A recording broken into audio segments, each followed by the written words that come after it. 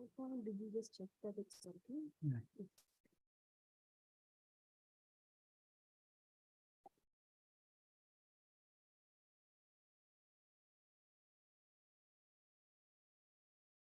Good morning, everyone. Warm welcome to Drishti 2022. We kick off today with a panel discussion on India's sustainability goals. I would like to invite Professor Saurabh Mukherjee, who will be moderating the session. Professor is an academician, researcher, and author specialized in the field of organizational design. He's an avid follower of sports and an amateur runner.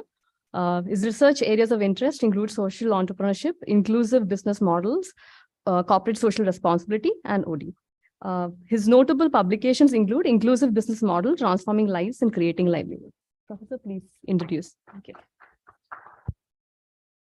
Hi, thank you. I need my slide. So I thought I will just introduce the topic and then we'll invite our panelists. So you can see the name of panelists out there. Let me just try and see if I can quickly get hold of my slides.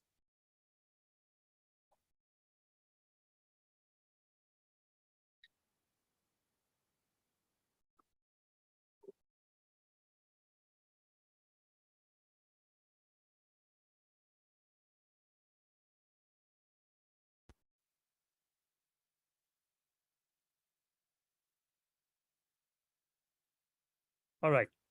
So the question before the panel, or that's what we're going to discuss, is India Sustainability Development Goals. Are we on track? Answer is very simple. We are certainly not, right? So we are doing miserably on that. And that's why I thought I will show you these two graphs. The one on the left is as a collective, as worldwide. And what it shows, obviously, is a gap between promise and what is actually happening. And if we continue at this rate, and that itself is a question mark, then instead of 2030, we are likely to reach the targets at 2078. That's at a global level. Now, there's a little bit of good news that India is doing a little better than the rest of the world.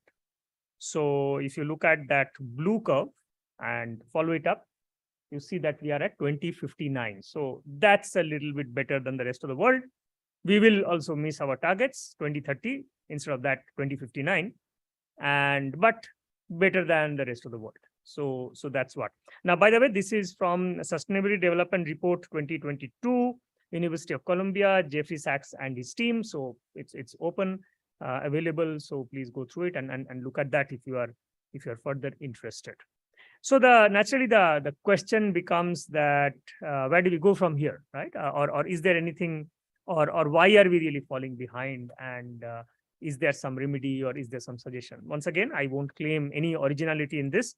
I have picked it up from a nice article which came by Lombard, Debroy, and Sinha in Mint, Sustainable Development Goals, How India, the World Doing. And what they have speculated some of the reasons, and they have given some, I mean, what I liked about the data article is that at least is talking about some data.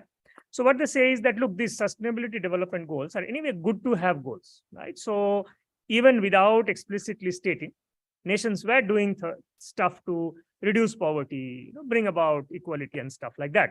So if you calculate that, then the rate of achieving of SDGs was actually 59% by the beginning of the century. And from there itself till now, in the next 19 years, we have reached about 66%. So which kind of tells that maybe the low-hanging fruits, the stuff which is relatively easy to do, was already done. And as a consequence, as we approach the goals, it becomes harder and harder, right? So that's kind of, so it's not a linear achievement curve, but it obviously becomes a bit asymptotical as we go along. Now, as we know, there are disruptions. So there was disruption because of COVID, and last 2 years have been pretty bad as far as achievement of sustainability development goals is concerned. And if you look at today's situation where Russia is invading Ukraine, you know that on several parameters, this is actually setting us back, especially if you look at the climate parameters, then you know that significant amount of Europe is going back to coal as a source of energy because, well, they have nothing else and everything else is disrupted. So naturally, these disruptions, even if you think that it will be a nice world and people will not fight with each other, that's unlikely to happen. And of course, certain shocks like COVID. There's also this other argument that maybe there are too many targets, right? If you look at the Sustainability Development Goals, they have each of them now been broken down into some 7 or 8 targets. That people are saying that there are 169 target points to be met. Now, as you know, that promising a lot of stuff makes you a bit defocused, right? So that's the general argument. So I would like to close by this one saying that certainly there is need for policy analysis. There is need for the kind of knowledge which we get in a business school or a management school in terms of typically prioritizing, looking at what exactly which policy gives me better returns. And there is some study which says that in general, if you look at all these parameters of 169 odd, then the return on investment will be about 7 times. Whereas if you pick up the top, which is the classic Pareto principle, then returns can be 3 times. Returns can be 3 times the 7 times. So actually 21 times if we focus on the 40 base targets. So I would like to stop here. And this is a very macro, partly Indian, partly global level view, which doesn't seem to be very optimistic.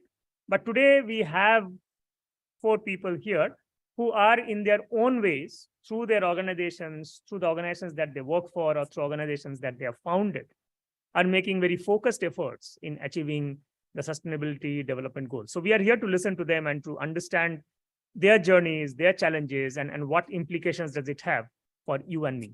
I hand you over quickly back to the organizers to come and introduce the panelists.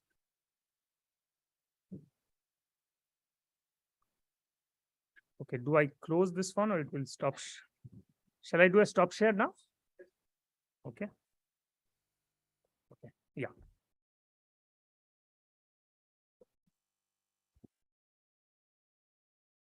Good morning, everyone. So we are delighted to have with us today Ms. Vilma Rodriguez,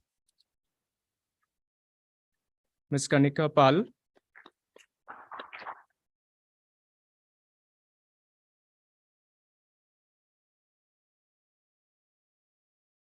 Ms. Divya Ravichandran, and Mr. N. Balasubramanian.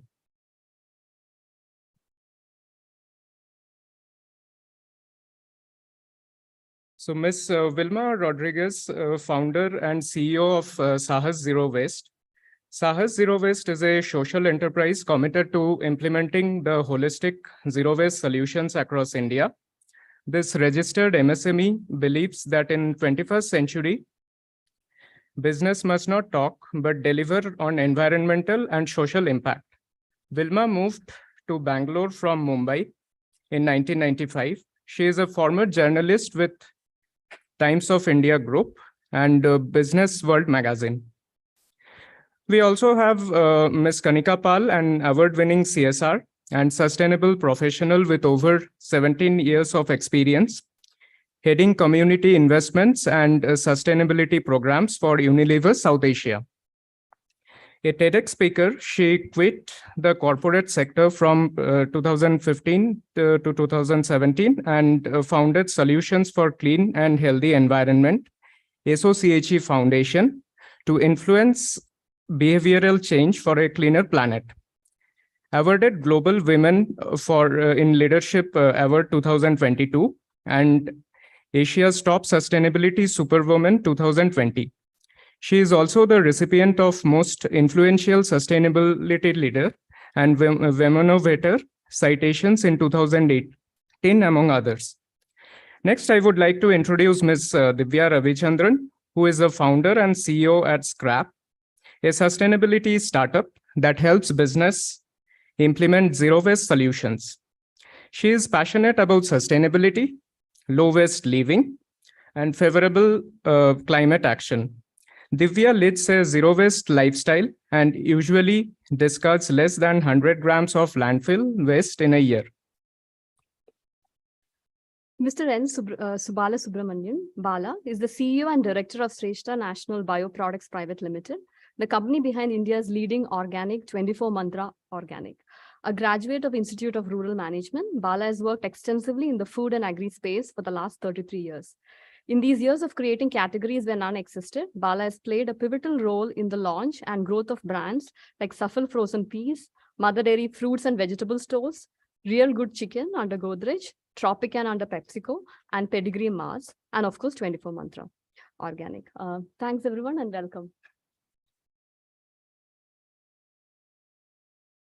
So the time we have, within that time, this is the way we would structure the discussion. I would invite each one of them to talk about their organization and what has been their journey. This is about maybe 5 to 7 minutes each.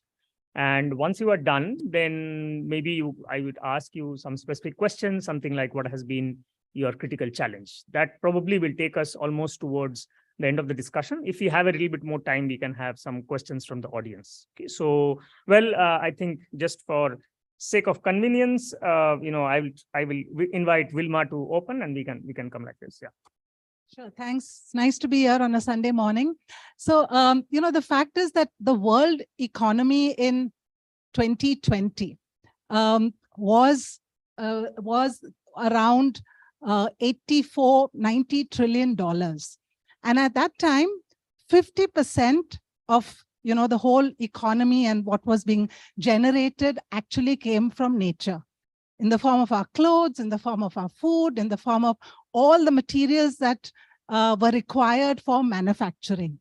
So today, when we talk about sustainability, we are expected to at least look at what nature gives us, on a day-to-day basis, and put back a significant amount of what we receive from nature in all its abundance. So that is really the heart and the core of resource recovery and waste management. So today, when we look at waste management, and we are Sahas Zero Waste, a private limited, a social enterprise, and our focus therefore is on resource recovery. How do we do it? We have 3 verticals. The first vertical looks at metro cities, small cities, every city which has large amounts of waste being generated in clusters. So an institute like this, IMB, is a bulk waste generator where there is significant amount of waste generated. And we then in our organization look to bring these clusters or these bulk generators, these office campuses, these tech parks into a zero waste situation. We provide them, it's a very intensive operations exercise to recover and manage 90% or 95% of waste that is generated in each of these locations. And then we also work with brands to help them in our second vertical, that is, we help them actually bring back whatever waste goes out to consumers, waste in the form of paper, plastic, also e-waste, etc. And then finally, we close the loop because we also have a vertical which sells products made from waste. So that is, the focus of our business model. And what we actually have is in our business model, a revenue from waste, but more importantly, a revenue from service fees. And that is different today because what we find that when we need to actually offer intensive operations around resource recovery, we need to have that service fee so that we can actually ensure that everyone working with waste, the large the number of people working with waste on resource recovery can get not just minimum wages, but now we're also talking about living wages. And that is possible only when you have a service fee, because actually about 70% of our household waste, or generally the recyclable paper, plastic, metal, glass, is really very low in economic value. So therefore, we would need the service fee to enable a recovery of all kinds of waste. So a service fee and a revenue from waste is the focus of our business model. We manage today about 120 tons of waste per day.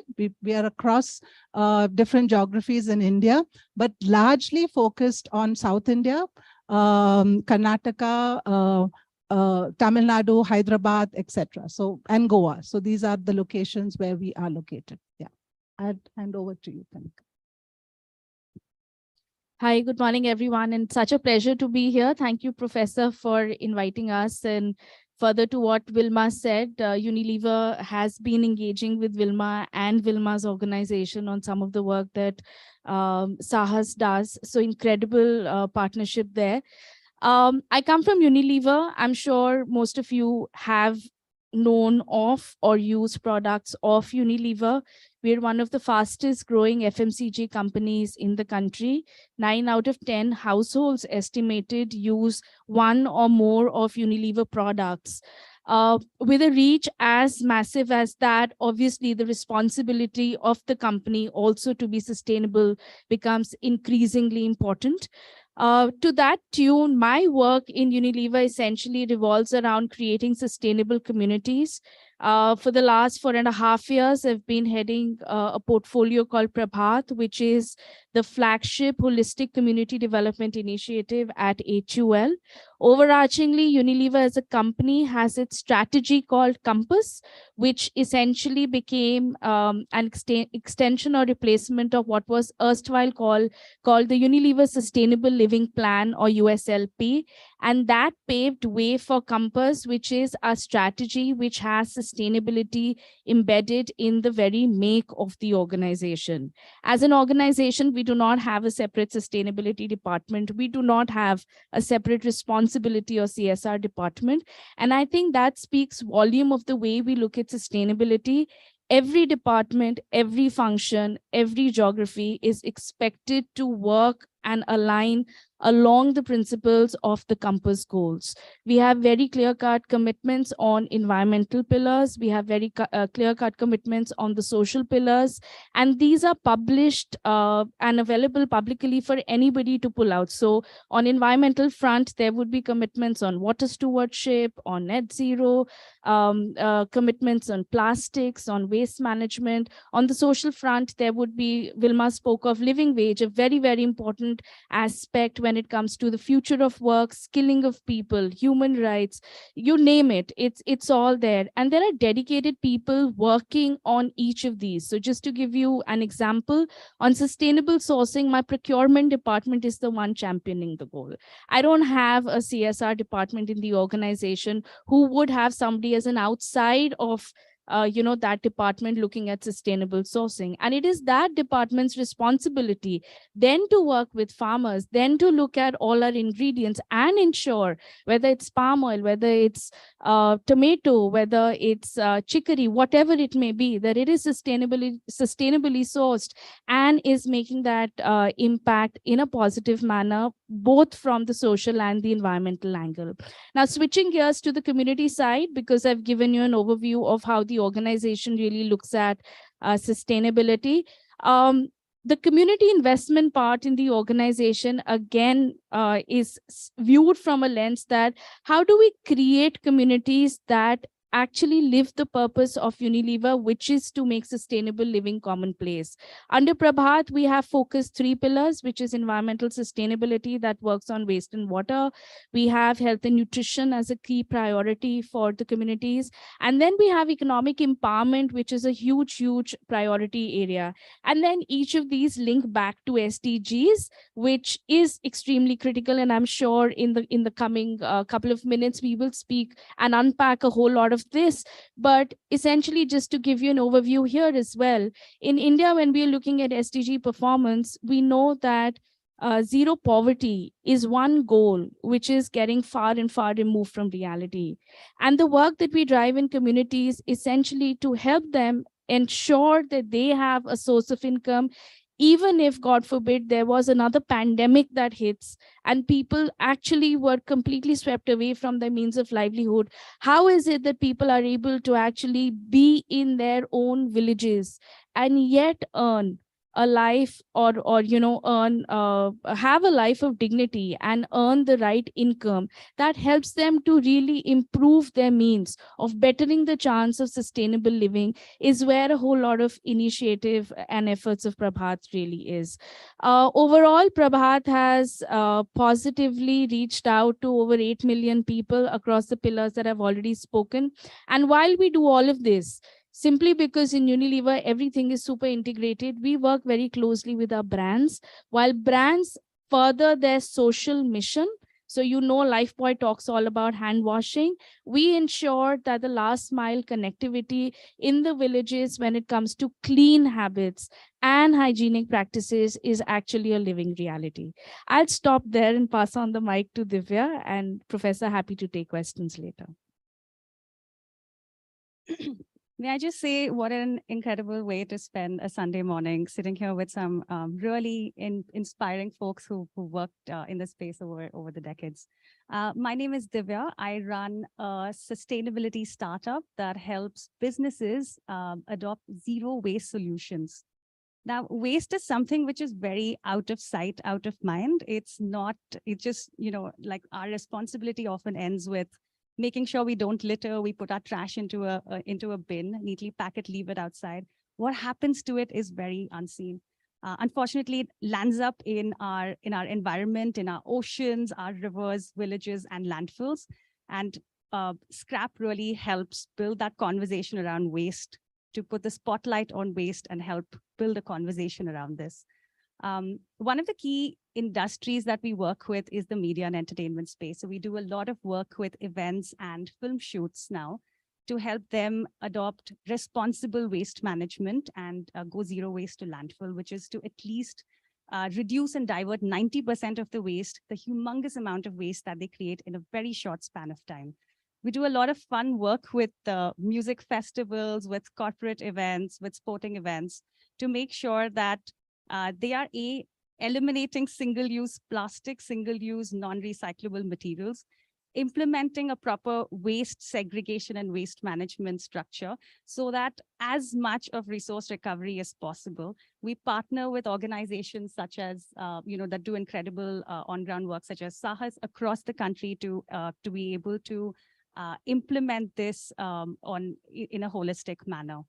We also do a lot of work with offices to help build a culture of sustainability. So our focus here is really building awareness, introducing behavior change so that it's not just infrastructure setup of 2 bins for waste segregation, but we're really inspiring folks to participate and act in this. We also do a lot of sustainability workshops with corporates, communities, and individuals around various themes of sustainability. Thank you. I'm back on campus after a gap of about 15 years. I used to come at least a couple of times a year for guest lectures, but a lot of things happened and I couldn't come. So I'm really happy to be here. And obviously my fellow panelists, it's really great to see people who have done pioneering work and are doing pioneering work.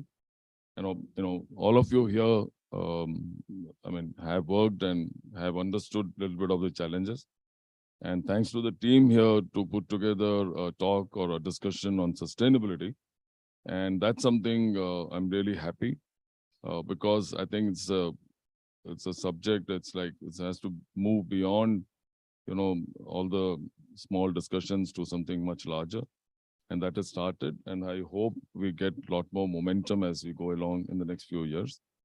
Because I don't think, like Vilma started off by saying, the whole economy, the way we are and what the future holds for us, it depends a lot on what we do today. And most of you know this, right? And I just, I don't know how many of you travel by trains at all, or if you have. So when I do travel, I see lots of these rivers dried up, right, across the country. Most of the rivers are like riverlets, nalas, etc., etc.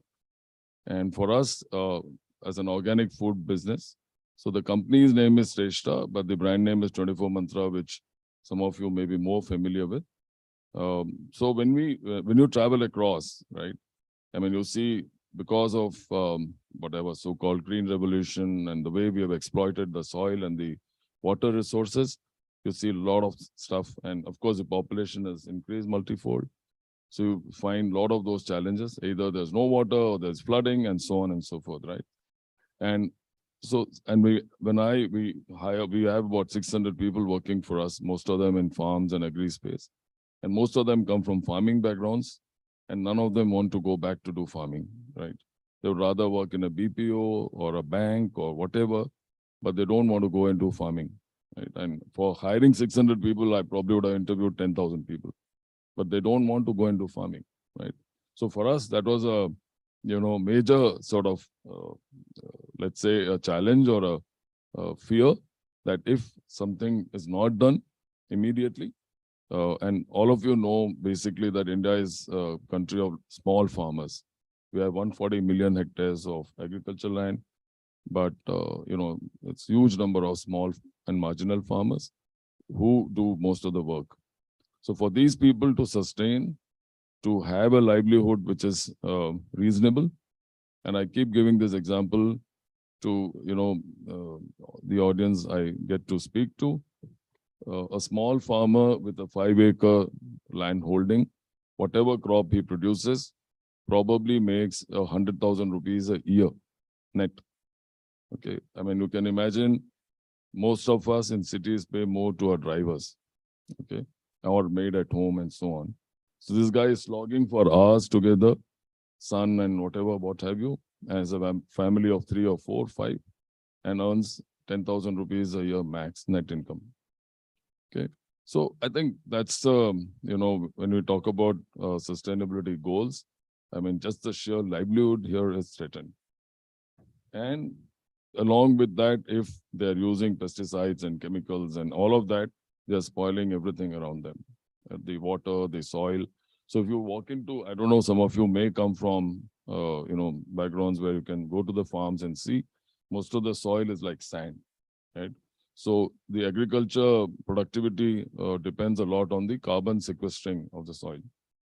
And if the soil is weak, which is the case today in most of our lands, our carbon content is less than 0.5, right? Which means low productivity, which means low water retention capacity, which means we need to give more water, all of that. So it's a huge challenge.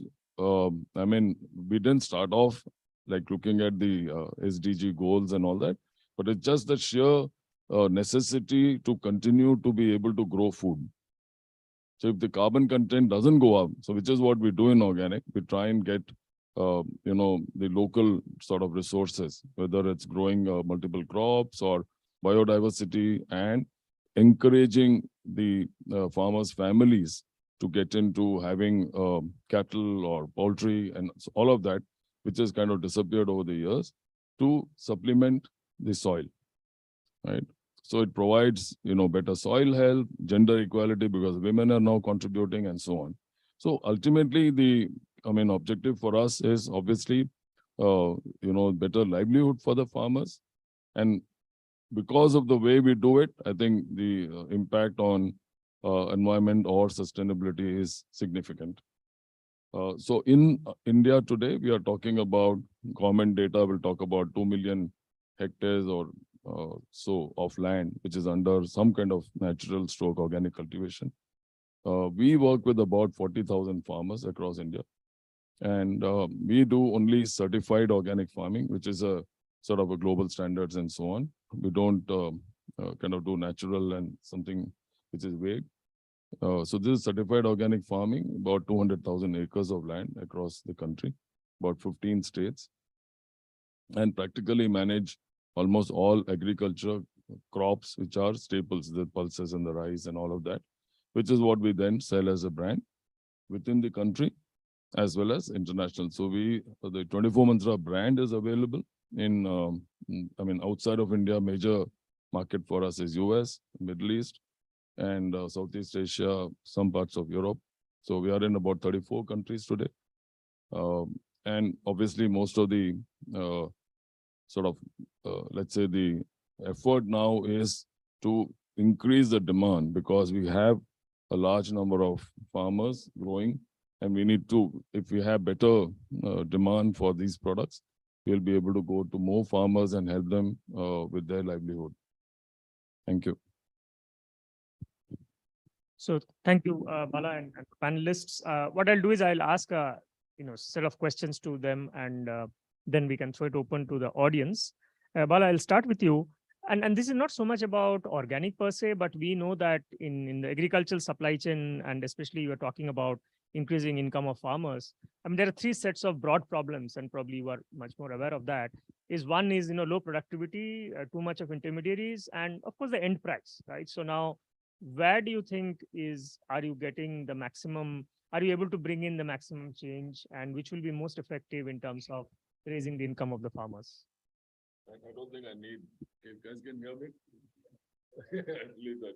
But we are doing it on YouTube. Okay, sorry. Okay, let's, okay, fine. Okay, so, I mean, great question. And, okay, the answer is probably all three. Okay. But the first and foremost point, which, let's say, a lot of people misunderstand, and which is the anti-organic lobby, whatever you call it, that productivity is a huge hit when you get back to organic farming. So what I'd like to emphasize is, when we say organic farming, it's not about going back to doing what we did 100 years back, right? It's about doing that little bit of, what we used to do, but with a lot more science. So our effort is, we have, experts and trained people living in the villages with the farmers. These are all agriculture graduates and postgraduates and so on.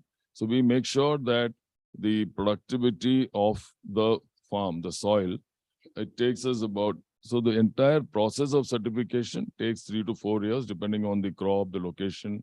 And we have two types of certification, one for Europe, one for US. So it takes 3 to 4 years. And by the 4th or the 5th year, our entire effort is to get the productivity back to the levels it was with chemical fertilizers and so on. So that is what we do, so that the farmer actually doesn't have to compromise or, has less output than before. So we bring it back to neutral. And as I said, our current effort is, we are working on about 35,000 acres to move the carbon content in the soil from below 0.5 to roughly about 1 in the next 2 years, and then probably try and scale up, right? So by that itself, we will be able to impact the productivity even more. Okay, and that's a sort of, with the University of Telangana, we are Agriculture University, we're working with them to make sure this happens in the next couple of years, and then we'll see how it goes. It also helps when we have, shortfall of water, because with the higher carbon content, the yield doesn't drop as much, even if there is a shortage in water availability. So these things in the next couple of years, we are hoping to do even better than what it was earlier with the chemical fertilizers and pesticides and so on. The other part of the question is, I think it's a very generic thing since I started working, 89, I started working with Mother Dairy, NTDB, the 4 farmers, and a lot of that is about the intermediary, right? So the one of the beauty of our system is, we have the intermediary who is extremely cost effective. Okay, so I think there is a lot of, I take a long time to explain all of that. But what we tend to do, what we try to do is, we are the intermediary, so to speak. We work directly with the farmers. And essentially our model is, let's say the government has declared a minimum support price, plus there is a local traded price. So if there is minimum support price for wheat, for example, is today 20 rupees, we would pay the farmer anywhere between 22 to 23 rupees, depending on the whatever market conditions in those, wherever we are. We source mainly from Rajasthan and some from Madhya Pradesh. So depending on the local market and the product quality, we pay them little more than what they would get otherwise. So they get a little better income. And one of the things we managed to do is, not a single, almost every single farmer, we have got them to open a bank account. So in that sense as well, and most of them are in the wife's names and so on. So the idea is that money goes directly to them. There is no cash dealing, check, nothing. It's just online. Every day, even if I'm on a holiday anywhere in the world, I need to basically ensure that the payment goes through. That's something I cannot leave my laptop behind and go anywhere, because every day we pay them, and only online, right? So basically ensuring that they get the money directly, and there is no, we incur, what I say is a cost of honesty. We don't cheat on weight, we pay them directly, pick up all of that we do, so that they get slightly better realization. So while we pay a little bit higher premium, but the other costs, which runs into 5-7% for the farmer, is what we take care of. So the farmer ends up earning anywhere between 15 to 20% more minimum compared to what he would earn otherwise. Thank you. Thanks, Bala. I know it's a extremely complex subject, and thanks for simplifying it a little bit, but anybody interested can go deeper into it.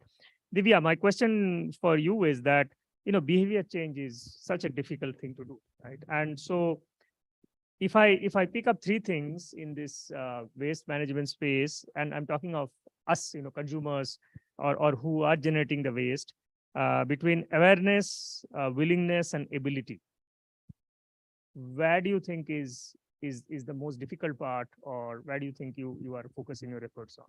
Awareness, willingness, ability. That's a really interesting question. I think awareness is not such a big problem anymore because, especially with the young folks, because they're so clued into the internet and social media that they're getting that information. I think translating that awareness into action is where the gap really lies. So I think making it easier, making it more accessible, I think is the biggest challenge. Because what I've realized from my last 4-5 years of working with people and businesses is that the intent exists. 90% of the people want to do the right thing. They often don't know what the right thing is, and very importantly, how to even approach it. And with waste management, it tends to be largely, it tends to be such an unstructured, informal system that it's very hard for businesses to really approach it in a structured fashion. And hence they need that accessibility, I think, becomes one of the biggest challenges for them. So with all the work that we've done with businesses, I would say intent is starting to build. Awareness definitely exists. Intent is building, but accessibility and putting the monies and the financial investments is where the largest gap exists right now. Divya, I just want to have a follow-up question on that. Is there a technology play there which you are focusing on, or which you see can also make a lot of difference?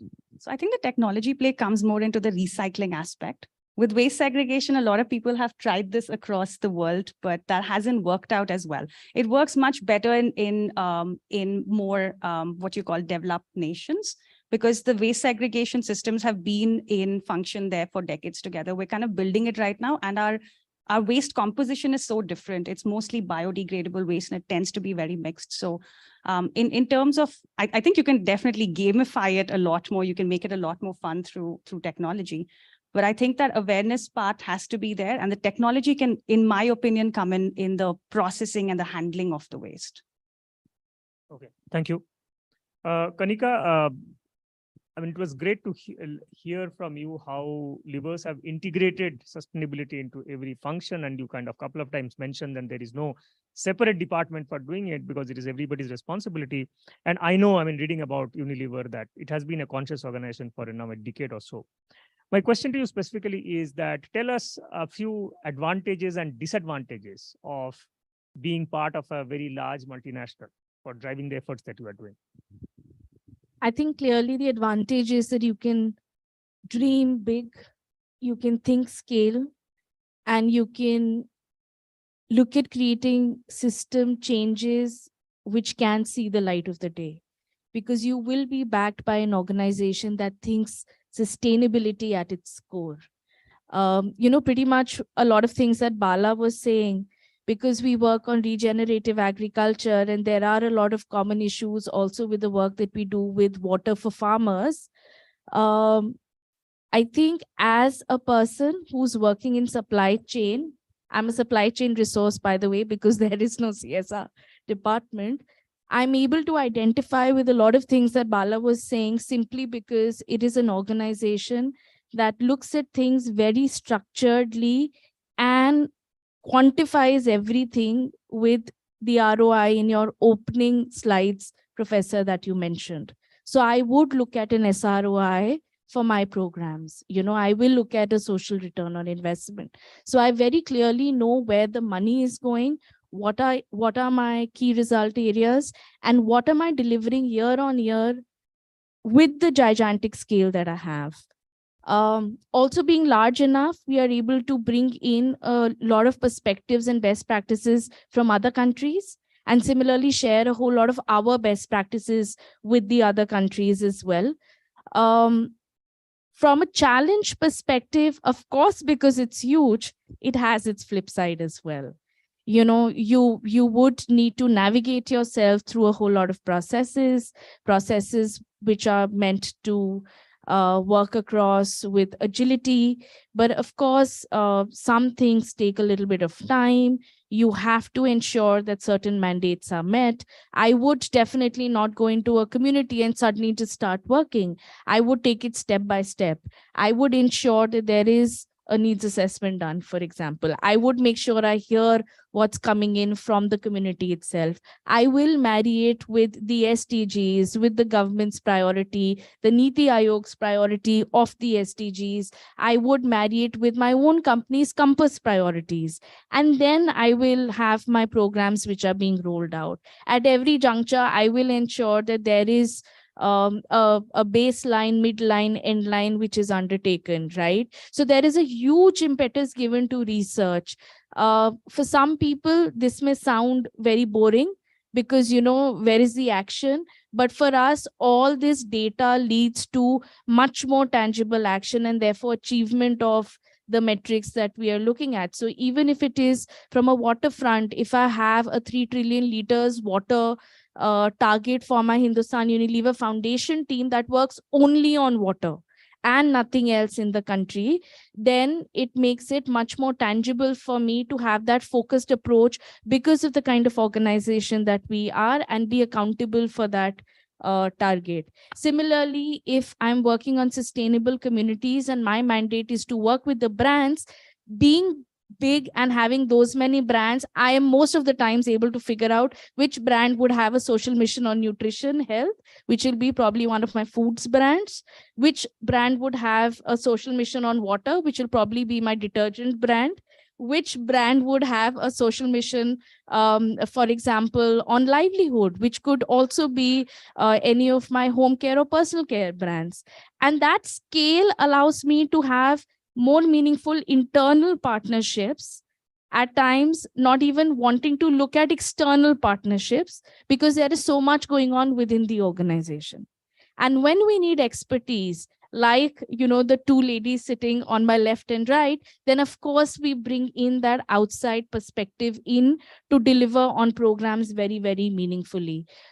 Professor, you know of the case study that I wrote while I was studying at ISB, and you were teaching us on Poshan, which is the Poshan Saathi program. And I'm just going to take a minute to kind of connect the dots with that. When I started working on this program, incidentally, also when I was pregnant in 2019, to look at how communities can have a better shot at nutrition, it was a personal journey, which was also going on with what's happening in the communities outside. Year after year, not year after year, whenever the NFHS data comes out, we see that malnutrition and anemia in the country is only going up. And I'm going to link it back to India's SDG goals. Are we on track? Now, if from NFHS 4 data to 5, anemia levels in the country are increasing, obviously we are not doing something correct. Linking it also to the point on awareness that you asked, Divya, I feel a lot of times, even people like us who have all the avenues of greater awareness are not aware. We all know breastfeeding, exclusive breastfeeding is wonderful for the child, but all of us, of course, and it's not a judgment call, but I'm just saying sometimes because of a whole lot of mass media, we tend to forget the very basics that we know are actually perhaps the right trajectory to take on. Now, from a perspective of nutrition in the community, be it a rural mother, a household, or an urban mother or household, what are the sources that can actually help you to bring down anemia are known but not necessarily practiced, and sometimes not even known. And then access becomes a deterrent. So what we tried to do through the program while building a cadre of outreach workers was to ensure that we bring out some of these best practices from the community itself, looking at what are the local influences. So in North, if Sattu is available, in South, if Ragi is available, then what is the nutritional content of each of these to tie it back with what the community needs to up the ante on their nutritional status.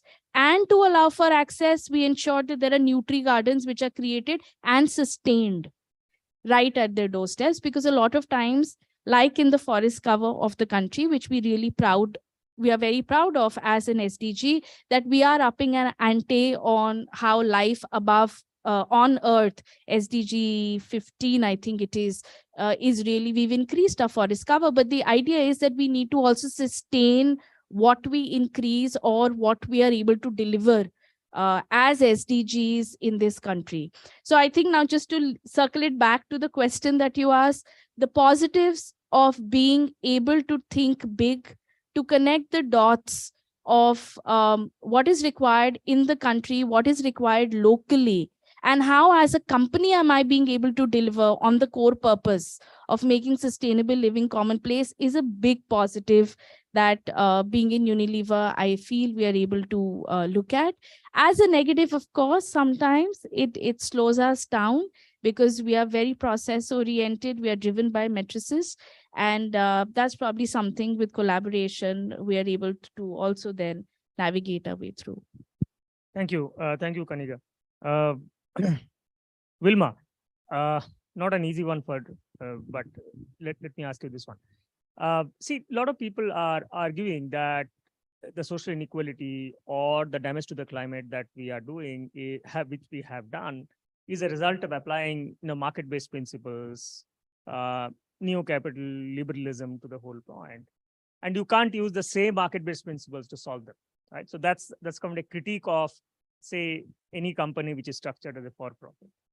It's also an argument saying that more you try to solve this by market-based mechanisms, you are not doing enough to demand from the policymaker, right? Something that should have been done by the government, you are actually expecting the market to do that. Now, I know that you have two of these arms, right? One is a for-profit, other is a not-for-profit. So any thoughts of this one, and how do they complement each other? Yeah. So let's start with our for-profit. Saahas Zero Waste, providing services to everybody that generates waste.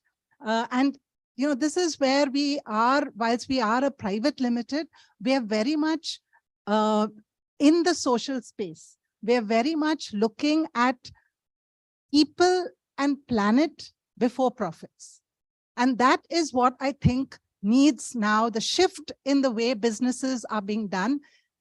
And of course, it's a narrative, and it's been there now for 30 years, 40 years, the triple bottom line, and everybody talks about it. And that's where SDGs come in. That's where ESG comes in. So businesses have been talking a lot about the triple bottom line and how, they contribute to all of this. But organizations like us, I think, have actually been able to put that at the ground level.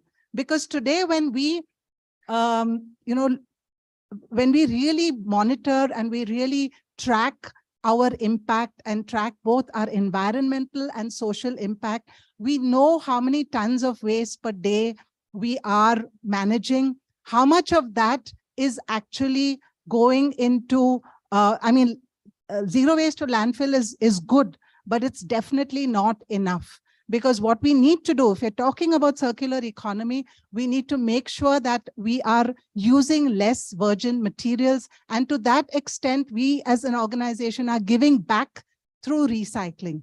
But where we actually fall short is the infrastructure for recycling. Where is it? If you look at plastic, there is only good recycling infrastructure for, say, PET bottles. But for everything else, there is no infrastructure.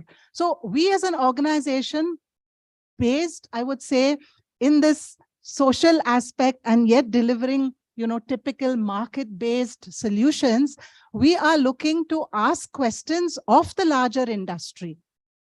If 40 years ago, we were told, use as much plastic because it can be recycled, and now 40 years later, we are seeing that 7% only of all plastic has been recycled in all of these decades. So that is the kind of role that now businesses, and especially businesses like us, have to play.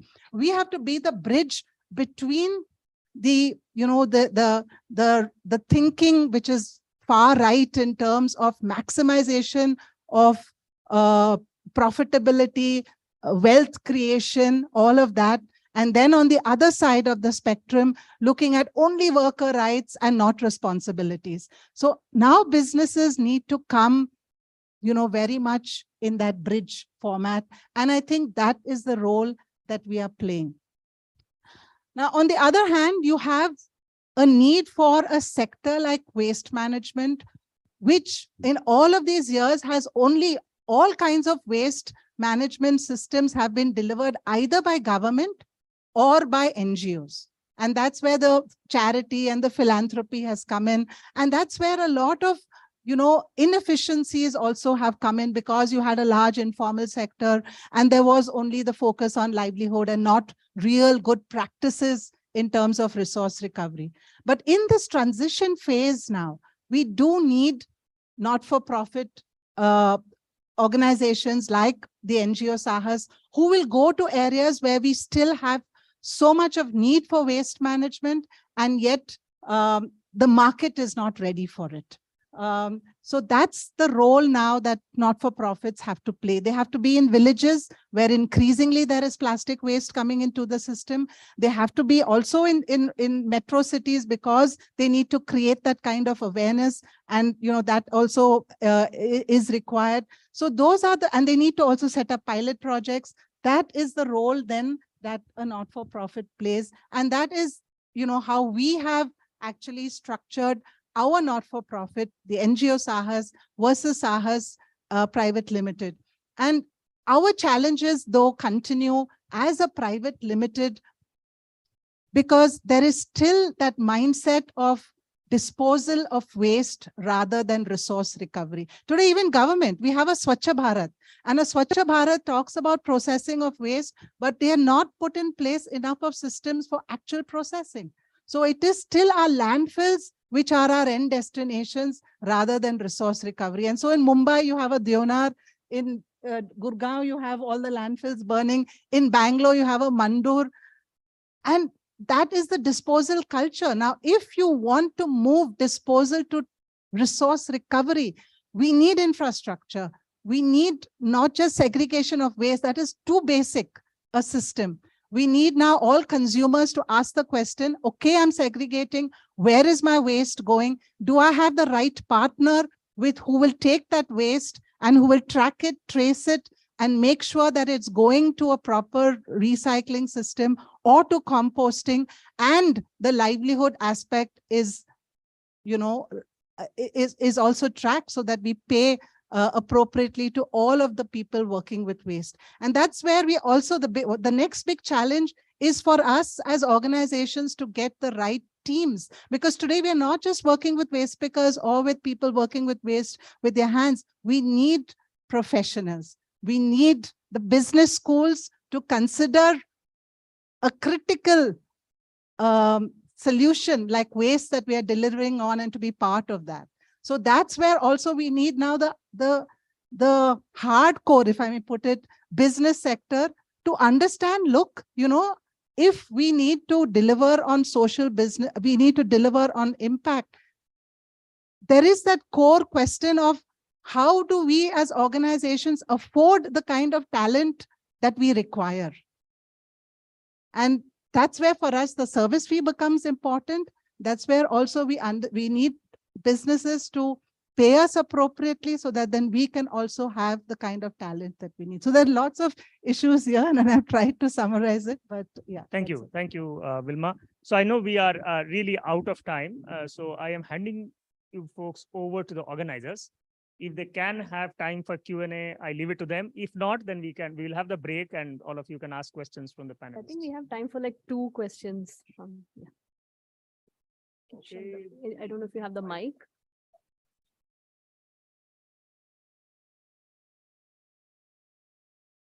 Please keep the questions short for the benefit of time.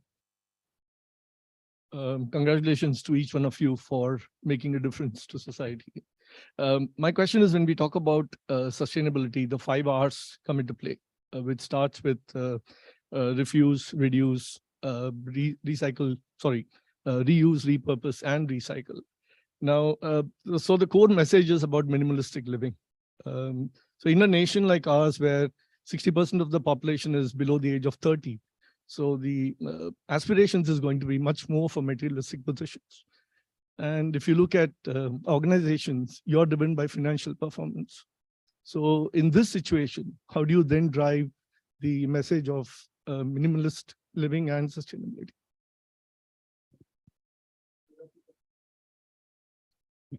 I think, and I'll dare to answer that, simply because my core learning of ensuring sustainable living is actually actualized, not a concept out there, is that even with aspiration, I think consumers are increasingly demanding the right set of products. That's why you have an organization like Bala's that is, I mean, I'm a consumer of Bala's organization. Let me put it like that.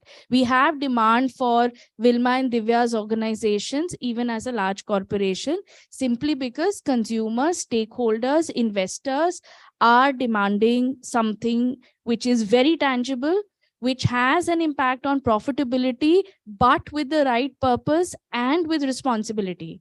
And that is where the rubber hits the road.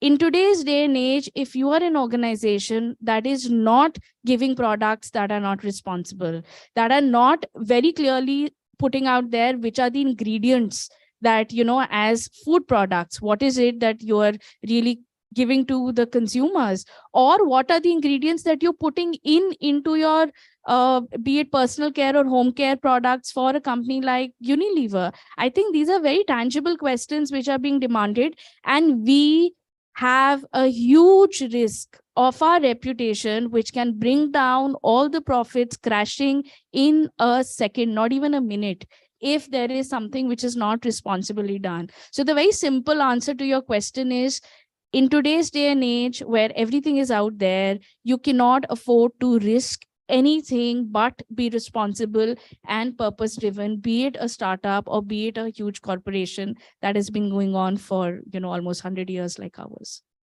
Just a quick add on. I think one is from the organization point of view, and I'm obviously not at an age profile where I can speak for the current generation. But I think I'm a great fan of this tipping point as a marketing person. And I think my view, we are not more than a decade away from the tipping point where, being a sustainable organization, product, etc., will become the norm rather than the exception. Okay, so that's what I think from a consumer pull or consumer expectation perspective. And it's definitely on the right track. Whether it's fast enough, I don't know. But I think give or take a decade, I think we should be there. I'm just going to quickly add to that. I think what a great question. The past few decades have definitely been marked by hyper consumerism. And we're on the brink of this paradigm shift, right? I read this very interesting anecdote from someone who said, so far, the theme has been compete and consume. We're on the brink of this paradigm shift that's going to change to conserve and protect. And a lot of businesses will have to, like, the consumer demand is increasing. We're still right at the beginning. I don't think there's a big enough cry for that. So I think we're at the stage where we're substituting a lot of commercial products with more sustainable ingredients, with more sustainable options. The next step is for folks who kickstarted that in the sustainable living journey in their personal lives. It is not like XYZ steps that you take. It's a journey that they will discover. And I feel like whatever path you take, a lot of it ends up colliding in this concept of minimalism. And that's going to be a defining theme going forward, because after all, what is sustainability if not about the way we're consuming resources, natural resources in a more judicious manner, so that we're leaving something behind for the future generations. Thank you. I think we have time for one quick question. My question is to Vilma, and this is regarding the waste management.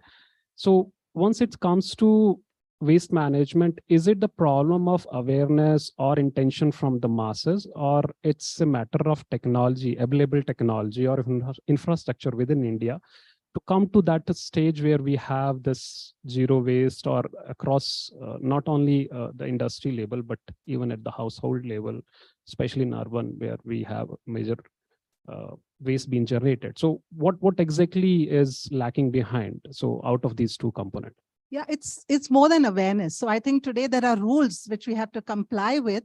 So therefore, it is about now that you know that what is expected to be done, how do we do it? And that's where organizations like us, are now enabling the right thing to be done. And technology has a limited solution because finally there's a very systems kind of thinking and processes that are required to move that waste, which is generated at one point and goes into a resource through a various different processes that we have. So technology can play a role at collection also through data analytics, making sure that there is a proper tracing, tracking, all of that, moving materials, logistics, all of that is the role that technology plays. But technology has a limited role in that it cannot just make waste disappear. Yeah, so we must stop believing that we have so much of waste, we can put a technology and our problem will be solved. That is not going to happen. If we want to do waste management and resource recovery in line with the SDGs. Yeah, so you can look at recycling and technologies being put into that part of it, but otherwise there is a very intensive process which is required, and across all generators of waste, whether it is at the household level or whether it is at the corporate level or at the manufacturing level, that attention to waste needs to happen. Like you've given attention to manufacturing. Now you're closing the loop. So 50% at least of the attention that you give to manufacturing and producing now needs to be put into waste management. That is totally absent as of now. If I may make this statement, because I can say that today when we manufacture, we just want to dispose and throw and not look at how to recover the resources. Thank you. As one of the closing remarks, I think what I find very interesting in this space as a practitioner now for so many years is that all the reports that come out, so you'll have a Niti Aayog report which says we're doing well, but then you have a report that comes out from the UN or Sustainable Development Solution Network's report, which very recently ranked us at 121 in our SDG performance. And in South Asia, we are perhaps, even lower than most of the countries except for Pakistan. There is a fine print always to all these reports. And I think if there is anything, at least from the pointers that I have mentioned, that I would want you guys to take back is that look at these reports and probably analyze why is it that one report says we're doing well and another report says that we are not. And the reality is somewhere in between. As consumers, we know the right thing to do. Sometimes we don't have the choices. Sometimes we don't have the access. As people who are in business, we know the right thing to do. Most of the people have the intent. A lot of times people with the intent may also not have the resources or the long-term availability, especially in the startup culture, with how do you reach a vision which is 5 years, 10 years down the line, especially because of the disruptions that COVID has caused. So I think sustainable living and sustainable development is far more nuanced than a black and white picture, and the answer really lies somewhere in the middle. Thank you. It was a privilege to have the esteemed panelists championing vision of sustainability share their thoughts with us today. On behalf of IIMB, I extend my thanks to each of you. I would like to invite Professor Mukherjee to felicitate our guests.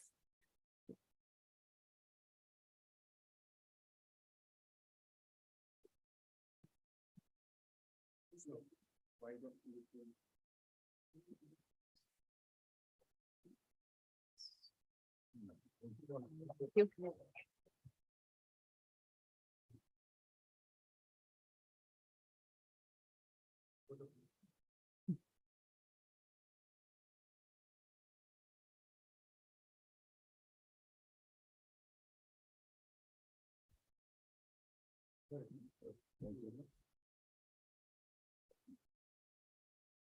Thanks, Pada. Thank you, Divya.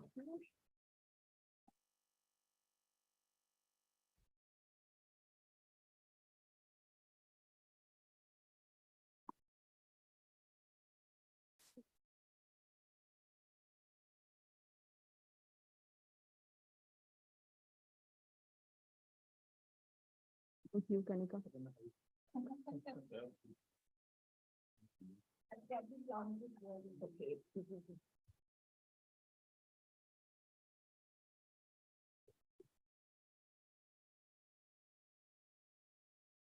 Thanks, Vilma.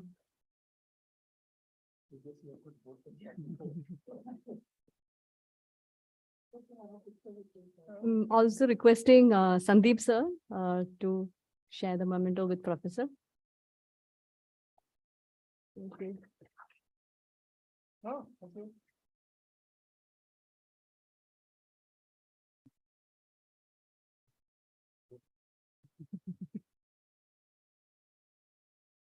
Thank you. Thanks, everyone. Thanks for flying out and being here. Have a safe journey back. Thanks. Oh, you're meeting Ganesh? Should be there. Very glad. So you're going to be around, maybe we'll just catch up. I have unfortunately. So give it to Professor Ganesh. In fact, I'm having live. You can give him mic.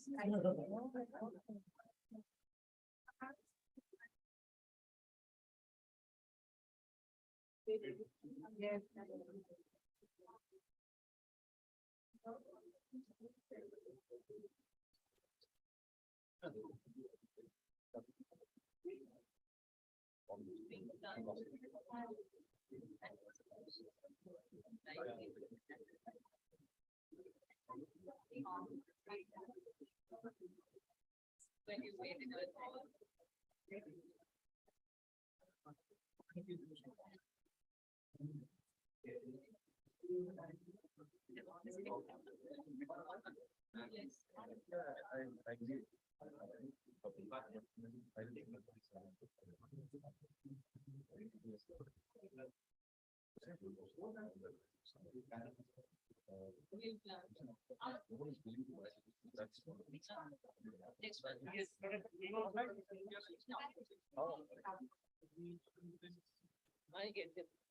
They're outside on that.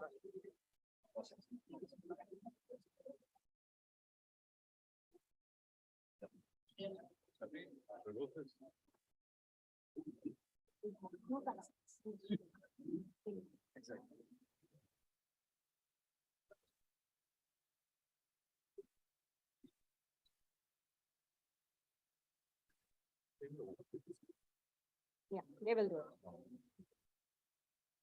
So water.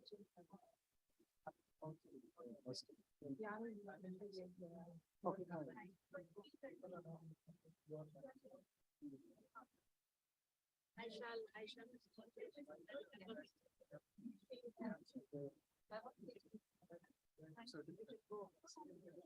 Bye, Kanika. We'll catch up. Yeah, thanks.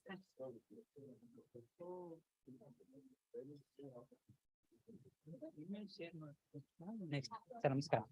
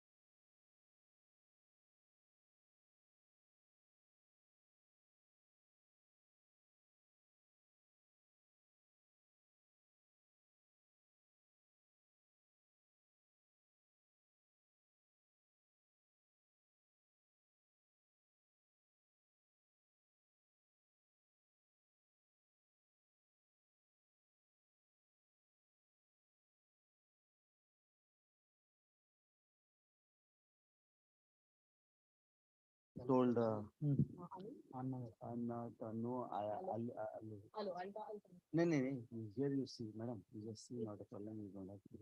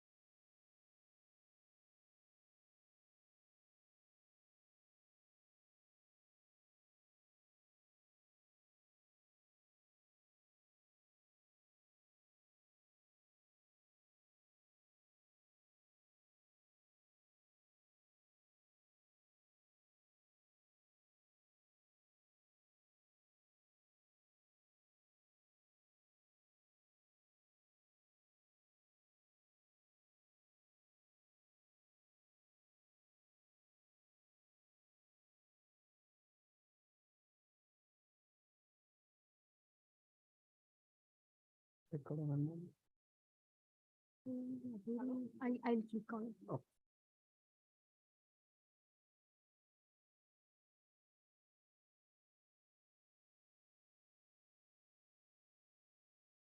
Hi, everyone.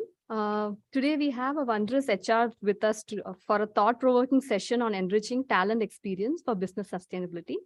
I'll introduce each of the panel members and you can please come on stage. With us we have today Mr. Abhijit Sen Gupta, who is the HR site lead at AstraZeneca, India operations.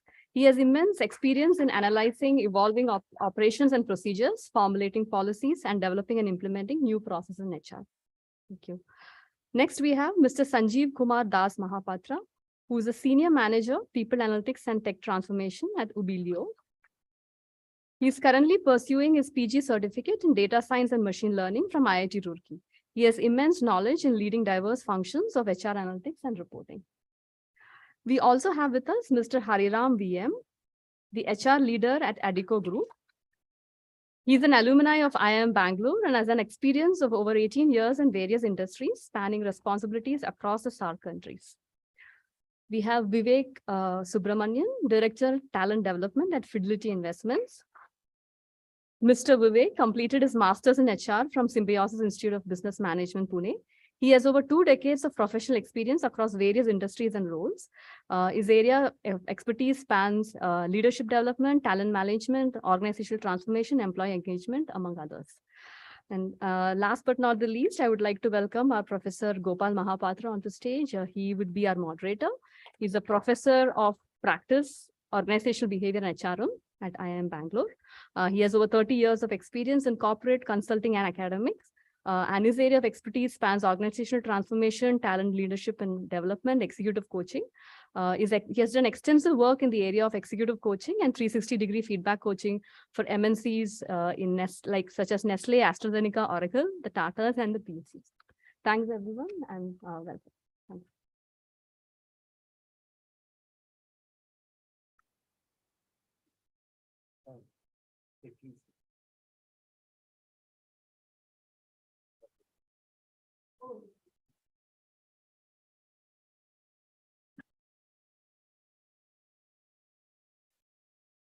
Good morning and thank you very much.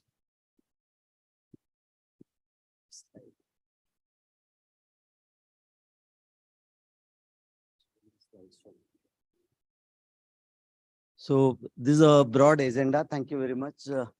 Before I hand over, I'll tell 1 or 2 instances and go ahead. First thing is, let me tell the year before when the pandemic was happening. Color mic. So, thank you. So about 2 years back, just after the pandemic, one of my very close friend's daughter, she qualified from one of the Ivy League schools in USA. So I asked what is happening. There is a 6 months gap between the graduation and joining and even the offer. So I just remember it's a top company. I don't know whether I should name it or not. Maybe I'll tell later on. So he said, uncle, I got an offer from so-and-so. I said, what is there? I already got excellent goodies. My mother is a very top HR executive with a large multinational. So she said, I got induced. Every fortnight I get a call.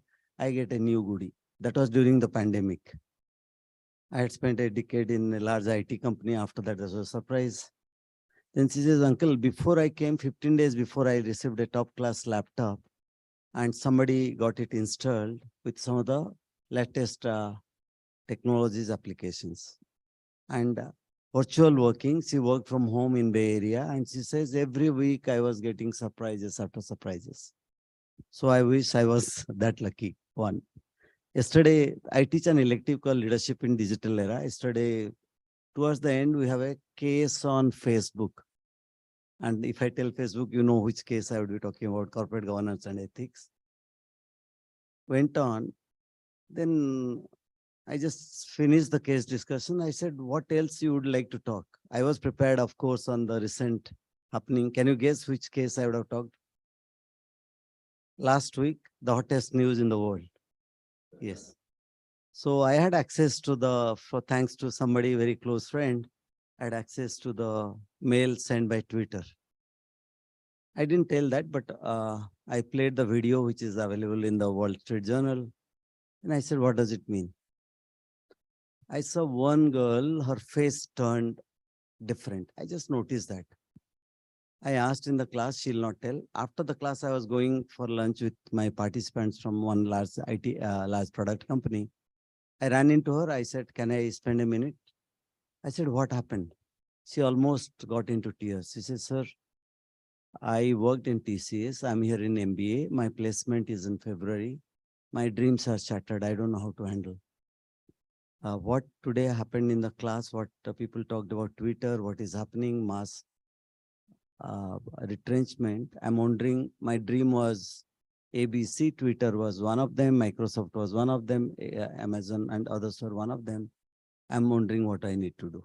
So that is these two experiences stuck when Thiru asked us for talent experience. These are the two paradigm that is there. Before I hand over to the panel, I'll just share 3 slides and then over to each one of the panelists. I think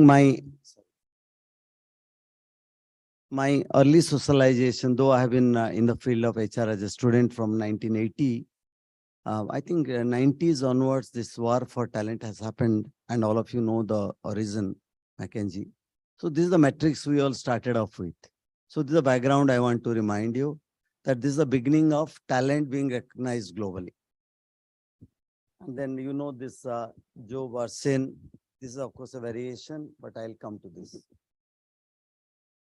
Joe Varsin's model is very popular globally. This I shared 10 years back in an international conference somewhere. To me, it still holds valid, from talent strategy to exit and rehiring, etc. So these two are the frameworks. I just want to put it before you, and then I'll hand it over to each of the panelists to a minute on who are you, which context you work, what is talent according to you, quick round, and then we'll come back to second round with another set of questions. Hari, you would like to? Sure. Hi, good morning. I'm Hari. I represent the ADECO group. Talent to us is a very important near and dear topic because our organization thrives, depends on talents. We are suppliers, we are consumers, groomers, all of them of talent, because for us, people is everything or everyone that we survive on. That's our only capital. And hence, talent to us is the most critical element of our business. That's like the integral part of our business. Because when I say this, we consume talent for our own organization. We share talent with our client organization. We export talent for the larger industries and infrastructures across the globe.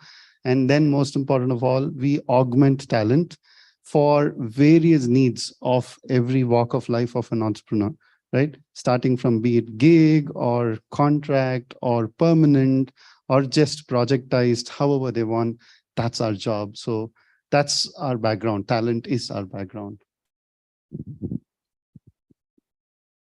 Thank you, Hari. Namaskar. So for talent, I am associated with the company named Hubilo. Hubilo is a startup and it is an event management platform. Now, talent as for us is he has completed everything all around. I'll go to the nitty-gritties of it. We majorly look at the skill set. Now, looking from when we say talent, it is, are we looking at something specific? Or is it like the overall picture that we are looking at? So when we say talent, irrespective of whatever the person is, what is the background is, it doesn't matter. If the person has the right skill set, it is what we say as talent. Thank you. Thank you, Sanjeev. So first of all, I would like to thank Thiru for organizing this wonderful session. Really looking forward. Thank you, Professor, for making us comfortable before the session. It was nice to interact with you and getting introduced to you. And thank you and warm welcome to all of you. Amazing experience since the time I entered the IIM campus. really thank you for all the organizers who made us so comfortable, before we have, get into the session. So I represent, AstraZeneca. AstraZeneca is into is into the pharmaceuticals or in the healthcare sector. AstraZeneca is into the cardiovascular, diabetes, respiratory, and oncology. These are the main therapy areas. And our endeavor is to reach out to all the patients who are there almost across the world. We are operating more than 50 countries across the world, including India, having a very strong presence. The footprints in AstraZeneca within India, I represent the manufacturing side or the supply chain. We also have the commercial wing, as well as a technology center, which is in Chennai. So that's a bit about AstraZeneca. On the talent part, picking clue from the professor's slide, right, the potential part, I think the way I see the talent definition within AstraZeneca is a lot to do with what individual wants to do. So I think the definition from what the tagging of talent, there were days when people used to be tagged as a talent, not anymore. It is a lot to do with how you empower yourself. What do you believe in? So, and that's where organization would like to put all efforts to make the dream come true for a talent. So that's the definition of talent. So thank you. Thank you, Abhijit. My name is Vivek. I'm part of a company called Fidelity Investments. Fidelity Investments is a 76-year-old company in the financial services space. And our mission is to provide financial expertise that helps our customers live the lives that they want. And this is achieved through talent. In my perspective, talent is people who are not part of the company who could someday be part of the company. It includes people who are part of the company in various capacities and so on. And it also includes people who are not part of the company, but were once part of the company and still are ambassadors to the organization. So thank you very much. I think I just wanted all of you to get a perspective of how in the context of variety, you can see manufacturing, services, startup and finance, global financial. You use Fidelity name, everybody knows. And Vivek also spent a decade plus in Oracle, worked with Taj Group and Wipro. So I think each of the panelists here have very rich experience. So, but this is very important to know where they're coming from. The next question is, you can go in one order. We'll keep a lot of question answer time for you so that anything that you want to ask specifically, they can choose to not answer for confidential reasons, but I'd be happy if they can respond. You may like to share one or two unique talent experiences, not employee experiences. I think Vivek's definition, role was defined as talent development. If I'm not mistaken, he's right now into employee experience. Am I right? So how is it different from employee engagement? How is it different from employee experience? Thiru strongly feels talent experience is important. What are one or two things you are doing today? Okay, so a couple of points. One is from the employee experience versus the talent experience. The fulcrum of a talent experience actually starts with the employee experience, because at the end of the day, the talent is also an employee. So I just want to sort of give a perspective that it is very important.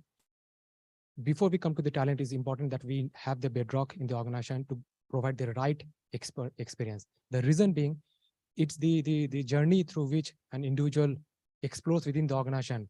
That itself makes it a transformational for the employee. So that's how we position our employee experience versus the talent experience.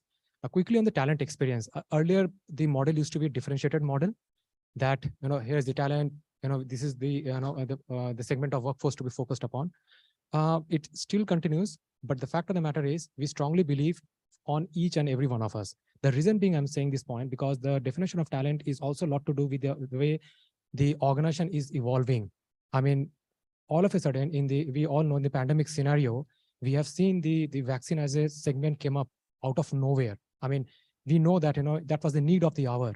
So irrespective of the fact that, and that's where I think the individuals who has the ability to connect with the broader purpose of the organization, going beyond the organization to understand the need of the hour, to have the understanding of the societal change, to me, that's the definition of talent. And that's what we are talking about within the organization, that how can a talent being enabled to go beyond the role, take up newer experiences, And that's how we are developing talent as well. So that's a bit of perspective. But one more example, and you want to pass it. okay, sure. The second one would be about, so a talent is doing pretty well in the current segment, right? And quite often as an HR professional, I've come across this challenge. Both the manager or the talent would like to continue that segment. But just from the potential perspective, the broader leadership, that's the role of the leadership team. They would understand how we can actually harness the talent in the near areas, right? So how do we push the boundaries, create that discomfort zone, if I have to say, for that talent, but having a meaningful discussion for that person. So starting from there, then the person gets into the development plan, and it follows with a very experiential experience. So what we do is to create very diverse opportunities. So within AstraZeneca, one of the points that we always keep on hearing is that, what about promotion and growth? To us, the definition of AstraZeneca globally is how do you enrich and diversify your experience? And just one example, which I picked for myself, I was a commercial HR guy for a very long period. And so it was very comfortable for me, but at some point of time, it was needed. If I have to diversify my experience, I get into the supply chain. And that's what I've done for the last 2 years period. Trust me, the perspective that I've got within the organization, it's immense. I've understood the processes and the pains and the challenges, customer challenges, which are associated with the supply chain before the product hits the market. So that's a bit about. Before I just remembered a recent incident. Last 3 days, I was anchoring a program for a large European multinational, the leadership program. I started with opportunity challenges, music to the ears. They said opportunities, unlimited growth. I said, what do you mean? Said enough growth opportunity for the multinational, large conglomerate operating in 120 countries. Unlimited growth for us. We being in India doesn't limit. We are part of the global talent. And they are not the MDs, CXOs, CXO -2. They're manager's manager. So when you are saying, so there is a sensitization happening.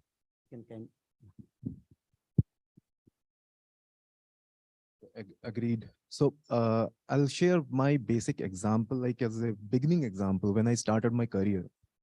When we were talking about employee experience, my first company, first day meeting with the senior manager, and it was a group of 50 people. The senior manager comes and says, today is the best day of your life. And I was like, seriously?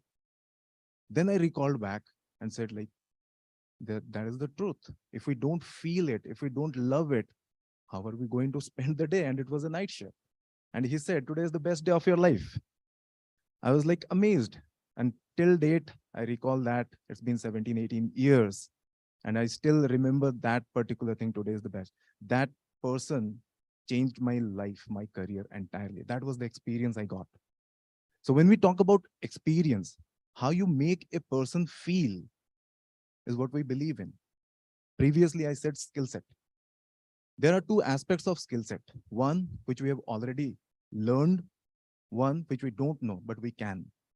So when identifying a talent, it is not necessarily that the person should have the skill set in him or her.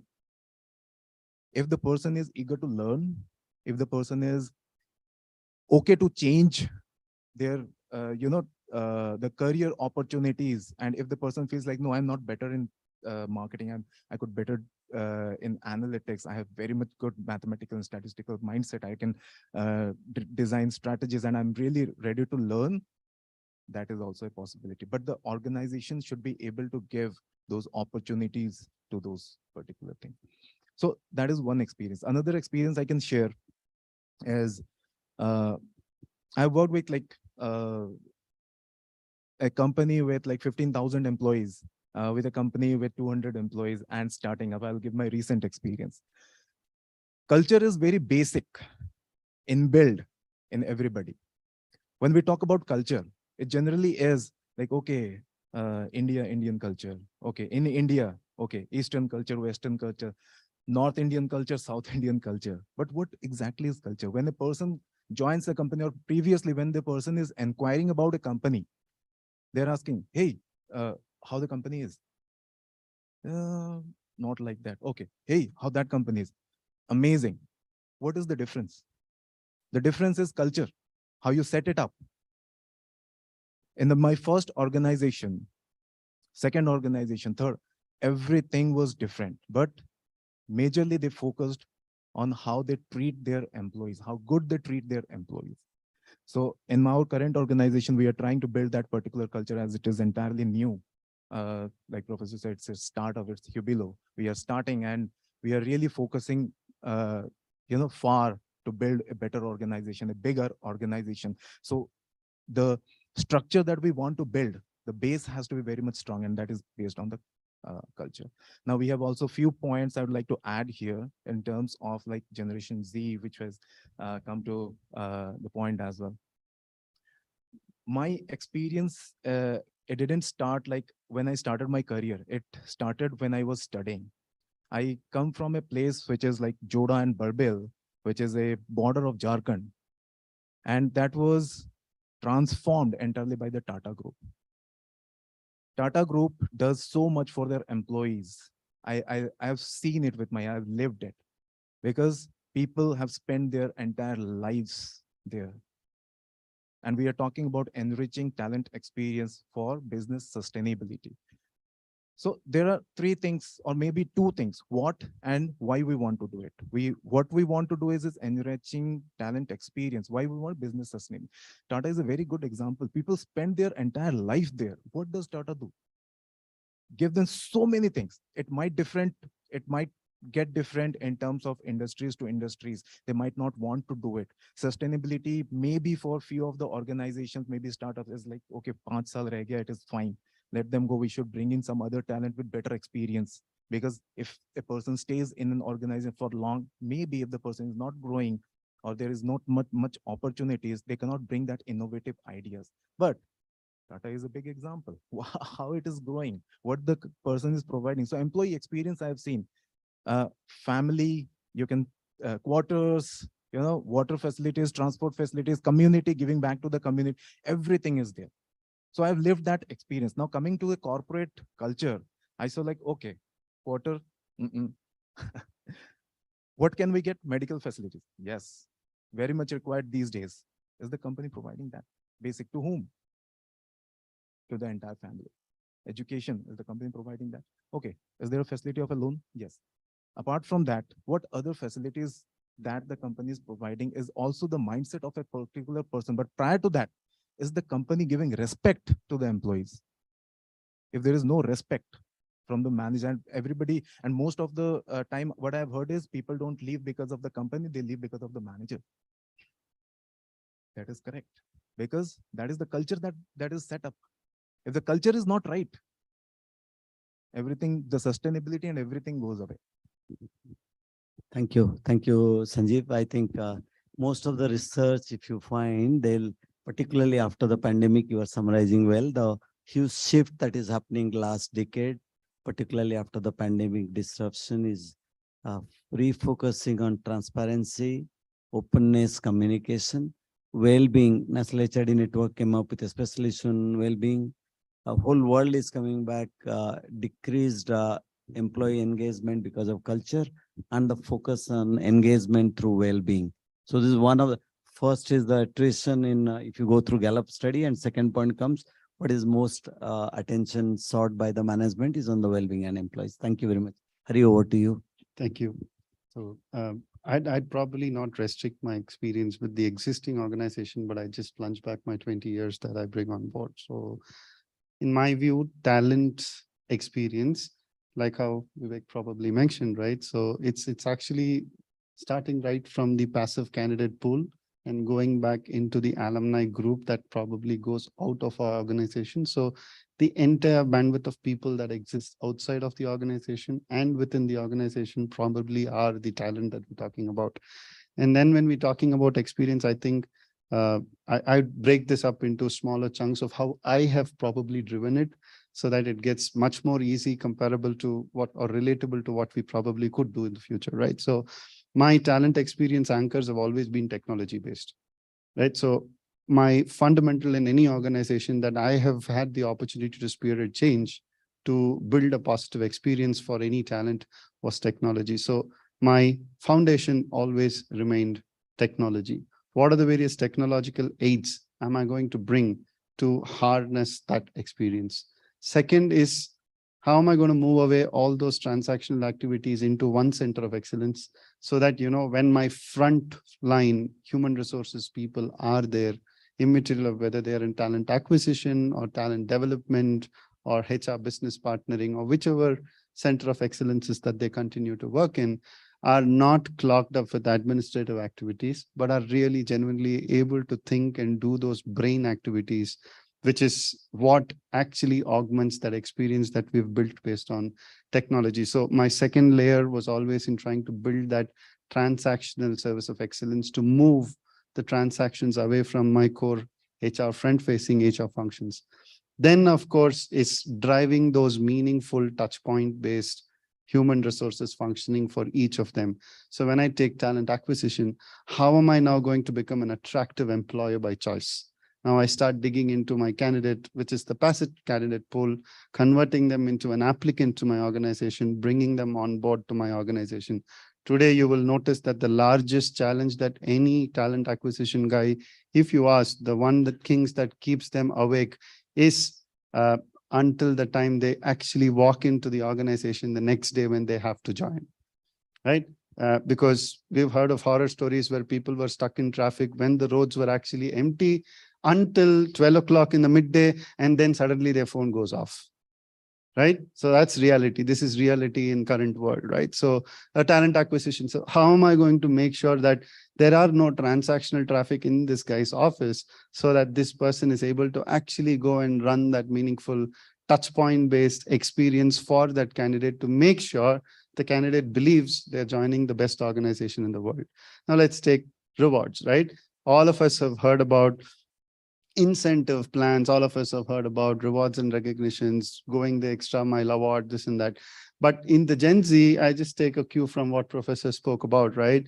In the Gen Z or the Zillennials, as we call them, they're not really bothered about any of this. For them, it's all about the experience anchors. For them, all about how good I feel. They don't need an artifact. Even a social recognition is awesome for them, right? So then how am I going to enable my total rewards team to think different away from just money? And then I start looking at, hey, how can I drive this towards a meaningful connect with the people that are working with me? And I have multi-generational workforce, right? Everybody is focusing on Gen Z because they are the future. Let me not forget the baby boomers who are actually my pillars. If my bedrock is not taken care of, my tacit knowledge of why I existed for 100 years is gone with them, right? And then I can't go back and dig back to say, why did we form this company, which probably only they know the answer for. Right? Today, a coder does not understand why that HRMS exists. A coder does not understand why that particular LLXP exists.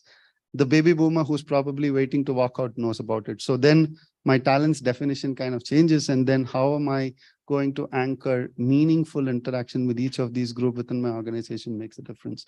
Now, all these put together probably becomes my target operating model of how I want my human resources functions to be. Right? And then I start working towards augmenting experience at every touch point. Now, this typically is how every time I have had an opportunity to drive this transformation, I have engaged with. And it's fairly been a very successful run for me in true sense, because I think this is where even if all the n number of touch points did not come back and tell me, even if one or two people came back and said, I feel awesome working for your organization, I think I've won my buck.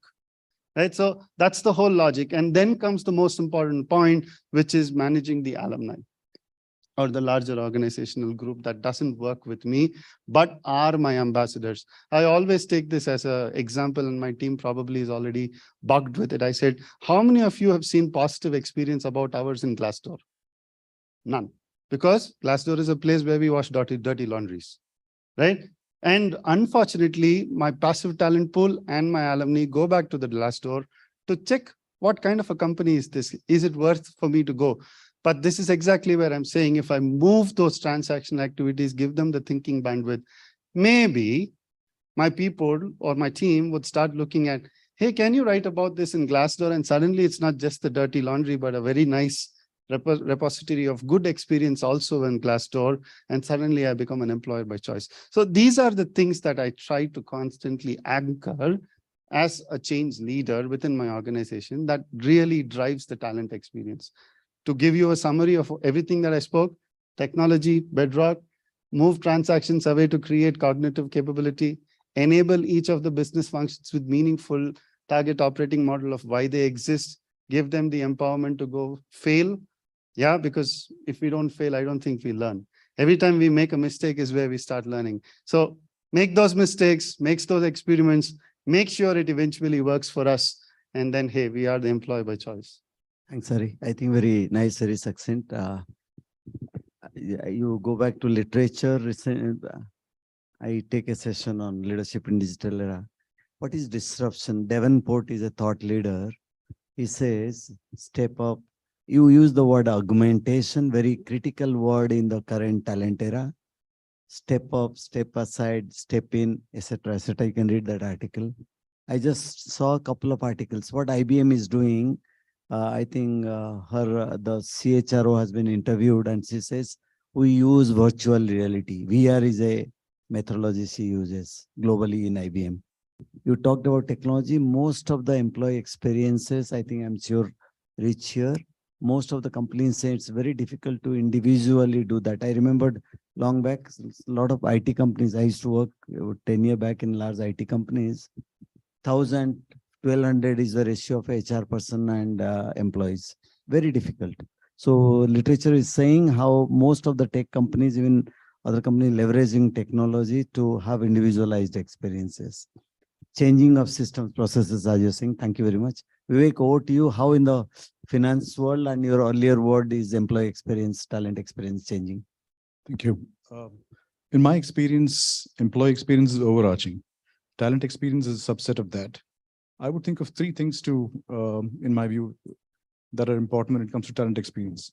One is, of course, culture in the workplace itself. Is it a fair place to work? Is it a respectful workplace? Is it a place which is inclusive, right? Or are they just a place which focuses on certain kind of people because they fit into what the existing culture is? Right? So that's one. The softer aspects matter because it decides whether people who join the organization stay with the organization. And so the why of it all is important. Does the mission of the organization, does the work that the organization does contribute to something bigger than just profits and other financial goals and so on? The second aspect is around who are we focusing on as part of talent? Are we focusing on, for instance, underrepresented groups like women? Do we have programs for, let's say, building women leaders in the organization? Do we have programs that focus on women who are returning to work, for instance, right? Do we have programs that are only focused on, on people who are top talent, or do we look at categories across and, give opportunities to people across different categories to be part of these programs and so on? The third aspect is around the opportunities and avenues that exist for building one's skills and upskilling and so on. Now, again, here, what matters is democratization of the process. Are programs based purely on nomination, or are there different avenues through which people can join? Can people sort of enroll for a program? Is there something available online, for instance? What's the portfolio of programs like? Second thing is the opportunities and avenues for mobility. Are people aware of the options? Are people aware of what avenues exist? And how are these avenues being promoted? And what's the company's focus on mobility all about? Is it something that the company talks about, or does it really believe in it? And I think that's a critical factor as we look at talent. The third aspect here is also around focusing on the pipeline. People coming to the organization, people leaving the organization. Now, people who come to the organization, as Hari mentioned, Glassdoor is a favorite site to go to see what, how good a company is. So people are watching the company, whether or not the company is aware or is promoting its brand. And therefore, what are we doing for people who could be potential employees? And what are we doing for people who have been employees and no longer are employees? There are also possibilities where they could come back. And in our organization, certainly we have that happening. So these are some aspects to look at. So it's the why, it's the who, and the how that we should focus on as part of the talent experience. Sorry, thank you, Vivek. The time is a shortage. I just came across this visual. Hopefully, it will give a perspective of how true talent experience is. I was just telling my panelists, it's not mine. I just got it from the screen yesterday because I had to anchor the panel. I have to impress you, that I know something which I don't know. But I want to tell you that this diverse perspectives are there. Each one has evolved as a HR leader. The data I have before me, I just want one study that I think it's mostly McKinsey.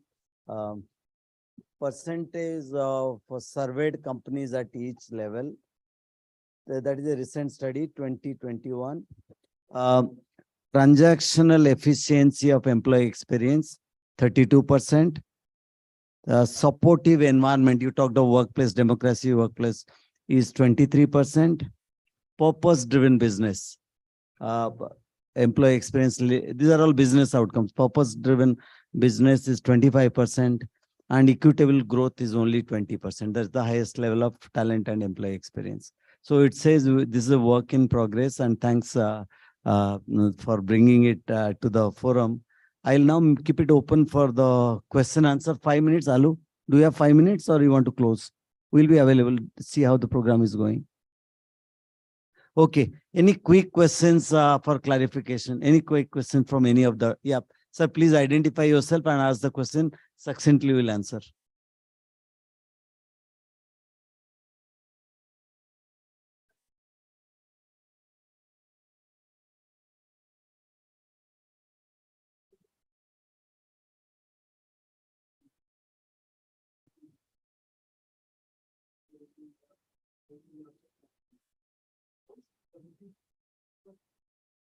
Sir, 1 minute will go in your explanation. What is the question?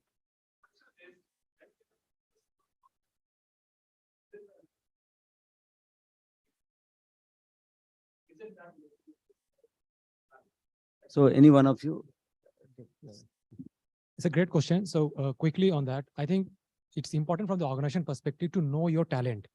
So what I mean to say is that, again, from the organization where we are heading towards, quite often at times what happens, the strategic direction can lead to a very different area. So possibly to your point, like the current talent, so-called, for example, focusing on focus A, but not necessarily that a focus A person can actually manage focus B. So how do we know our talent? And that's the role that organization has to do. Thank you. Second question. Can I also add? Hurry, one more question. Oh, yeah, Let sure, them discuss in the break. Yeah. What? Yeah. Yes, ma'am. True. What is the question? What is the question?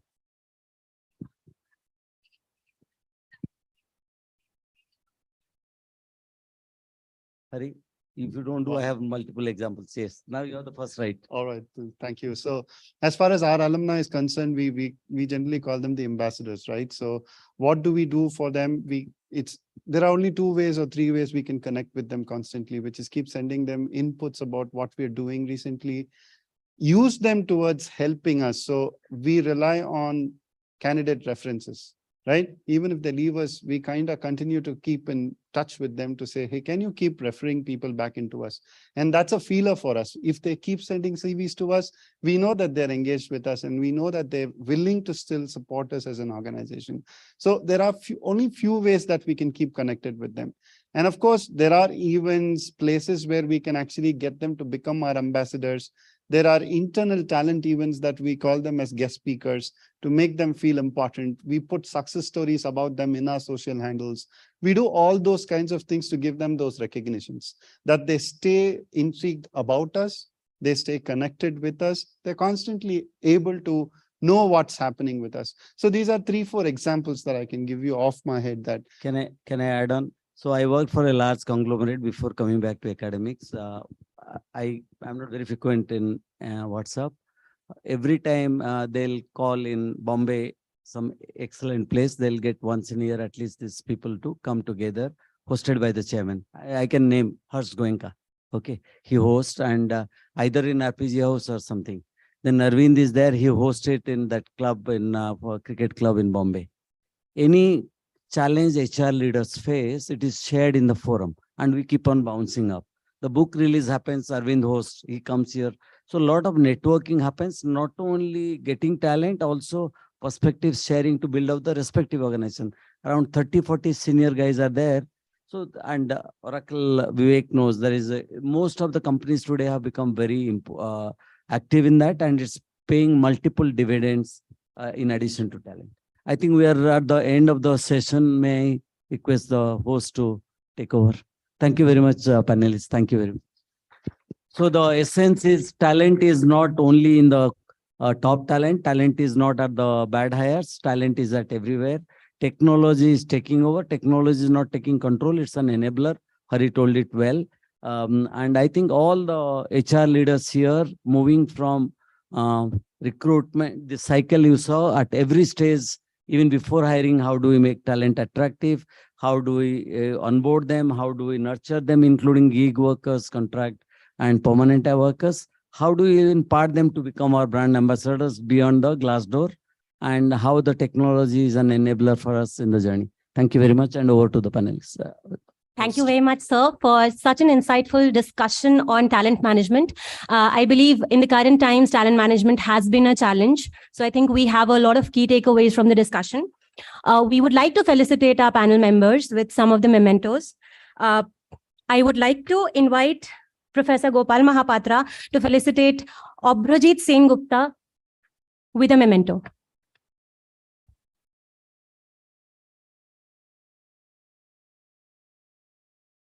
Thank you, sir.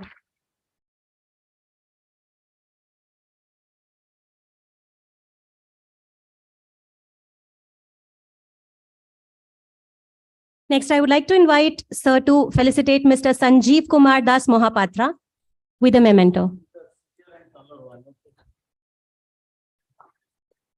Thank you very much, sir. We'd like to felicitate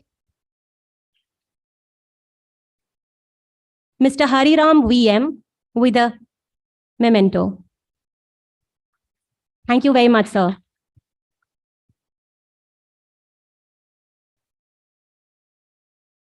And finally, we would also felicitate our Professor Gopal with a memento for being here. Oh, yeah, we have, we have Vivek Subramaniam with us. Thank you, sir, for being here.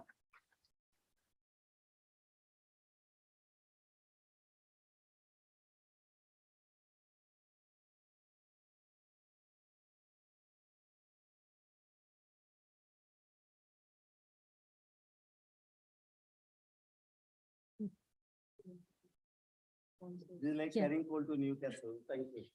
Let's answer a little present for you for joining us on the discussion. Thank you very much. We also have our sponsors who would like to hand over some gifts to our panel members.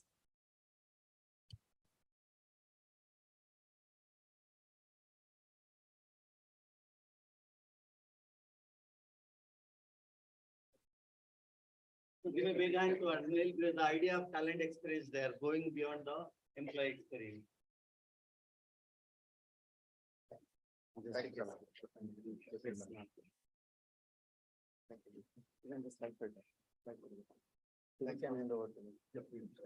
He created the trouble, so he has to. Thank you. We'll be around in case you have any clarification, but over to the organizers. Thank you. Thank you, sir. And thank you, the panel members, for the lovely discussion.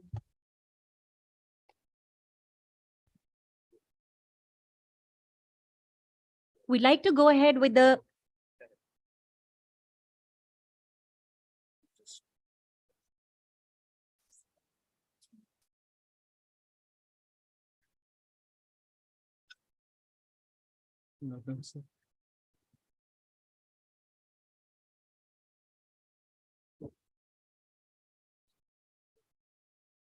Okay, let's not let the energy down, folks. We are delighted to have you here. So going ahead with the discussion, the next panel discussion is around EVs, roadblocks for the fast lane.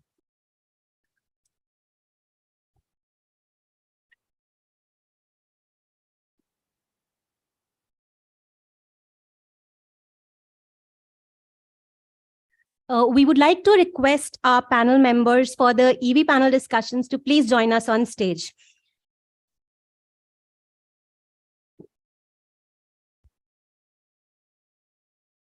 So, EVs are the key to our sustainable development goals and India's net zero target. Companies and Government of India are taking initiatives to come up with new electric vehicle models, charging infrastructure, and much more. Today, we have a line of distinguished experts who would be discussing the role of EVs and its role in environmental sustainability and futuristic growth. Today, we are delighted to have with us Mr. Manoj Khurana, Vice President of Ether Energy Private Limited. Mr. Manoj has 13 years of cross-functional experience in strategy, business development, policy, FP&A, and transaction diligence. He was the head of policy and business development for Tesla India before joining Ether. Next, we have in the panel Dr. Shankar Venugopal, Vice President of Mahindra & Mahindra. He heads the technology innovation in Mahindra Automotive and Farm Business. He's also a prolific inventor with 20 international patents and 5 Indian patents, an active member in CII and National Committee on Technology, Innovation, and Entrepreneurship. Welcome, sir. Then we have Mr. Harendra Saxena, Chief Procurement Officer in Ether, leading the supplier management function. He has played crucial roles in establishing strategic partnerships with European automotive semiconductor leaders and steel and plastic global suppliers from Japan, Europe, and China.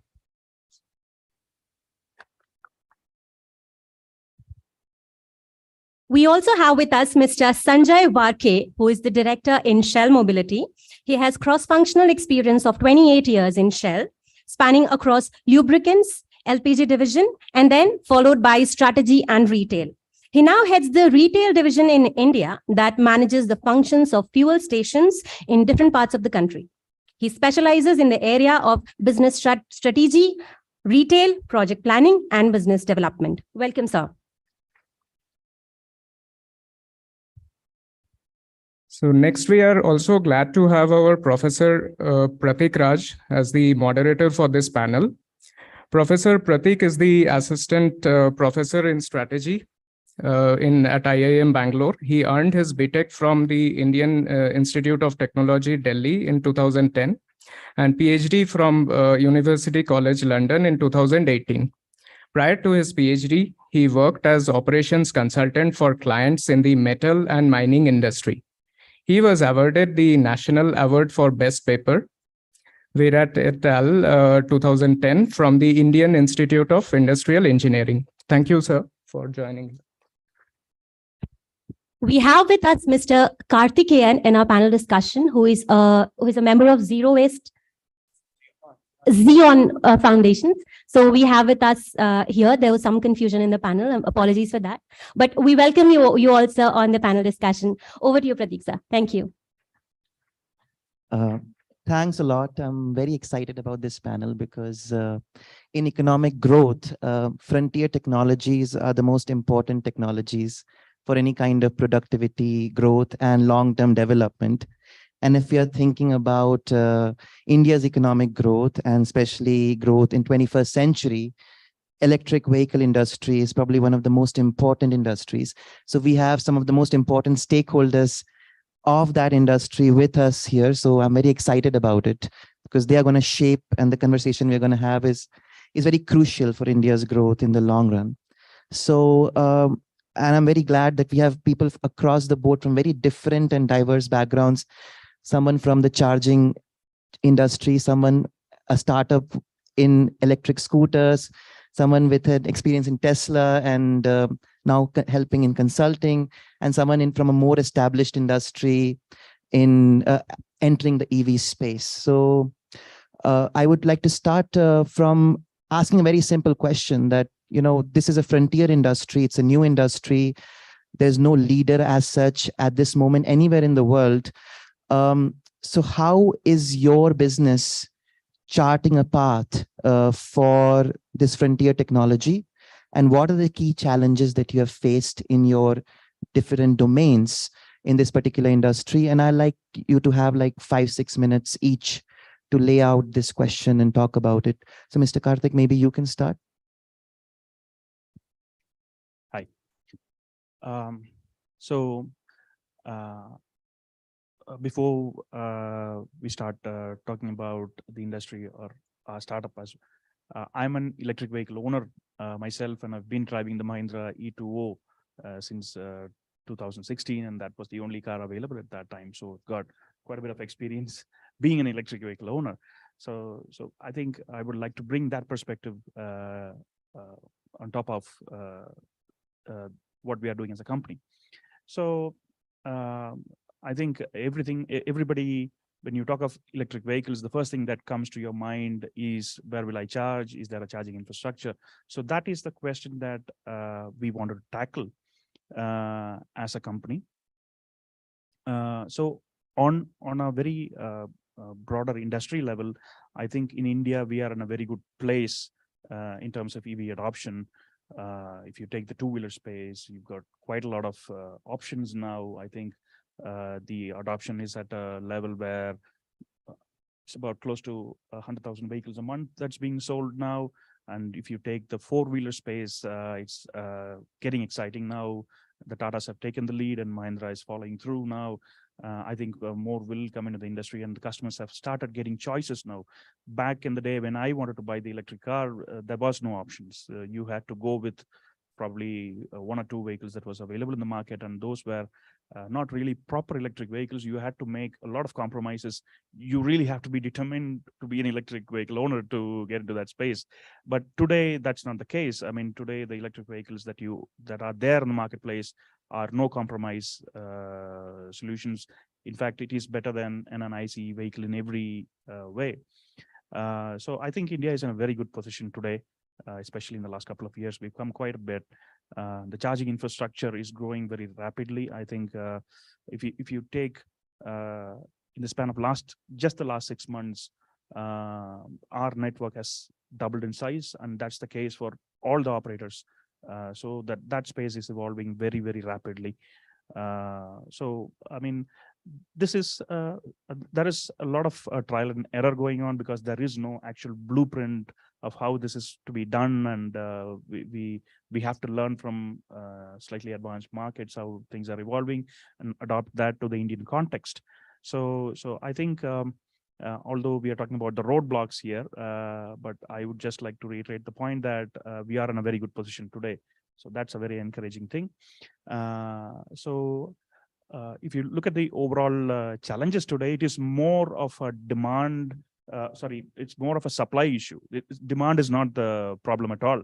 So I think if you got the right product, the problem is, can you match the demand? So the supply is the limiting factor here, which is a very good problem to have, I think. So in that sense, the challenges come from more the supply side, not the demand side. I think Ather and Tatas and the other people who have taken the lead have proved that there is enough and more demand if you got the right product for the market. So yes, and apart from that, in terms of the challenges for a charge point operator like us, is more to do with the regulators. We work with the DISCOMs, which are more often PSUs or government entities all the time. So getting them to understand the whole space, sensitizing them to the challenges here is a very big issue. Just one case in point here. So we really recently had the Tamil Nadu Regulatory Commission, Electricity Regulatory Commission, amending the tariffs for public charging stations in Tamil Nadu. And what that essentially has done is made the whole charge point operations an unviable business in Tamil Nadu now, because the tariff they have set is completely unrealistic. It is not it's not sensitive to the need, and if these kind of regulations were to prevail there, or these kind of tariffs were to prevail, then the evolution of charging infrastructure in that space is going to be very limited. But fortunately, that is not a very top-down problem. It's more of scattered. Each DISCOMs has its own challenge. Each states has its own challenge. So I think these are going to be the challenge that we are going to face. Yes. Yeah, that's it. Thank you. Yeah. Thanks a lot. Harendra, would you like to Thanks, Pratik. So it's a long, I mean, after a long time, homecoming for me. So everything has changed back in India. I believe that, for the last 4 or 5 months, what we have seen as a journey of 4 or 5 years of Aether, we have built from the scratch, the product. It's completely engineered from the product from the scratch.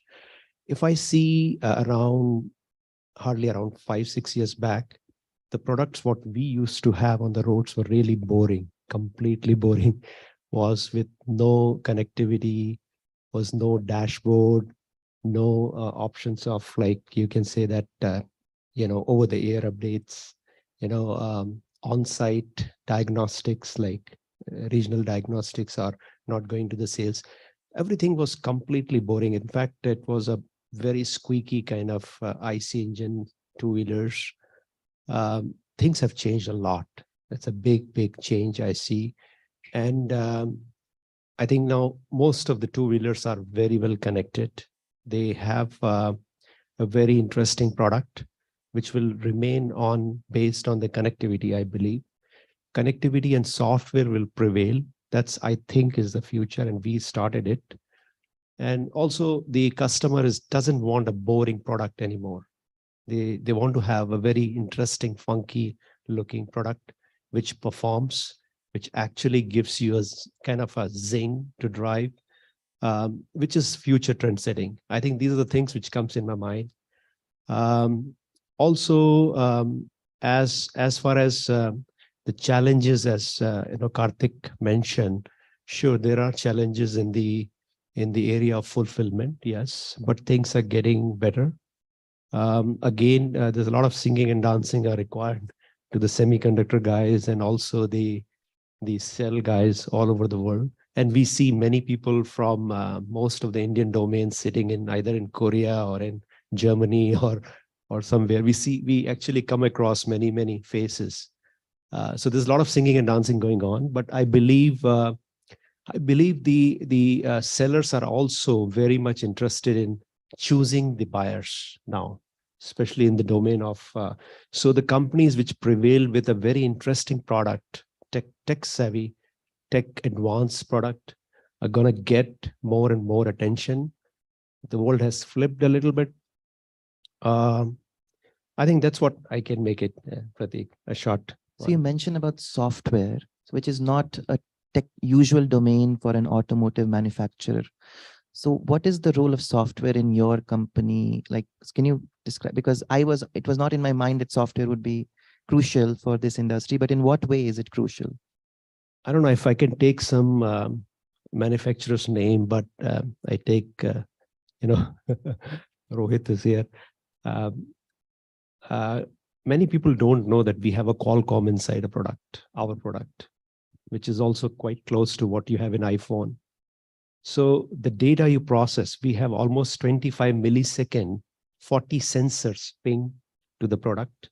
And then the big data is actually processed to make the product more advanced every day, possibly I'll say every week, And the battery management system, which is a safety issue, plus also which juices out the energy properly. There are many other aspects, whether you talk about the drive management, battery management. I don't want to go too technical, but that's the key, yeah. And software is the key behind that. Thank you. Manoj, or would you like to go? Thank you, Pratik. Just a technical correction. I am still not at Aether. I'm joining tomorrow, so I have a lot of liberty to talk about whatever I feel like. So good to be back. I was sitting there 7 years back. I'm PGP 2013-15. Don't remember any conversation around sustainability, electric vehicles back in the day. Nothing at all. And now, when we have an entire day dedicated to talk about sustainability, so it's really fresh for me. I think just to sort of address, so I'll address it from an external perspective because I don't work for anybody, right? I think, as Karthik already put it, it's a supply situation, right? All of you know mobility. You've been using cars, two-wheelers, etc., etc. This is not an industry which is changing your life. It is just improving your life a little bit, bringing in cleaner products which are better. So there is no fundamental transformation of how people will move. They'll still use, I mean, if they're using an Ather, they were using a Bajaj or an Activa. It's still two wheels, right?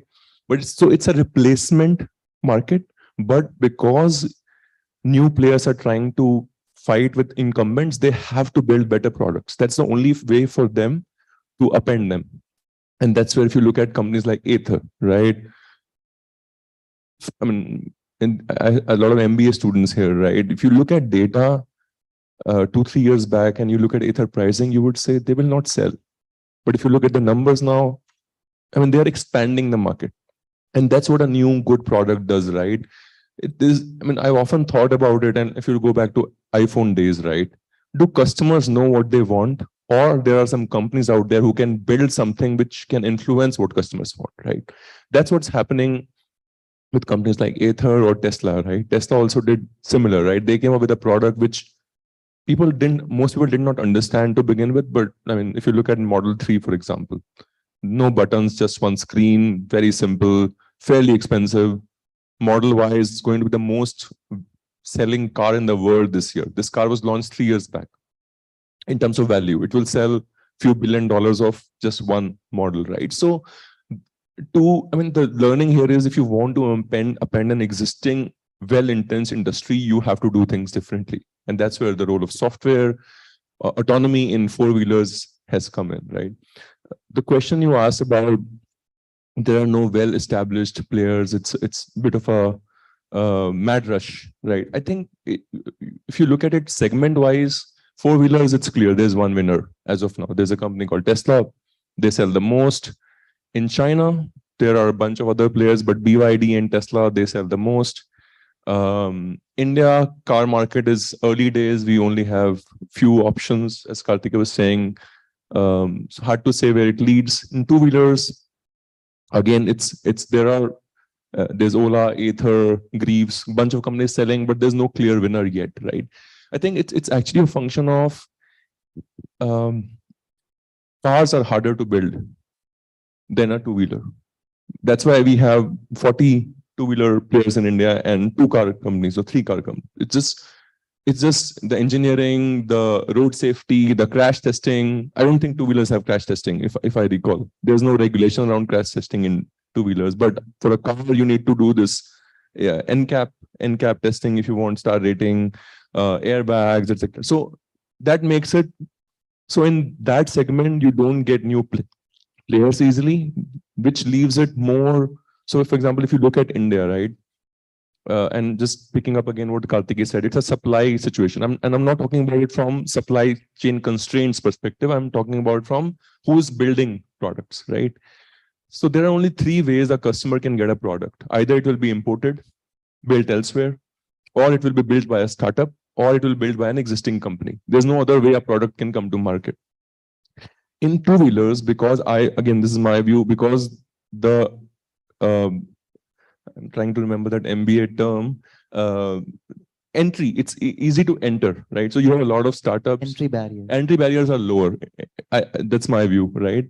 In terms of technology, right? So you have so many players, right? In cars, there's not even one startup in India, right? So that's why if you look at penetration in two-wheelers, we are hitting 4.5–5%. On cars, we are at 1% because imports are not allowed. No startup. So what you're left with is traditional companies, and they have their own constraints. They will, because they have to defend their existing business. They have depreciated assets. They make more money on selling an ICE.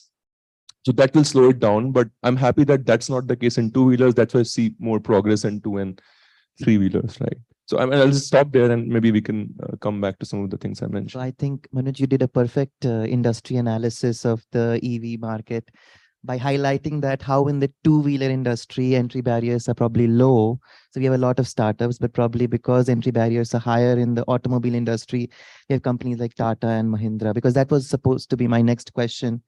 But because we are maturing in our conversation, maybe I'd like to know the experience of Mahindra, which is undergoing a lot of transformation as a company, its brand image, the kind of cars it was producing, and now entering a frontier space completely. What has that transformation been like? I would like to know from you.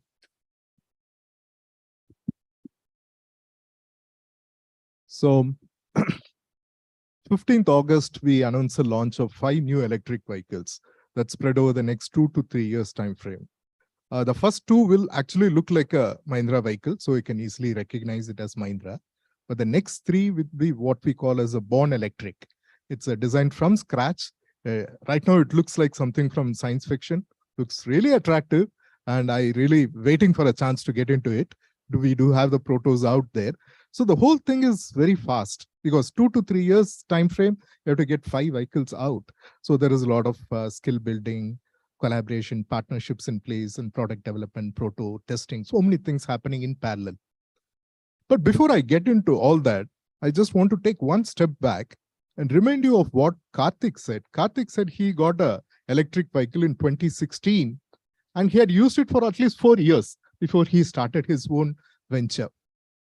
I think that customer focus becomes very, very critical for us to get a hands-on what are the kind of features we should have to get the right vehicles for different customer segments. I used to drive from Whitefield to Bannerghatta Road on Sundays to attend my EGMP classes. Luckily, this was almost 11 years back when the traffic scene was much better. If I try to do the same today, Whitefield to Bannerghatta Road, even then it used to take 1 hour on some weekends and 2 hours on some other weekends. But my motivation to come here was very strong. I had a bunch of very good classmates to meet, then really good food, and then of course the classes. So I used to beat all the traffic and still make it here. But look at this. Today I have an electric vehicle, and I have the same scenario. I have to drive from Whitefield to I am on Bannerghatta Road. And I really don't know what the traffic scene is going to be like. And there will be at least 2 or 3 traffic congestions that I have to cross. Just because I'm sitting in an electric vehicle, do you think it's going to solve my problem? Not really. The solution is not just in the product.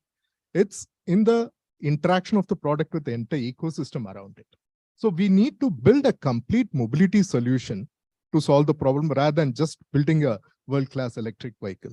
So even if I build the best vehicle, I have a lot of dependencies in the ecosystem, which I have to work on by partnering and through collaboration. That becomes really, really critical. Just to keep the cost low, say I go for an electric vehicle with about 200, 250 kilometer range, which is good enough for me for a daily use because I don't do more than say 100 kilometers in a day. But today, right after this session, I have to drive back to Chennai, which is 350 kilometers. So what am I going to do? How am I going to get that extra 100 range suddenly, all of a sudden? Because I don't need it every day. That's where really it's nice to have a lot of this connected, smart and connected features in the electric vehicle along with. Because I can tell my car that I want to reach Chennai in the next 7 hours. So it's going to tell me where are the charging stations, their availability, where I need to stop, how much I can up my battery charge levels. It can plan the entire trip for me if it has smart and connected features, apart from it being electric.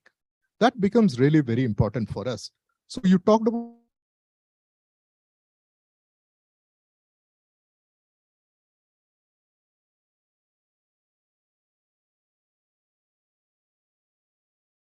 it's going to be an interplay between the hardware and the software, and most importantly, the interfaces between the two. And one last point. So maybe I can, after doing EGMP, I'm rich, I can afford a really big car with double the battery size. Can I do it? Really, I should not do that because lithium is scarce. So it's unless I'm going to use it, I should not be keeping lithium idle on my car. So if I'm doing only 50 to 100 kilometers per day, there is no reason for me to have a car which is going to give a 500 kilometer range. So that's where the smart and connected features are going to play a very big role in making electric truly sustainable. I think we need to take a very fresh approach towards design of electric vehicles. That's where. Sure. Thank you. So you touched on an important point about as I understand, ecosystem. And unless we have a proper ecosystem, and you use the word connected, a connected ecosystem. So it also seems to me that software is very important. And the companies, even say in the charging space like Xeon, have to be connected in a way that a petrol pump was not. So, and it also involves far greater dependency between different stakeholders. So an Ether needs to be connected with a Xeon. Similarly, with Mahindra, you also need to be connected with the traffic situation to know where is the next traffic. So how are your individual companies trying to solve the broader information challenges? And I would rather say ecosystem challenges to build the ecosystem, because it does not involve just one player, but you have to really collaborate with other players. So what is the collaboration strategy for you, rather than asking your competition strategy? So Venu, maybe I can start with you. I'm sorry. No. Right. Yeah. So, like you said, all our chargers are always connected to the internet, and customers can check real-time status of our chargers, and even the operation of the chargers goes through the internet, where the customer uses the mobile phone or an RFID card to initiate a charge. And like I said, collaboration is a very important factor here. So in that sense, we are in talks with Mahindra, Tata, and all these players to get this information to the customer on his dashboard, right? So you get the chargers availability status on the infotainment system of the vehicle. I think now two-wheelers, I think Ather has led that space and made the whole scooter a more connected platform where you can navigate, find chargers, and all that.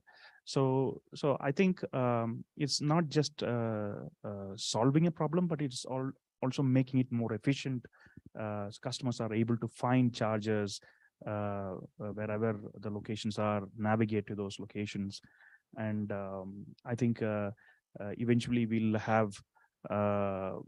get to a situation where a customer could simply connect to a charger and initiate charge through the vehicle itself, not use any mobile app or RFID, or rather there's a standard called plug and charge ISO 15118, through which the moment you just connect the car to the charger, the car communicates its identity.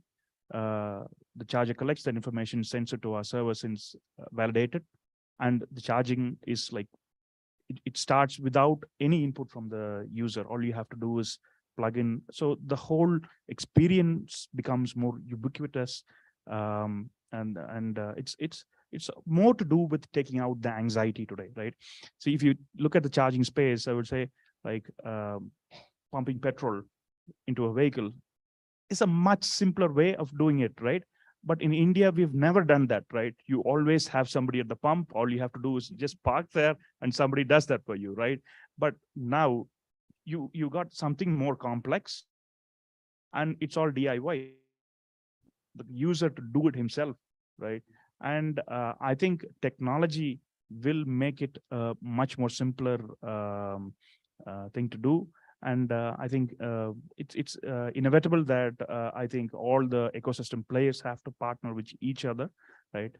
In that sense, we are again partnered with Ather, where Ather, we have signed an MOU to deploy Ather chargers in all our charging stations, because Ather's chargers don't require too much of power, right? So when we deploy chargers for larger vehicles, we need power like 50 kilowatts, 100 kilowatts, 150 kilowatts. But Ather chargers need probably 2 or 3 kilowatts, right? So it makes it much more easier for them to deploy in our locations. So I think about, let's say, probably half of our charging locations have Ather chargers in them. So that again, we at some point in time, we could bring all those together in one platform where the customer, whether he's driving a 4-wheeler or 2-wheeler, should be able to access that seamlessly.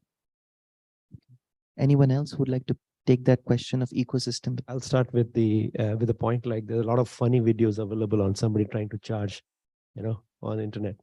But back to the point of connected vehicle, it's when you have connectivity on the vehicle, it's a very simple game to really do it right, to get the access to charging, closest charging, plus what all you can do with your vehicle. But on a whole, like as you ask the challenges, I will still go back to the one basic point of engineering and execution. So as you see, like we are from scratch, built from scratch. I think many others are also like us. To be successful in EV platforms and products in India, especially, because historically we have imported the concepts, the ideas, the platforms from outside, even manufacturing engineering from outside. So I think we have to really engineer and execute. That's the key. That's the key for success. Yeah. I'm sure you would have heard about Mahindra's collaboration with Volkswagen, especially on the battery systems for the electric vehicles. We do collaborate for the software development, also the charging solutions. But I will talk about a couple of collaborations that is not talked about so prominently in the media. One is collaboration for reskilling our people, because we are about 3,000 engineers at Mahindra Research Valley.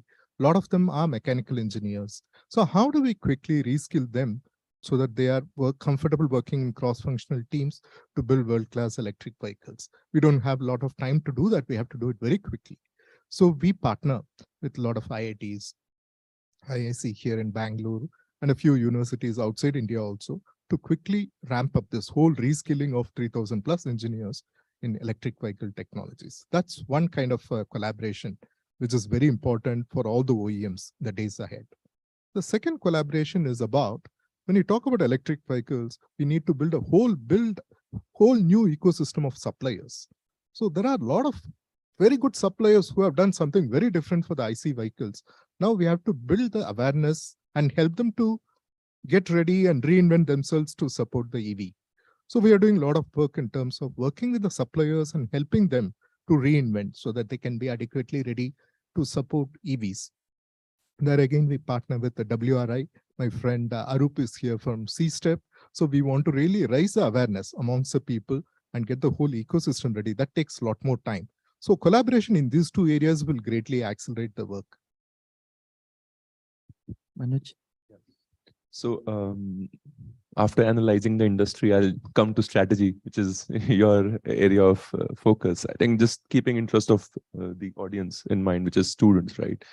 I think when you look at the ecosystem, and that's where strategy comes into play. There is a market, there's work to be done. How do you do it, right? So this beautiful term from strategy called vertical integration, right? There are companies who choose to do vertical integration as part of their strategy, and there are companies who do a lot of collaborations and partnerships, right? And you'll find in the EV space companies across the spectrum. Let's say Ather is more vertically integrated, right?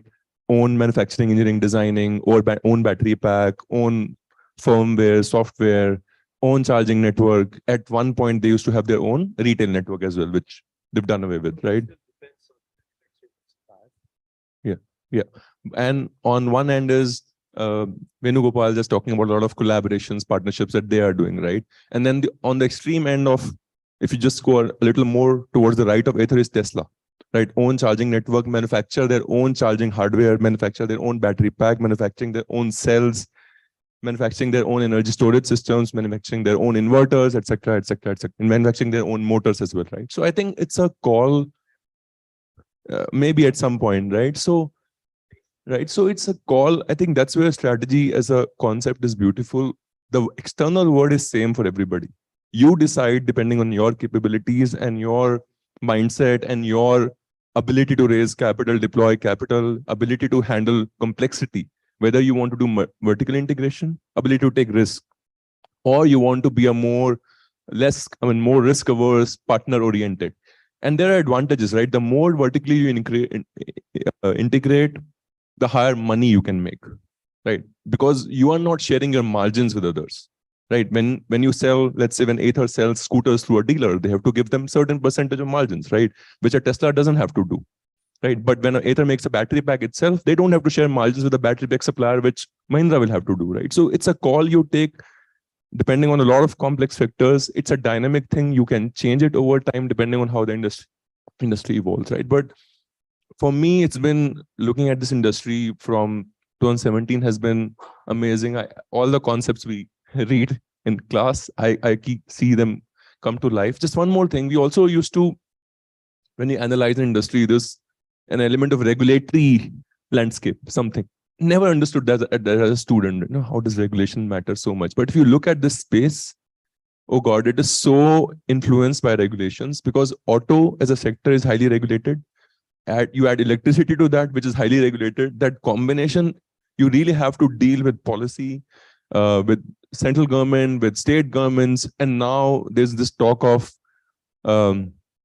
OPEC style cartel being thought for minerals, right? So you have to deal with geopolitics. You have to deal with, can we bring cells from or materials from China or not? So it's a really, and among all of that, Harendra has to ensure that there's enough supply of materials to run the factory, right? So it's a very complicated industry and highly influenced by regulation, right? So as a student of strategy, I think it's really important to try to understand that piece as well when you are defining strategy for your industry or your company.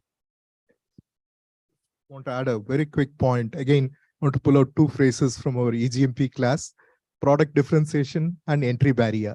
So depending on where you want to differentiate your product, you should decide where to collaborate and where to innovate yourself. So if we are clear about it, I think we'll be able to both collaborate and also have our own IP in place and get things done. Sure. On as you mentioned, Manoj, about the regulation. So even the vehicle softwares are going through a lot of regulation overseas, plus also coming soon in India. But just imagine, like, if you have, I'm not debating like whether you should have complete vertical integration, but key areas must be homegrown. We should have a deep-rooted banyan tree, which should be a very good engineering as a product. Just imagine if you are working around regulatory issues, you're driving a regulation towards more safer vehicle, you can do it better if you have more, deep knowledge. Yeah. Thank you. So I'm thinking of a more cynical question. That is, right now, EV is still a developing industry. And India has faced problems in developing an ecosystem around smartphones. So clearly, I mean, having suppliers who can supply en masse to a large number of people. So we basically import a lot of smartphones, or at least the biggest manufacturers are located in China. So could it be that right now, because this is a new space, there are a lot of interesting companies, Indian companies that are here, but as soon as the market explodes, we will see essentially, entry of a lot of foreign manufacturers, especially Chinese ones. And just like it happened in the smartphone industry, the same would happen, that eventually the industry would be taken over by them. So I'm just thinking, the question is about how fast can the ecosystem grow and how capable Indian firms are in building an ecosystem, a homegrown ecosystem for supporting EV, or else are we going to have a more fragmented or even a foreign dominated EV market? Anyone can go ahead. Yeah. I think the key in that is as I mentioned earlier, the engineering and execution, and also the space of maintaining the timelines and executing it right. Scale is also important, very big. If you're talking about EV, I think, let's go back to the very interesting case I had. Many people in India, when they go and launch a product, one of their key, especially in four-wheeler, I started my career with four-wheeler, a beautiful car company. So the biggest challenge was, we need 6 weeks or 6 months to develop a big tool in China or Germany or Korea. But do you remember that you have to go to those places and you will find really the tool makers and tool designers are all Indians over there, actually. So I think we have to give that space. We have to give that, space to people to perform, money, time, engineering resources. That's very important, I feel. So I'm kind of reminded of Micromax, which was a leading smartphone manufacturer in 2010. There was a huge big deal about it that India is making smartphones and so forth, but eventually it didn't happen. So I'm just wondering, how can Indian firms insulate themselves from such a similar destiny? Shall I go? Slightly controversial view on this. I am a believer of free trade. You know, I remember I first read economics in class 9, and I think the first few lines were goods should be produced where they are produced most economically. India is $100 billion software exports market because we are good at it. If tomorrow US starts saying American firms should produce American software, what are we going to do, right? So I think keeping that in mind, I also understand that geopolitics is important. We need, especially after the COVID lockdowns, the way we struggle, you need domestic capabilities. In this sector, so I think we are doing fairly well till certain points in the value chain. Battery pack, I think Ather's got a brilliant battery pack. Other companies also doing it. A lot of assembly is already happening. Obviously, vehicle integration. We have a big tire manufacturing in India. So if you just look at different parts of the vehicle, a lot of it already is happening. I think the biggest struggle really is cell manufacturing, right? And I don't know how we will make that happen, right? I mean, talking about regulations, government has put in place a $2 billion scheme called advanced cell chemistry manufacturing, where they're going to subsidize 50 gigawatt hours of local manufacturing, and they've already shortlisted few companies. It's a fairly elaborate process, right? So the challenge with cell manufacturing is, one, we don't really have indigenous tech. Let's say you solve for that through joint ventures, which auto industry is 50% of auto component suppliers in India have joint ventures. They don't develop tech. I mean, as I don't know the reason, but they don't, right? So we can probably solve through tech, but the bigger issue also is scale, right? Cell manufacturing needs a certain minimum scale for it to make money. Ultimately, it's going to be a commodity, right? So you make money with scale when you are selling a low margin, right? Today it's not, but it will become, right? How do you bring scale? Today, most of our sales are in two-wheelers. That's not enough to create scale for us local cell manufacturing. One two-wheeler, 3 kilowatt hour battery. Even if you sell 3 million, that's 3 gigawatt, 1 million, 3 gigawatt hour. Tesla pilot plant in US was 10 gigawatt hour. Pilot. They will not even use it to produce. Right? So how do you bring scale unless the car companies scale up? And if they're going to scale up in 2025, when will the cell manufacturing come up, right? So it's a sort of a complicated loop, right? And in the same time, Chinese are investing a lot. Europeans are also now investing. Koreans are now investing in US, because they will invest ahead of companies in India. They will get that scale, that curve, lower average cost. How do you compete? Then government will put tariffs. They'll give subsidy. At the end of the day, it becomes really costly. If you are not, and that's the thing with new age industry, if you're late to the industry, then it becomes costly for you to localize that industry, right? And that happened with chips that, I mean, most countries don't have chips localized, right? I mean, not just India. Yeah, that happens with solar cells, right? So if you're late to the party, you pay more. So the question will come down to, at the end of it, is how much can government pay? Again, ultimately, we are not a super rich country. I mean, when US comes up with schemes, they say 50 billion. We can do 1 or 2, not 50. Right? So cell is going to be complicated. I'm sure we'll see some capacity, but will it completely be locally produced is a question. I think we'll have to wait. It's tough. Thanks, Renu. So back to the cell, I think there should not be a blind race, because along with the manufacturing, you have the innovations going on chemistry also. So you set up a huge mammoth plant, and then the chemistry changed, and you have to change a huge, almost like 50% of the equipment. So that's the point I want to make. Yeah. So he talked about the advanced chemistry cells in government's PLI. So I happen to lead an initiative for the government on creating a technology roadmap for the advanced chemistry cells. Because we talk about collaboration and bringing multiple partners together. But unless you have a common roadmap, unless you're all on the same page, all this won't add up, actually. So that's the problem we faced in the past. But if you see the benefit of a roadmap, If you see the Moore's law holding good for more than 30 years, that because the semiconductor industry had a good roadmap. So even the competitors could have common objectives and pursue it. It's a win-win. A similar thing we need for the electric mobility to pick up speed in India. So we started with a roadmap for the advanced chemistry cells. Now we are doing it electric vehicles, lightweighting. So where we bring academia, industry, the startups, and also the government together. Because till TRL level 3, a lot of the academic labs, we have the best people to work on new chemistries and alternatives for the radars and the magnets and so on and so forth. But from TRL 3 to 5, you need a MSME who can do at a pilot scale and demonstrate a proof of concept and stuff. 5 and above, you have startups and also companies like Mahindra's who can step in and do things at a vehicle level very quickly, test and validate whether this is really going to perform or not. So I think we need to have a consortium-based approach and also have a clear roadmap, at least for a 5 to 10 years time frame, for this to really pick up the necessary momentum. Are we having a consortium of sorts at the moment, or should it be formed? I mean, 4 of you are already So the roadmaps are happening.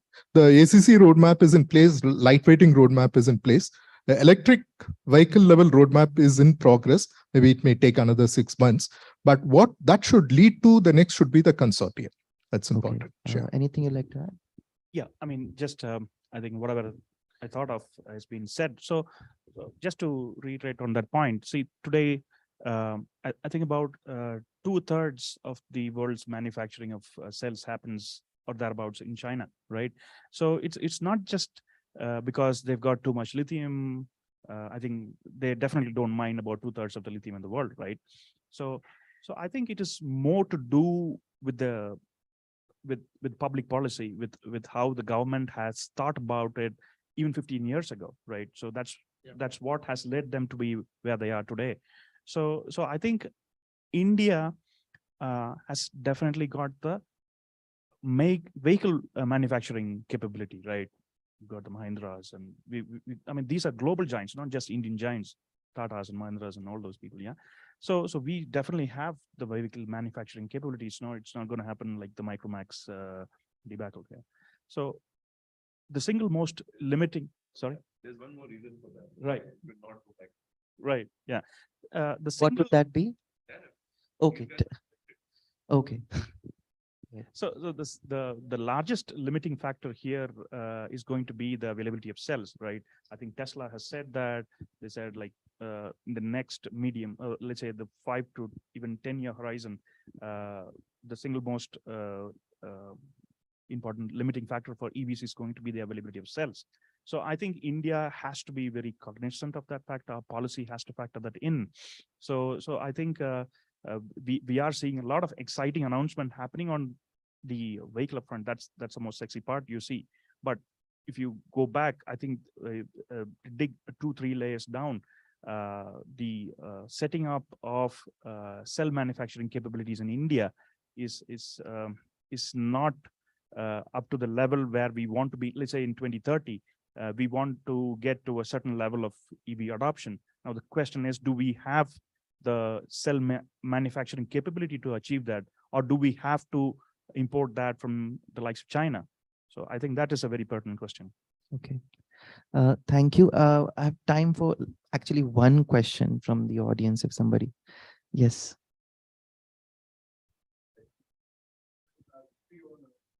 One thing I feel is, shouldn't the focus be on clean mobility rather than like, aren't we getting too focused on?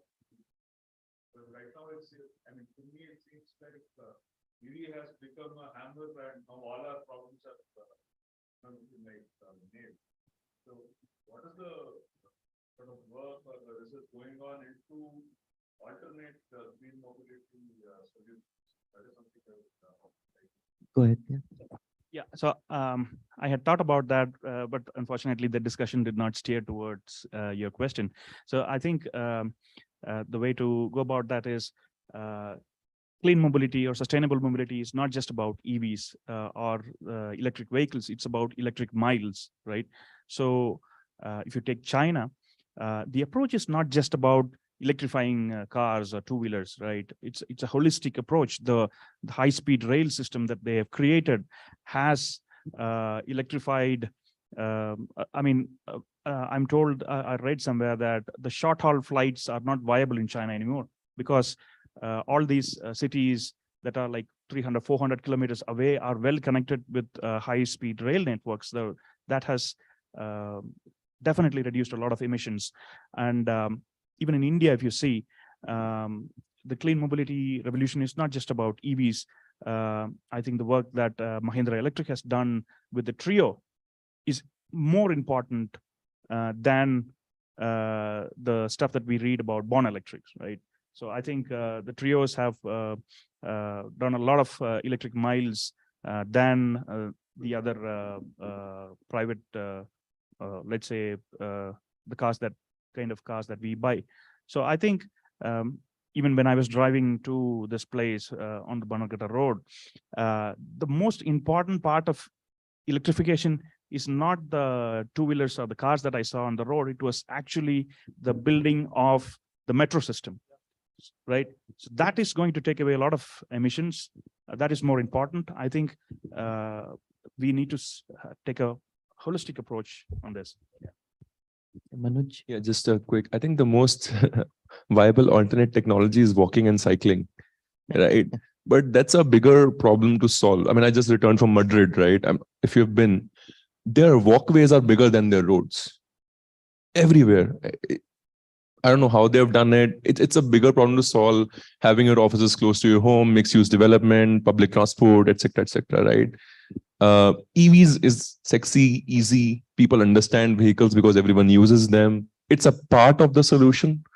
The way I look at it is, all vehicles should be electric. Ultimately, I hope there's no vehicle sold. But so long as vehicles are sold, they should be electric and not combustion engine. So thanks. That's a very important question. So we did try with many things before that. Our first electric was Bijli 20 years back, and we did a hydrogen-powered Scorpio about 10 years back. But today, when you are looking at SUVs, which can give you the kind of power and the range that we are looking at, so we are focusing only on the battery-powered electric. Having said that, you need to make sure that the electricity comes from renewable sources. That's very important. Otherwise, it's not true. And the way I handle your question is, I live 10 minutes from work and I have a cycle. Sure. The cycle is actually the way, seems. We don't have time. So any last 10-second thoughts, if any of you have, otherwise we'll close the session. No. So thanks a lot. I think this was it was a short session, but actually quite enlightening because we covered a lot of different facets. So thank you. And probably it emphasized both how interesting and challenging the industry is and the role of collaboration of a variety of stakeholders. I hope we do form a consortium of sorts which can guide policy in a more fruitful manner and in a more aggressive manner. So 4 stakeholders are already here in the States. So let's see. Thank you. Thanks a lot.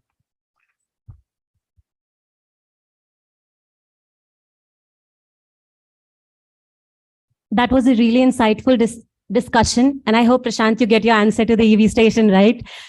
We have KP Karthikeyan sir from Xeon Electric, who specialize in Xeon in setting up the charging stations. So we hope, sir, you can help us set up a charging station in our campus as well. Prashant has been chasing us badly on that. Okay. So summarizing the discussion, we would like to felicitate our panel members here.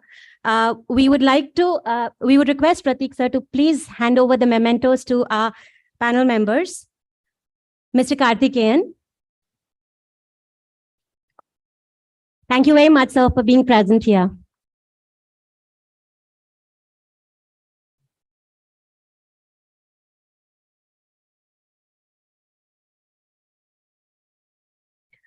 We'd like to facilitate Mr. Manoj Khurana.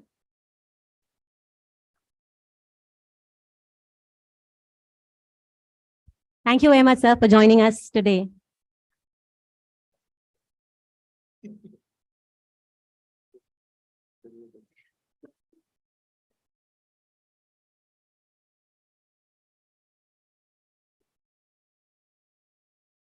Thank you very much, Venugopal Shankar, sir, for joining us for today's event.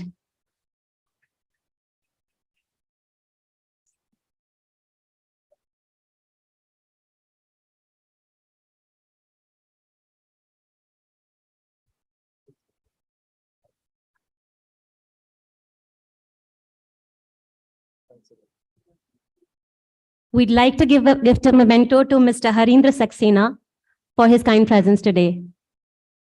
Thank you very much, sir.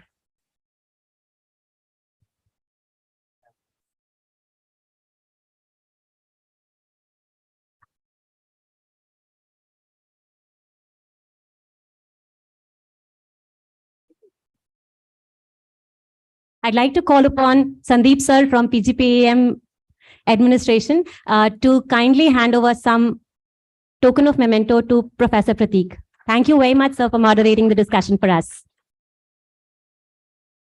Absolutely.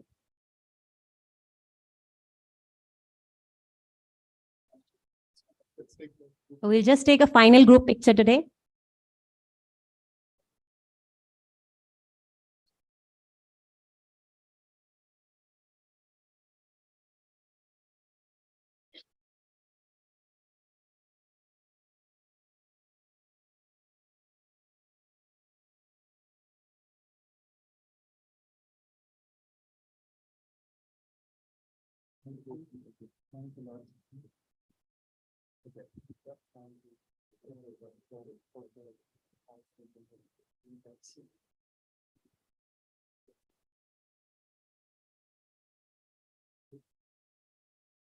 We have more to go.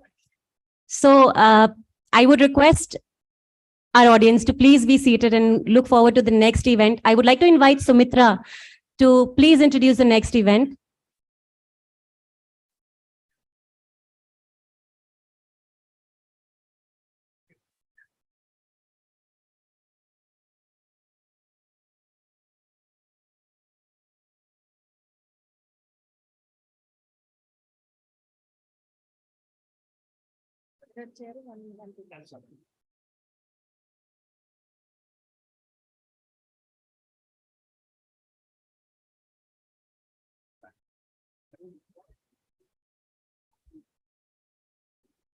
Hi all, good afternoon.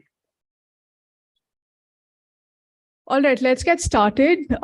Today we have a keynote speaker with us who is, we have a local celebrity with us, I would say, Padma Shri Balram ma'am. And she is basically a sustainability proponent across, I would say, South India, because she started right from here, our own city, Bangalore. She served as the president of Kormangla Welfare Association.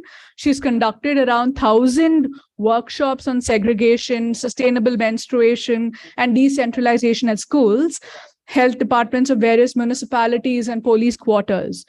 So also her sustained effort in managing the waste in Madiwala market, which we will be getting to in one of our questions, has saved many tons of vegetables and fruits going to the landfills.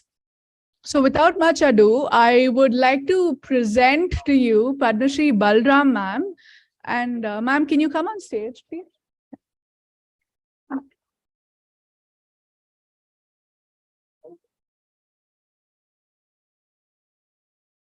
Do you have any slides? No.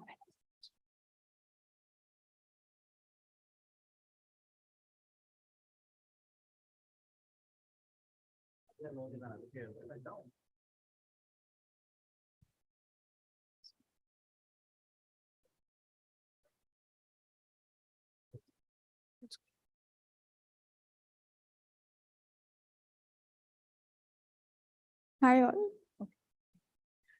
Hi ma'am. Welcome ma'am to IIMB. Thank you. It's such an honor to be here.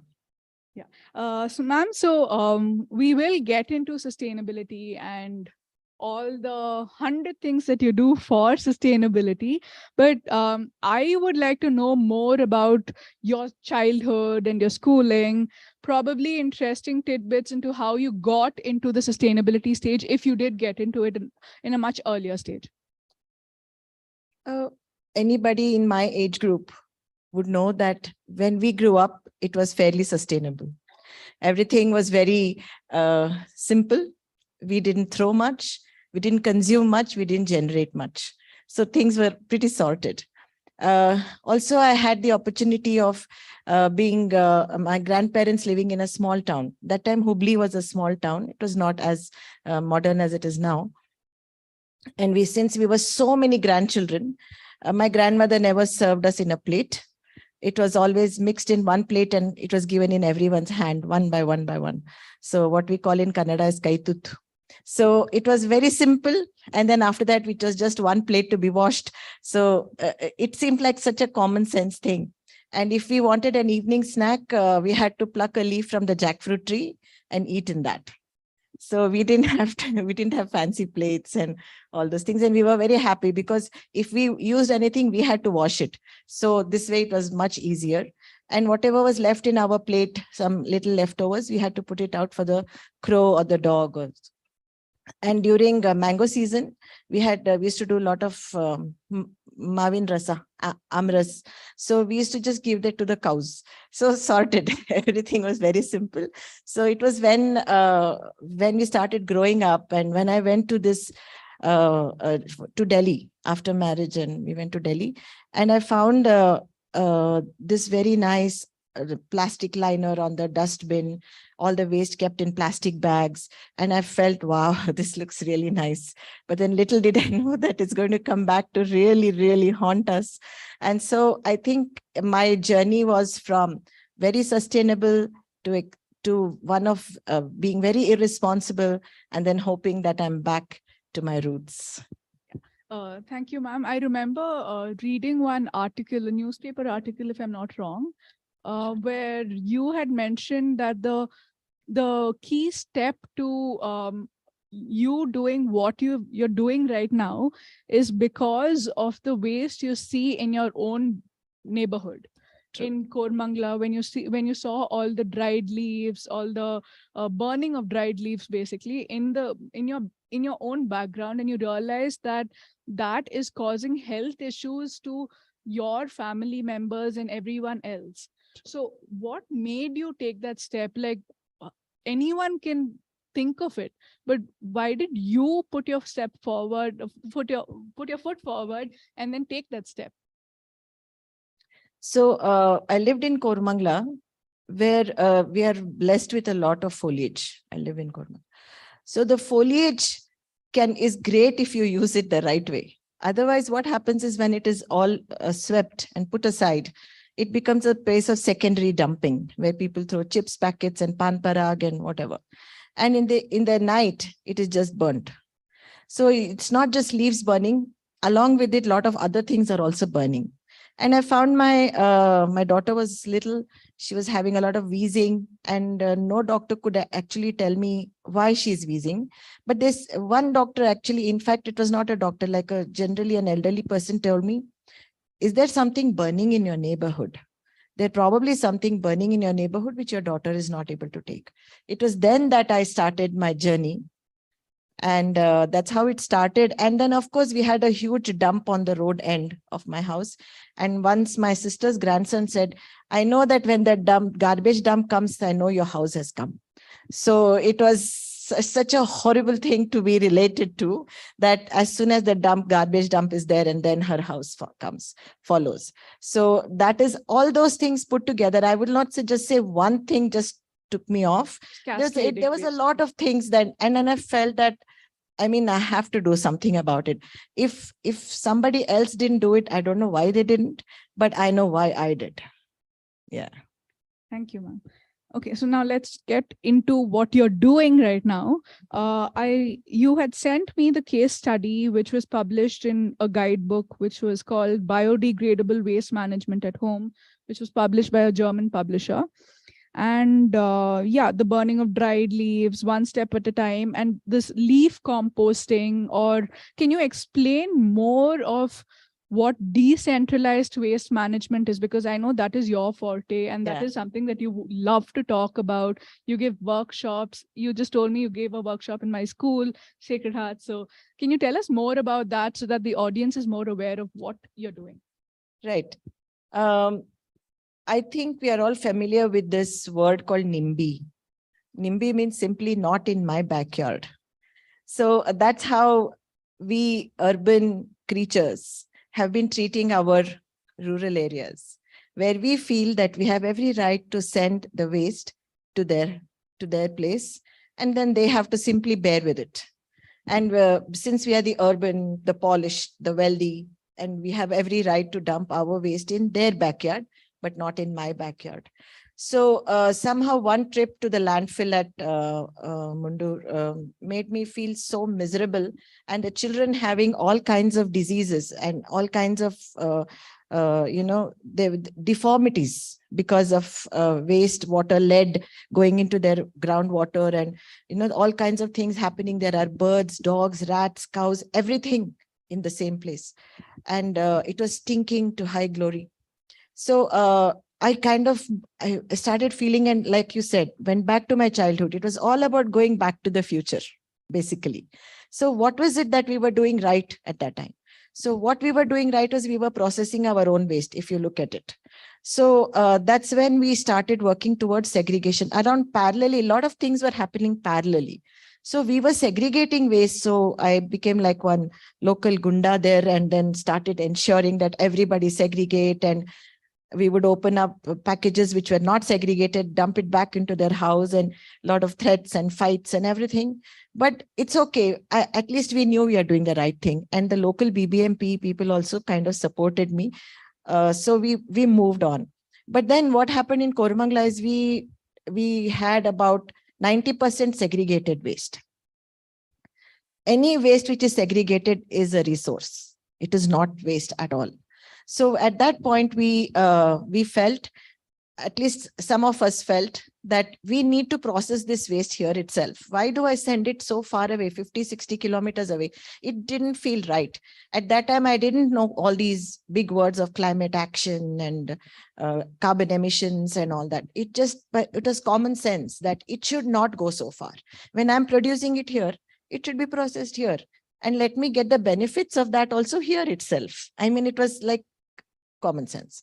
So it was at that point that a couple of us, actually, it was not even a very big team. You don't need a big team to do big things. You just need a few committed people to do it. And then a couple, actually just about two or three of us, we set out on this task of saying, let us do our own segregation. And we had a place earmarked for solid waste management within Koramangala. It was under a high tension wire. So under high tension, you cannot build anything. So that was the only place you can do is manage your waste there. So that is when we said, okay, this place, and there was already some sheds present, but there was no proper designed waste management happening there. So we decided to speak, and somehow I felt also that composting may not be the option here because it is right in the middle of people's offices and all. So when you set up any waste management process, you have to make sure that it's going to sustain. We don't want to have the best practice, what we feel is the best thing, and then it just gets moved out very quickly. So we wanted an anaerobic process and not an aerobic process. So anaerobic will not smell, will have least exposure to air. So there should be no flies and other things. So should make the people around comfortable also. So that is how we started, and then looking for vendors and looking for people who were ready to come and do processing within an enclosed area of a neighborhood. They're all very cagey because they feel that they will be stopped in future by the neighboring residents. So we managed to get him on board. We managed to convince our local MLA. Without the blessings of the local MLA, generally things will not happen. But he was very open to this idea. I wanted to give it a thought. And then the BBMP office, all of them came. It was a long process. It was for about a year and a half. And then finally, everything got in place. And we got the work order. When I say we, it's not me. It's the service provider who got it. And then he set up the 4-ton plant. And that was the first biogas plant set up inside the city limits, and which got 4 tons every day. So what happens with most processing units is they don't get their feed every day. If you have a 4-ton plant and you don't produce 4 tons, if you don't get 4 tons, then you become unviable. So here we ensured, because of our segregation and other things, that they got the 4 tons. They did so well. They got CSR. We got a lot of CSR funding. So we made it 5.5 tons. And then we got more. And now we are doing 8.5 tons. So our plant in Koramangala is the only plant in the country which has an integrated waste yard. When I say integrated waste yard, we process everything there. Dry waste, we do mattresses, we do thermocol, we do, what else? We have our own transfer station, and we do this something I'm missing, e-waste. And we are doing C&D also. C&D means construction and demolition. So from our waste unit in Koramangala, we are processing close to 100 tons a week. So, so that's, that's. Thank you. I feel very proud of this because it is an example that we are setting to people that, hey, all of you can do the same. So, so that's what I mean by decentralization. And the earlier discussion that was happening around sustainability and mobility. So we planned that all the biogas that we are getting, we are of course piping it to a restaurant. I don't know if you all have been to Truffles in Koramangala. It runs on the biogas which has been produced there. So when we talk of circular economy and some COP27 somewhere happening, what we don't realize is it's happening right here in Koramangala. The waste that is going into the processing plant is producing biogas, and it is being piped, not even bottled. It is just being piped to Truffles, and the Truffles waste is coming back to our biogas plant. 100 tons is no small feat. Yeah. It is. No, 100 tons of not wet waste, 100 tons of all waste put together. So we are now signing up with Empire also because of the increased capacity. So Empire is a giant. So the other option when we are talking about sustainability in vehicles, we are planning to run the waste vehicles on our biogas. So that is bio-CNG vehicles. So like electric vehicles may not solve every problem. So we hope biogas will solve, because biogas is waste. As long as waste is there, biogas will be there. So that is a sustainable options. So I feel that decentralization, where it has helped is it makes us feel less guilty. The most important thing, it's less guilty. My waste I'm not sending elsewhere. Like BBMP's slogan is Nam Kasa Nam Jawabdari. So my kasa is not somebody else's problem, it's my problem. So by decentralization, I have effectively made myself feel less guilty that my waste, some other child is not suffering because of my waste. Then the second thing is we are doing all the right things with carbon emissions. So just now that carbon emissions and other things are, it's something to be spoken of, I have made myself also a little bit familiar with these terminologies. So Net zero. Net zero, I don't know, I hope so. But all the funding that we're getting on CSR is because of carbon credits. So these are the few words that we throw around now. We are saving 3,000 tons of carbon emissions per year, just our plant in Koramangala. That has been calculated, 3,000 tons. So just imagine what all of us can do sitting in this room. Just try to do it in our own areas, our own lanes, our own small areas. So the other thing about what you said about the leaf composting. Well, we do have large leaf composting units, but what we did in Koramangala was especially special and very dear to me. Like I said, my whole journey started with leaf burning. We set up leaf composters on our lanes. I welcome all of you to come and have a look and see how well it works. So when the street sweepers sweep, one is they don't have to lug the leaves around to some common place where it is then loaded to an auto. On every street, we have close to 4 leaf composters, every street. So the leaves which are swept are put into the leaf composter then and there itself. And the compost that is the compost that comes from those leaf composters are used by the people living around for their terrace gardens and other things. And also the good thing is, since after puja, people do puja and other festivals, the flowers, they don't feel like putting in the waste auto, which carries other things. So they are now coming and putting it in these leaf composters. So we are having a mix of wonderful leaves, fruits, and flowers. So it's a very rich compost, and it's like who is going to, and then there's a WhatsApp message that goes out now. We have got about 20 kgs of, and it's all done by our street sweepers. They just take it, put it, open it at the bottom. After 40 days, they are able to harvest a lot of compost, and it is just goes like that. And it's all for free. I mean, the leaves are for free. Why shouldn't the compost be for free? So that's how we have managed these little circular loops in our areas where we can do. And I urge all of you to just try, give it a try. I'm not saying you can do it overnight, but give it a try, that it is my waste and it is my responsibility. Yeah, So- basically, waste management begins at home. Yes. Like charity. Yeah, I believe in that because most of my family members also, even living in apartments, do a lot of composting and waste management, because it's not easy to do it in individual. I mean, it is not as easy to do it in individual houses where you have backyards, you have space to conserve or preserve the waste that is generated by the houses. Right. Yeah, ma'am, then one more thing so yeah, one thing I really want to know about, I have read it, but can you tell us about the Madiwala market cleaning? Because I think that is probably the peak point where you reach celebrity status all across Bangalore and Karnataka. So have you all seen Madiwala market long back? And have you all seen it now? So that is actually, you'll be surprised, needed the least intervention. It's the smallest Intervention by? So intervention by us. Okay. So it is simply waste management at the source. We've done just enforced segregation at source.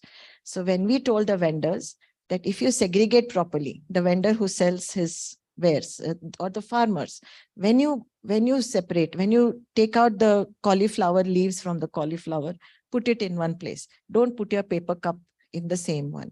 So you segregate into, and we gave them crates. We provided crates. I'm a partner at a philanthropic organization, SVP. So we got some grants. So we gave them all trolleys, and we gave trolleys to the Paurakarmikas.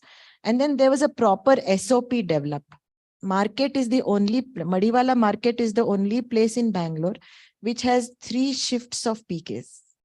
You will never get 3 shifts of PKs anywhere in one day.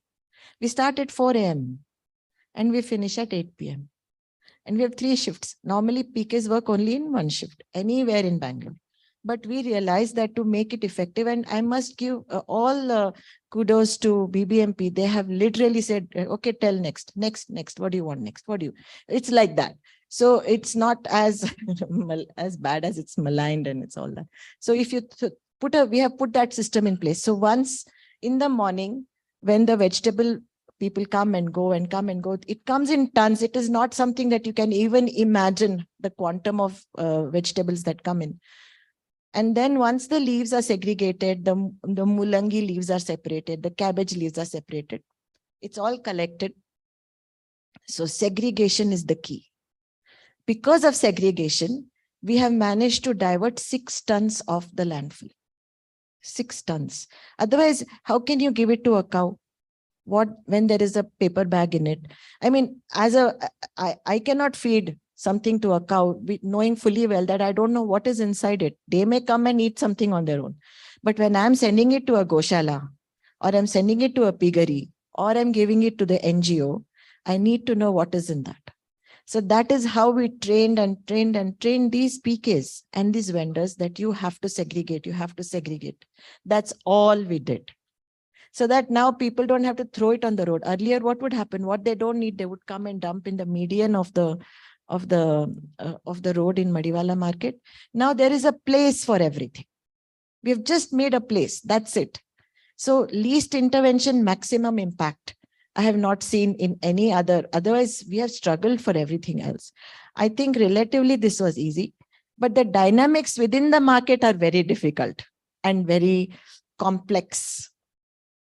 So we had to overcome more than the vegetable or the waste issue. It was the dynamics of the number of stakeholders I didn't even know there were that many stakeholders. I went in because I was embarrassed to death that every time my friends came, they would say, my God, there's a horrible market behind your house. That's all. That was the only reason I went into the market.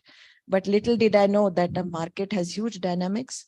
Now we are replicating and scaling it in KR market. So if any of you from your institute wants to come and join me, you're please welcome, because we need help from, we need a lot of help. So in KR market, we will be doing this. We have started the whole program of IEC, which is Information, Education and Communication. So where we are planning, if any of you is good in communicating to vendors, saying how you have to segregate, why you should do it, and where does the produce go. I mean, I'm very happy to I have spoken to Rishikesh also, and I have requested him to give me some students from your institute. So Madiwala market is a huge success, but most of it goes to the people inside who are doing the work, and they continue to do the work. On 11th, I'm taking them on a field trip to Sri Vrindavan Goshala at Kengeri to show them, see what you're doing, and see the cows. They are eating such nice vegetables and leaves that you have helped to segregate. So don't put pan parag and plastic water bottles and paper cups in the garbage. So that is how sensitizing is very important. So that's what I think that has been a big success in Madiwala market. Thank you, ma'am. So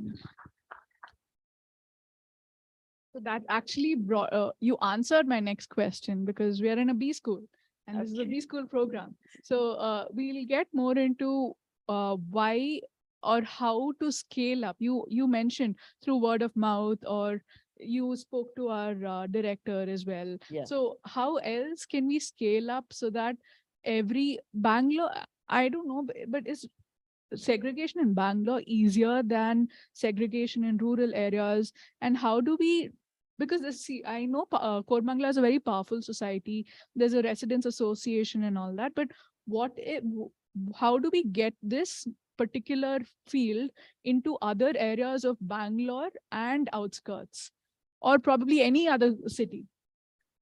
So one good thing is in Bangalore, there is now a rule of segregation. It's an offense if you don't segregate. So that has made us very powerful.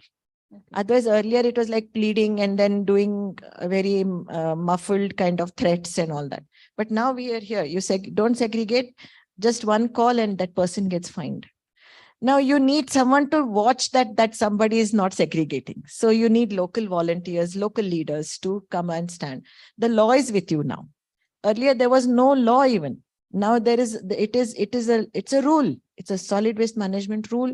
You have to segregate, and if you see anybody littering, they can be fined. Yeah, so just a point to note, when ma'am came to campus and walked into the place where we were sitting, she just kept staring at the water bottle, and she's like, your theme is sustainability. Why is there a water bottle, a plastic water bottle? Not one, there were 6 of them. Yeah, and then quickly they just removed everything and they've kept a jug and a small. I feel it should come more naturally, not because somebody's coming. You know, it's how you have to feel from within. Every time, just I tell my children, they're so irritated when I send them to buy any food. I give them dabbas. So, but then when they bring the dabbas home, they're very happy, because you just open it and start eating instead of cutting the hundreds of things and opening it, pouring it and all that. So I feel now when they want to go out to buy anything, they automatically take the dabbas from the kitchen. So it's a very, sustainability has to come from within. And fortunately, or unfortunately, you children have not have come into this world at a time when it was fully corrupt with plastic. Easy options. So we had like different grades of plastic, and we've introduced a plastic ban as well, right? The single-use plastic. So plastic by itself is not so bad. I mean, it's okay. It's a good material. Even the stent in the heart is made of plastic. So thank God for that. But it is the single-use plastic that we have a problem with. Single-use plastics are very thin and they have very low microns. and they have like a thin layer. Even all the flooding to a large extent can be solved if we have all the drains, drains get cleaned. People throw plastic food or whatever inside a plastic and dump it. When food is inside a plastic, it does not compost, it putrefies. There is a difference between putrefaction and composting. When it putrefies, it stinks and gets more and more other undesirable products being formed. Whereas if you just throw food directly into a drain, probably you're better off, instead of putting it into a plastic and then throwing it. It's like you keep some vegetables in your fridge for the longest time in a plastic bag and then take it out.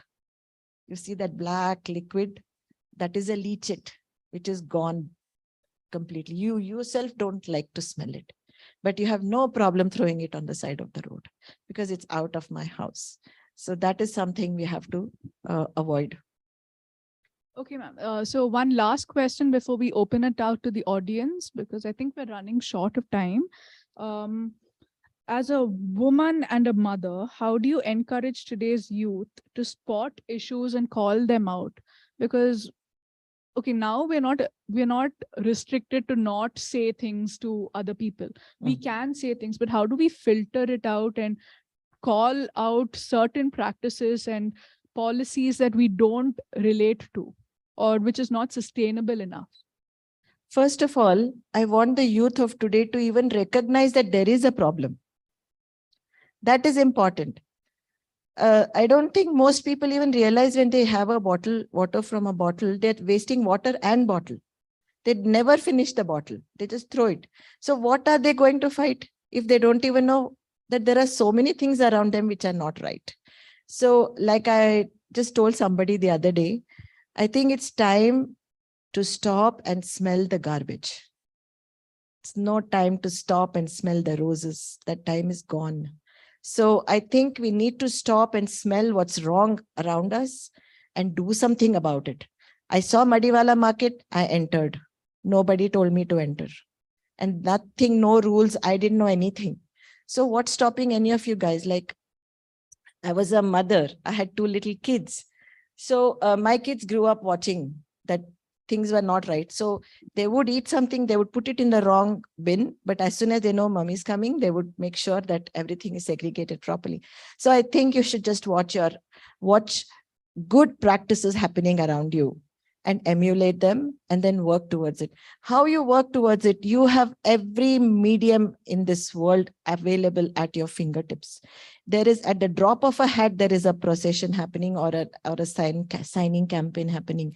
There's nothing stopping you, any of you. As long as you know that this is wrong and you recognize that it is wrong, I'm sure you will do something to take care of it.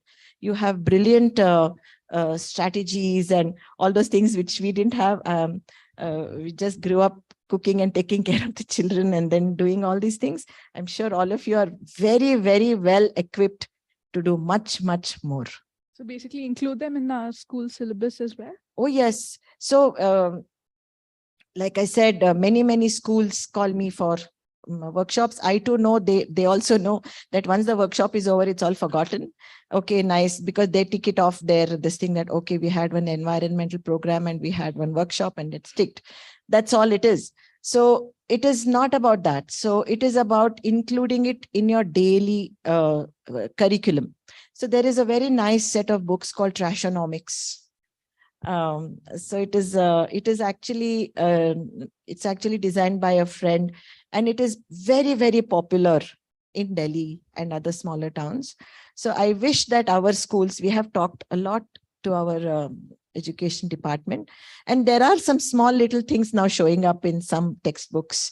There is a lot of talk about segregation. There are things happening, but you're right. We should introduce it in the school. But the thing is, the people who teach it should really know that subject, because there are so many misconceptions regarding this. Some people say it's a 2-way segregation. That is totally wrong. You do 2-way segregation, you're completely wrong. It has to be a 3-way segregation. So there should be very responsible curriculum making.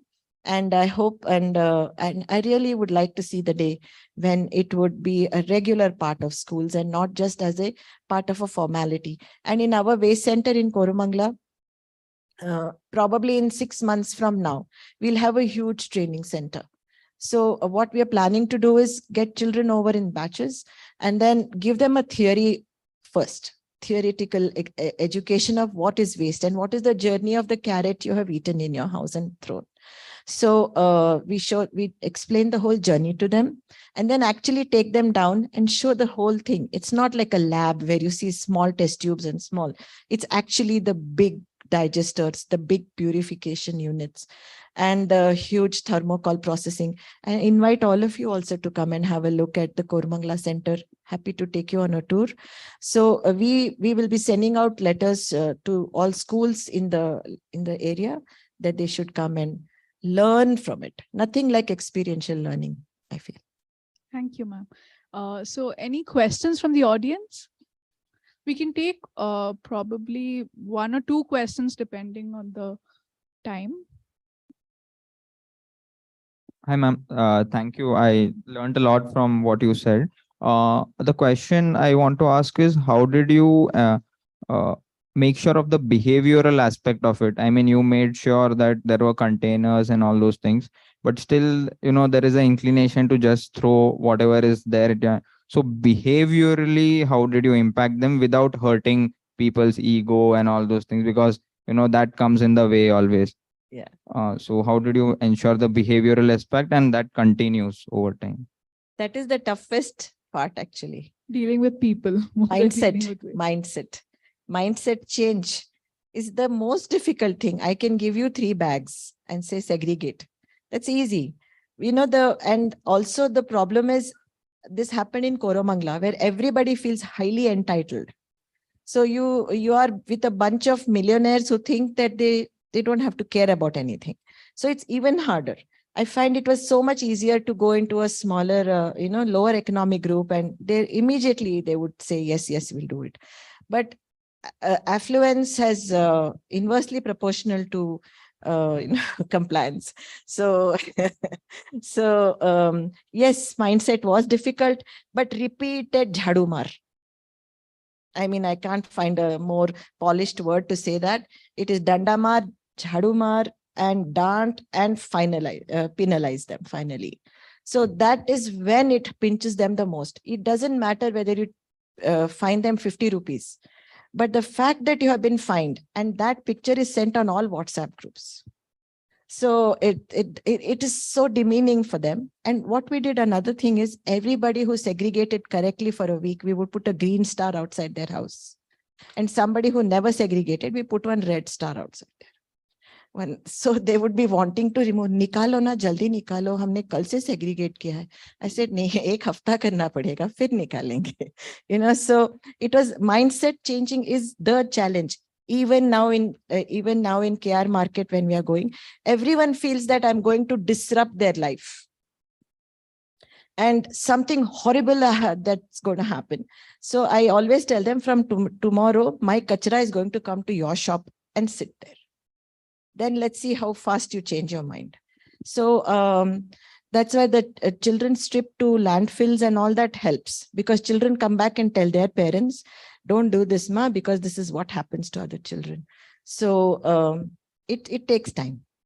It's not, there is no easy way out of that. Thank you, ma'am. And thank you for the question. Unfortunately, we don't have time. Okay, it's a short one, right? Yes. Ma'am, not a question, but just a thought. I resonate a lot with what you said. Decentralized waste management, segregation and regeneration at source is definitely the way to go. And we have seen news wherein in North India, there are large dumps where the waste is integrated and there's no way to regenerate it. Yeah. So what I feel is, while what you said is right, we cannot expect 1.6 billion of population to be aware and conscious and know these things and practice it. So if this has to be the way of life, it has to come from top. Correct. The regulation has to come from the government. Yes. And that is the way to go. You said it is a common sense, and it's a pity, no offense to anybody. It's a pity that most of us have lost it, lost the common sense. True. Thank you. The reason why Indore is now 7-star and none of us is because it came from the top. In Bangalore, it's going from the down up. Anything that comes top down works faster. Thank you so much, ma'am. And thanks everyone in the audience and everyone watching online for taking part in this very eventful, insightful session on waste management and sustainability, basically. So if you want to reach out to her, reach out to me. I'll redirect you to her. And anything. Yeah, one thing that I really wanted to tell was start at home and you see what you believe. So if you want to step in and work with her and see the garbage, see the compost, see the result of all the good things that are happening, please come forward and we'll make obviously Bangalore and the world a better place. Thank you so much, ma'am. And as a token of appreciation, I would like to call Alo. Okay, Ankita. Ankita can come. We just a small token of appreciation. I hope you find it sustainable enough. Thank you.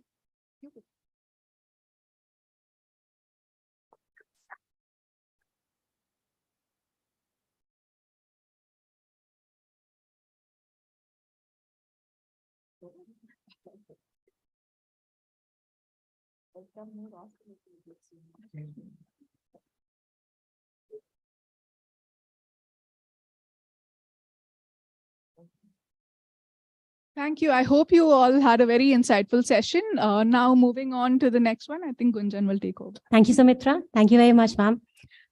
Moving ahead with the event, we have Anupama Kondaya, who is a research scholar with IIM Bangalore, specializing in the field of organizational behavior and HR management. We would like to request her to introduce our next keynote speaker for the day and moderate the discussion.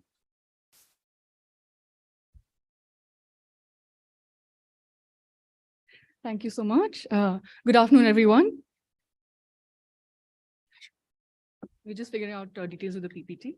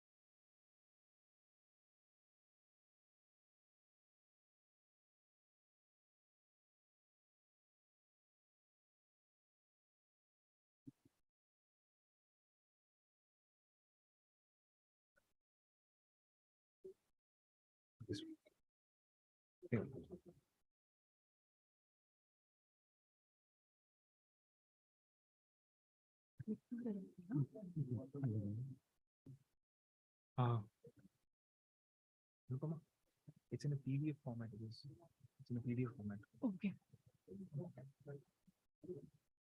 So we might have to scroll down. This will work. You need to share one. Yeah, this needs to be shared. Check. Yeah. We need to share this, right? So we'll stop first. Introduction हो जाएगा. फिर इसके बाद share. अभी ready हो जाएगा.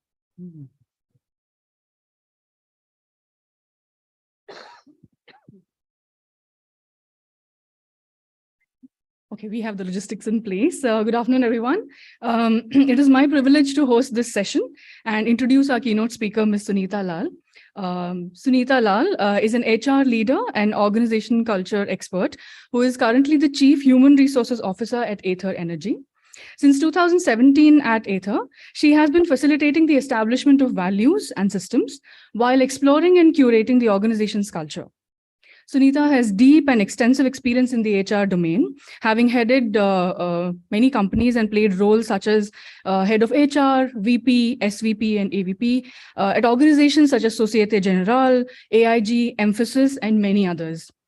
She has an interest in yoga, philosophy, and is a strong believer in the power of storytelling, all of which she tries to bring to her work in building culture, diversity and inclusion, mindful leadership, and organizational behavior.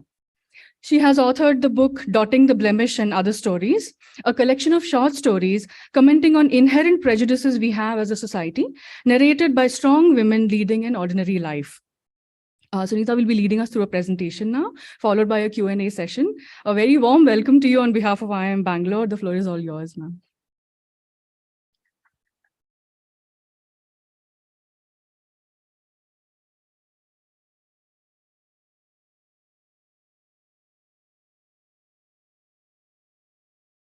Share it for people to view on YouTube. Yeah. Cool. The clicker is not working. Yeah, it will work. Okay.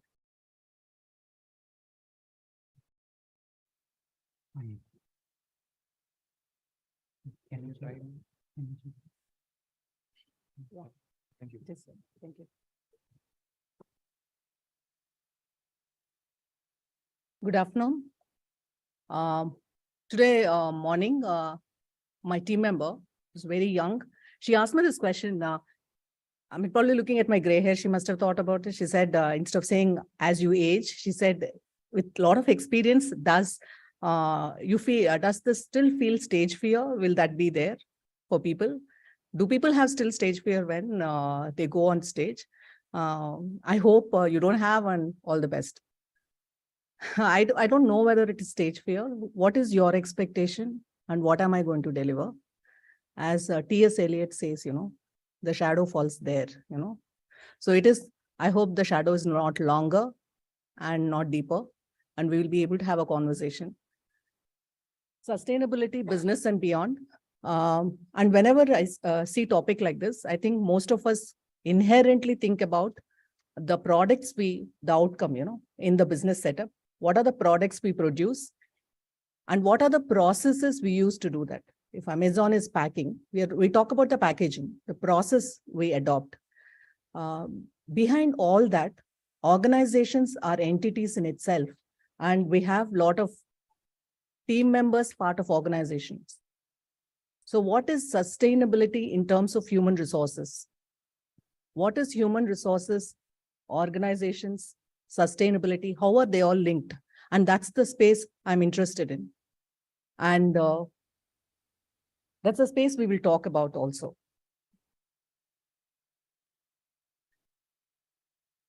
When we look at human race, I think inherently we ask this question to ourselves, whether Ramana Maharshi asked this question saying, who am I? Whether it is a deep question as who am I? Or a question in the midlife crisis we all have, what am I doing here, by the way? Okay, why am I here? All of these questions humans do have. Whether they have it during a crisis, during an aha moment, or in generally when they're traveling through the road, as every day they come to office and they see their manager screaming at them, they look at themselves and say, what the hell am I doing here, by the way? Or when they're really doing some deep work, they feel connected with the work and feel, wow, this is exactly why I'm here. Okay. The question is, we search for purpose. And that is eternal search for purpose is what is deep rooted in all of us. And this is what we actually work for. We sometimes do not want to stop and think about it. So we keep ourselves busy because we are afraid that if we stop and think, this question will haunt us. So either we're escaping this question or we are actually thinking about this question. But this is the question we all are. What's the purpose? And our place in this world. See, the second thing which is we all search for is, many times we think it is our identity, but beyond identity, we also search for our place in the world we are, in the groups we work with, in the families we are related to, in the friends with which we see. So inherently, human resources look for this in organizations they work. We forget the moment they come into organizations, we forget they have all of these aspirations outside and they're coming inside the organization. We assume automatically that they're here to deliver results. Okay. Beyond delivering results, these are the things that we all look for and work for. What does sustainability mean to all of us? Each one has a piece of a puzzle there, isn't it? It might be about reuse, recycle. Some answers? I know this is after lunch. Minimalistic, reduce. Yes, some part of the puzzle we all have, isn't it? It's not the whole, but some part of it we work with and we engage with, we commit also. Okay. So the question is, what does sustainability mean for the business? Is it reducing waste, recycling waste? Is coming up with products that don't hurt the system? All of this, some of this, and beyond. And that beyond is what we will talk. Okay. Because for me, inherently, I'm very puzzled and I keep thinking about, we always assign sustainability to something which is physical, which is materialistic, and we look at that and talk about sustainability. But inherently, sustainability is something which is very intrinsic to a human being. How much of space I'm using? Do I need that? Actually, the panel before me, they were talking about, if I have some 2 huge batteries, I would like to have that I'm sure it must be some big car he was talking about. But he asked a very specific question. Do I need it? Okay.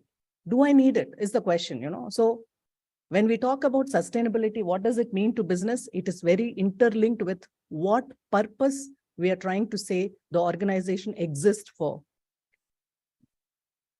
Organizations are like living entities. Okay. They breathe because it is people aspiration they hold together, they work with. It also holds together the anxiety of the people who work there, their aspirations. And today, when we look at talk about layoffs, we talk about profitability, all of that. In reality, all of that is about the human beings in the system. Okay. And how the system has been evolved and worked with. Okay. So organizations are created, they grow, sometimes die, they branch, they become new entities. All of this happens with organizations. Okay. And that's the beauty of organizations. And we actually look at it like a physical space. IBM Knowledge Park, my office is on the 3rd floor, my 2nd floor. All the stories, you know, it's a physical entity we relate to, but it's a breathing, living structure. When do organizations become toxic? I mean, don't tell me that you have never heard of organizations becoming toxic. They do become toxic, isn't it? And who makes them toxic? Yeah. So we make them toxic, isn't it?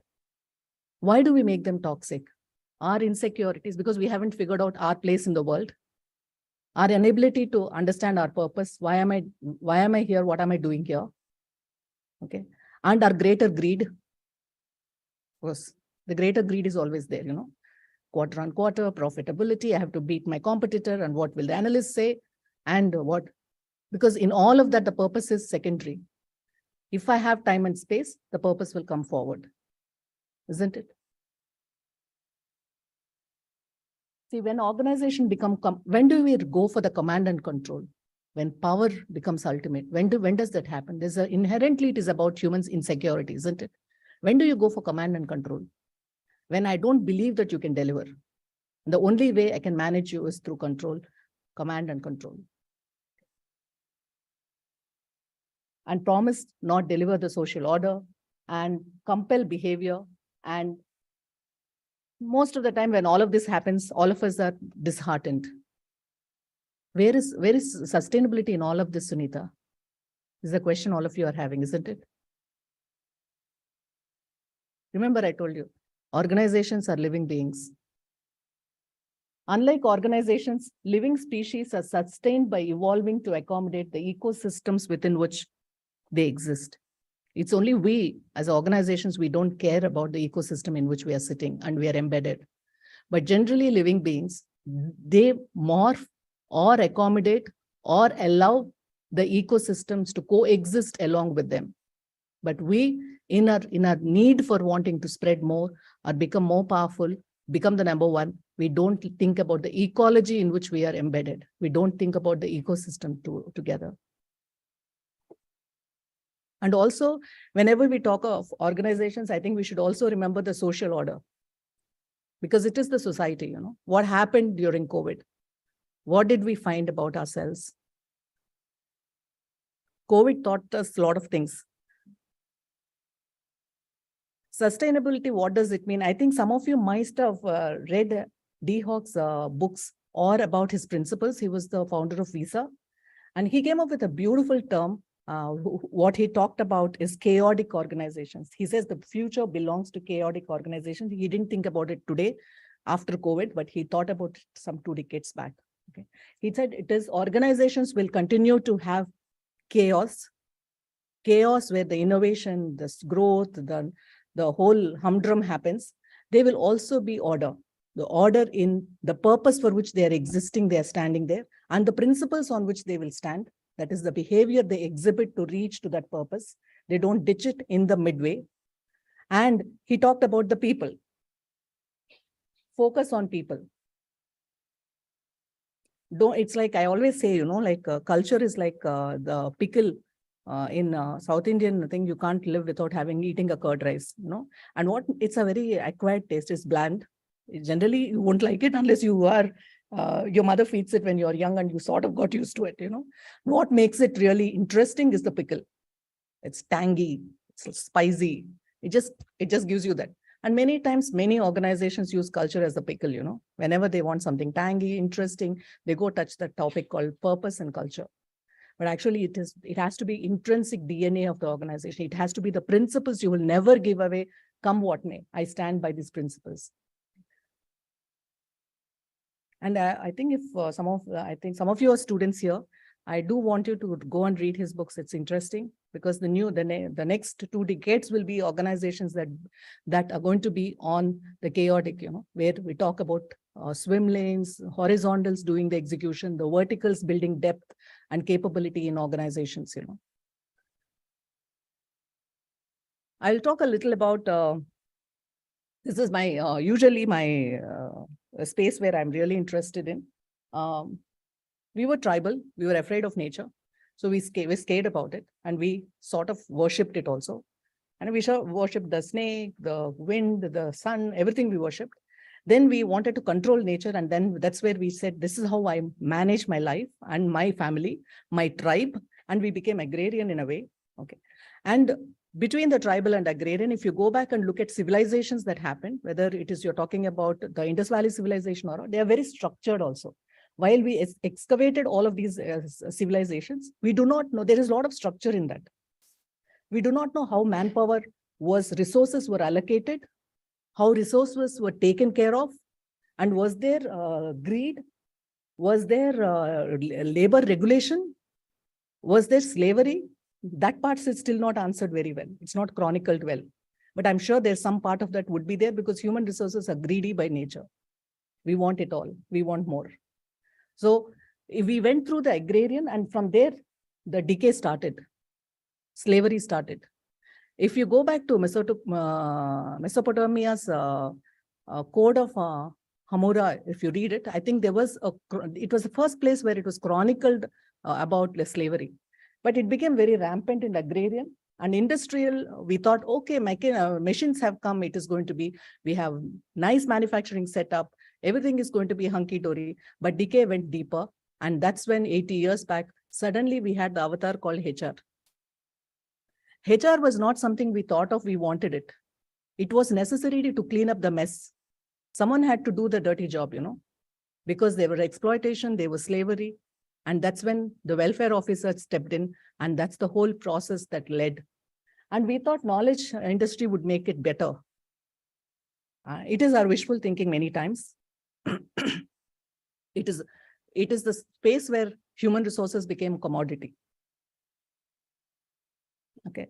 And when you talk about sustainable organizations, you fundamentally have to go back to this purpose and principles on which we have to base our organizations. How do we treat our human resources? And because these are the human resources who are going to design the products, who are going to think of the ecology outside, this is the human resources that are going to think about the customers. And if you don't look at the organization, the entity system as an entity, I think you will struggle. So the question is, where do we go from here and how do we find purpose?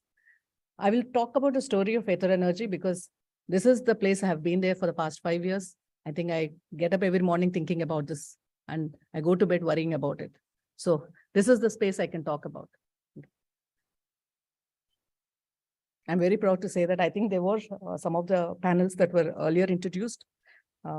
We are the first truly intelligent high performance electric scooter we brought out. And I joined, I think by then already organization was 2 years old and we were around 100 people. In 2017, I joined us. And we also started, many people think about the electric scooter, they forget about the grid and they forget about the battery. All of these were designed and manufactured at Ather. And we are a bunch of very curious, very talented, very passionate people. And we always say that we are nothing but crazy. When we say crazy, it's not about losing the mind, but finding a solution for a given problem. How do you passionately look for that solution? How do you want to go beyond what is out there? How do you bring together people like this and still continue to have purpose in the organization? And our culture we define as think as a species. Can you think beyond yourself, your department? Can you think of, can you go beyond and think as a species? And that's the culture, collective we work towards. And a lot of what work we do, we go back to this statement and say, is it aligning with the purpose? Are we thinking as a species? Or are we thinking about ourselves? Am I thinking about my next promotion? Am I thinking about my friend joining the organization? But am I thinking about the species in itself? Do we have space for it? From 2017, I think the journey has been intentionally building culture. I don't want to say that I went there and I started this whole process about culture. Ather inherently already had good culture. That is primarily because of 2 founders who believed it and the first 50 who joined believing them. So there was already purpose. There was already alignment philosophically. All I had to do is intentionally start building culture. When you have 50 people, 100 people, the underbelly is not as ugly. The underbelly of the organization start emerging as you start growing.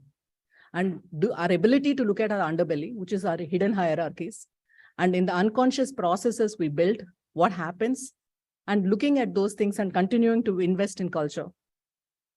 Culture Conversations is a space at Ather where we work on trying to talk about culture. Very intense conversations, very open, and it happens once in 18 months. The first culture conversations led us to actually articulating our values and behaviors. Why do we have these conversations? How are they structured? They're structured as focus groups, and around 1.5 hours we talk, free-flowing conversations. And we talk about the here and now. How are you experiencing Ather?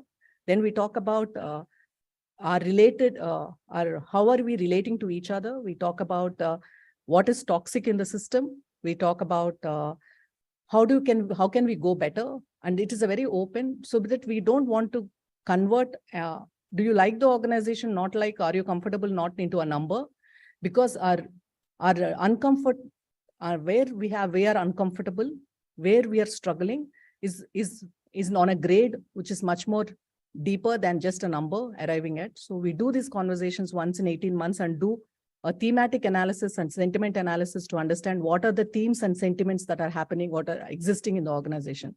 We are as an organization very analytical.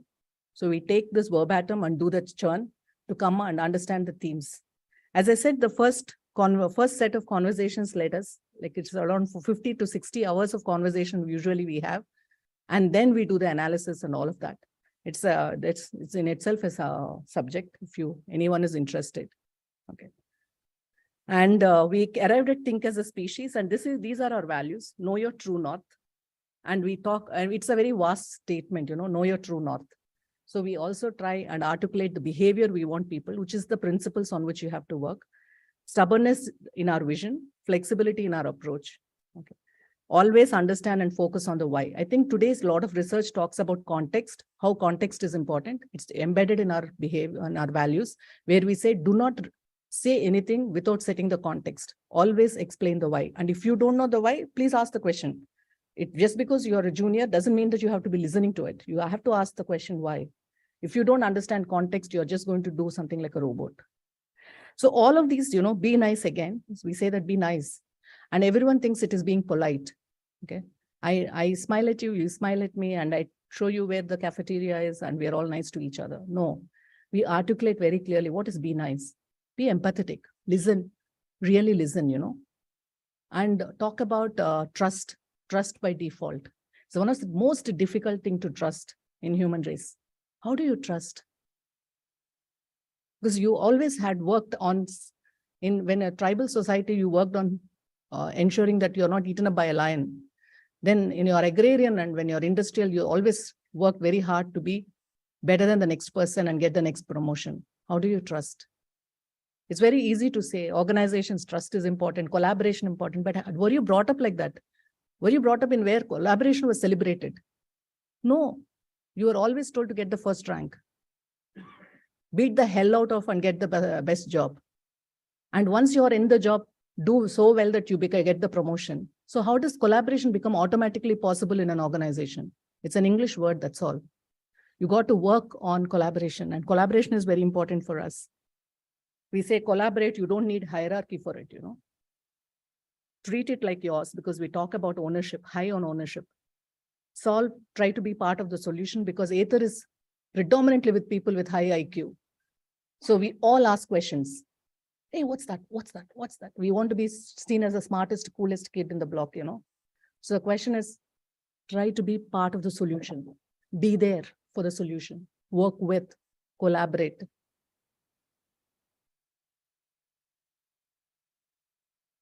I'll give sometimes when we say statements like this, we are working on culture, it becomes like a motherhood statement.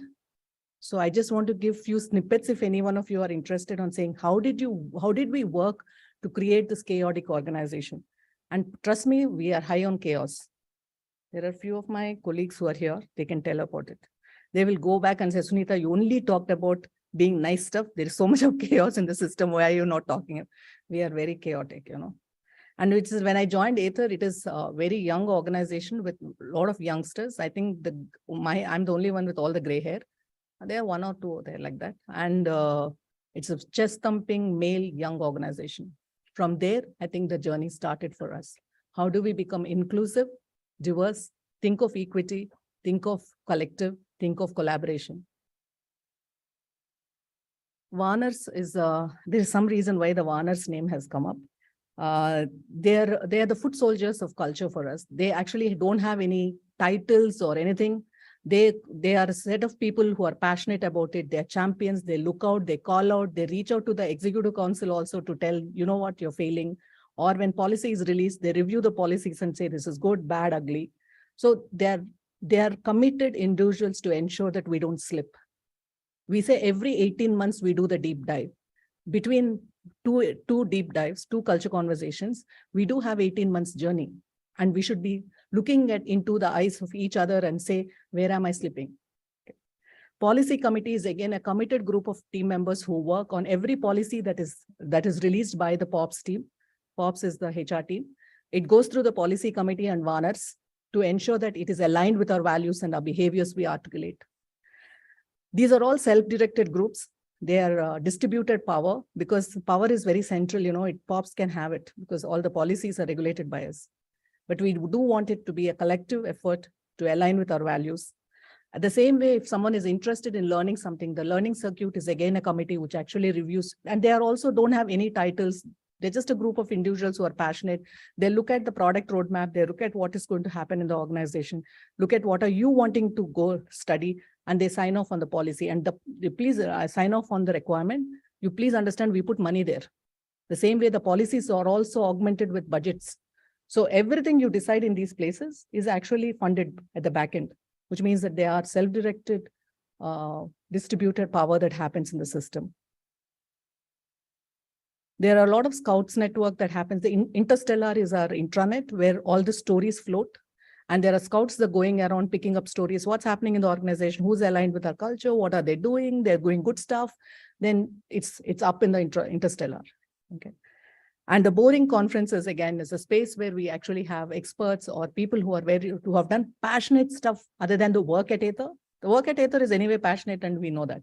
The question is, do you do something outside of organization which you're committed, passionate about? And some of our team members be part of the boring conference. Sometimes we bring experts. The reason why I do all of this is we want to tell people that what does it feel like to be passionate and committed and search for purpose?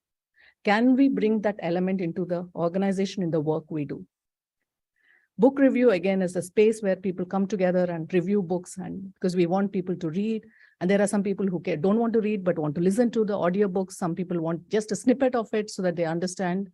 And study circle is again a committed group of people who come regularly once a month and talk about a deep subject on which the others listen. These are all people doing beyond their normal work hours, committed to ensuring that we create the groups, again, self-organizing. There's nothing to do with your appraisal system tied to this. It's ours is a matrix organization. It is somewhat a helix in a way, but I can't explain to the organization what helix is. So I'm okay at this point of saying it's a matrix organization where we talk of verticals and horizontals. The swim lanes is a place cross-functional group come together. There is again no authority given. It is a collaboration, a collaborated effort and negotiated authority. This authority is not given by the structure. They all come together, they take up a piece of work and they deliver. So all work happens on the horizontals, and the verticals are the function heads where we have deep knowledge, capability, and capacity being built. It is very different in the way it works usually in the industry where the control and command is with the function head.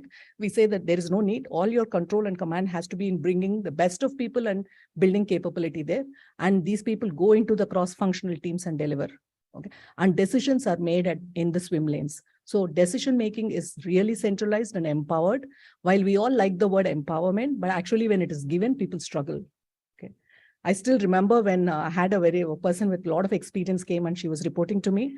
She's an amazing talent. I asked her, from your previous organization when you joined Aether, what was the difference you felt? She said, look, I come to you for decisions, and whenever I come to you, you ask me, what do you think? And usually I'm used to me telling the problem statement to my manager and the manager telling what to do, and I use executing it very well. Okay, but here, every time I come, I've been asked to make a decision.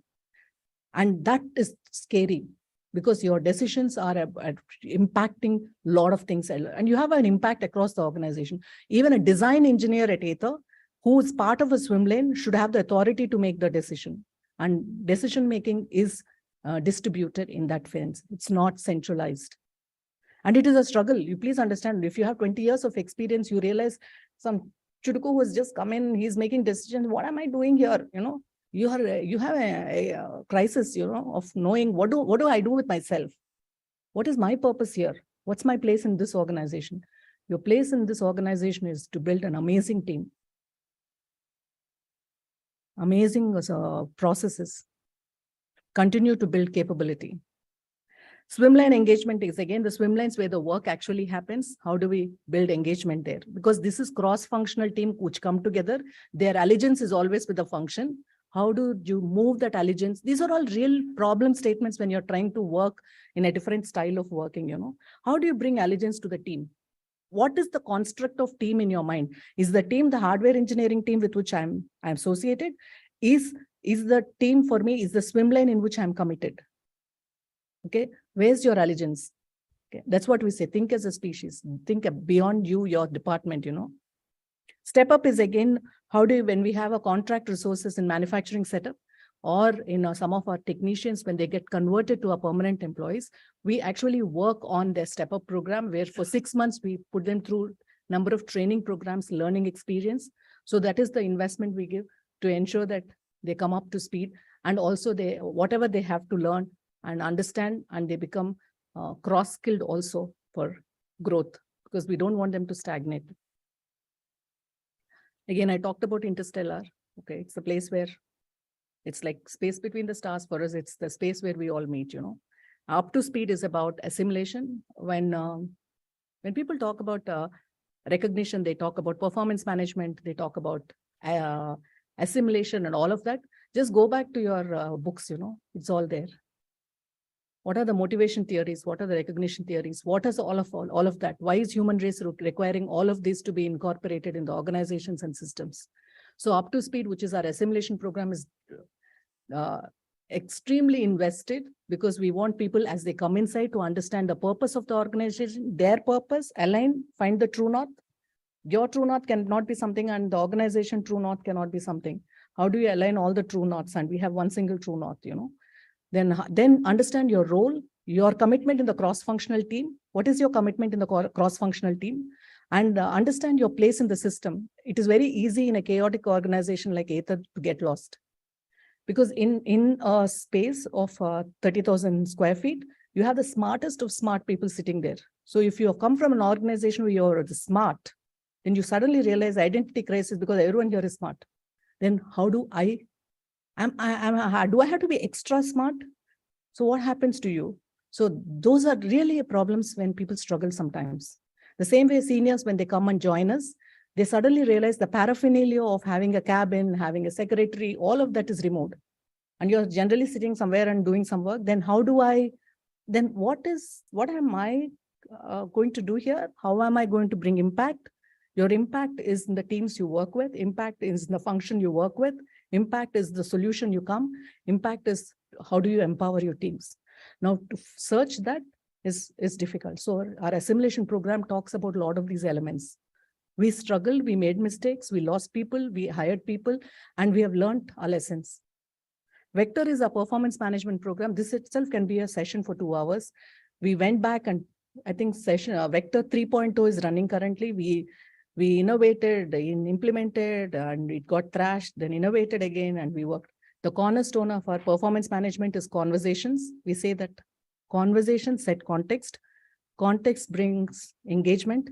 Engagement will bring commitment. Don't talk about performance without all of the other elements. Okay. How do you bring context to performance management?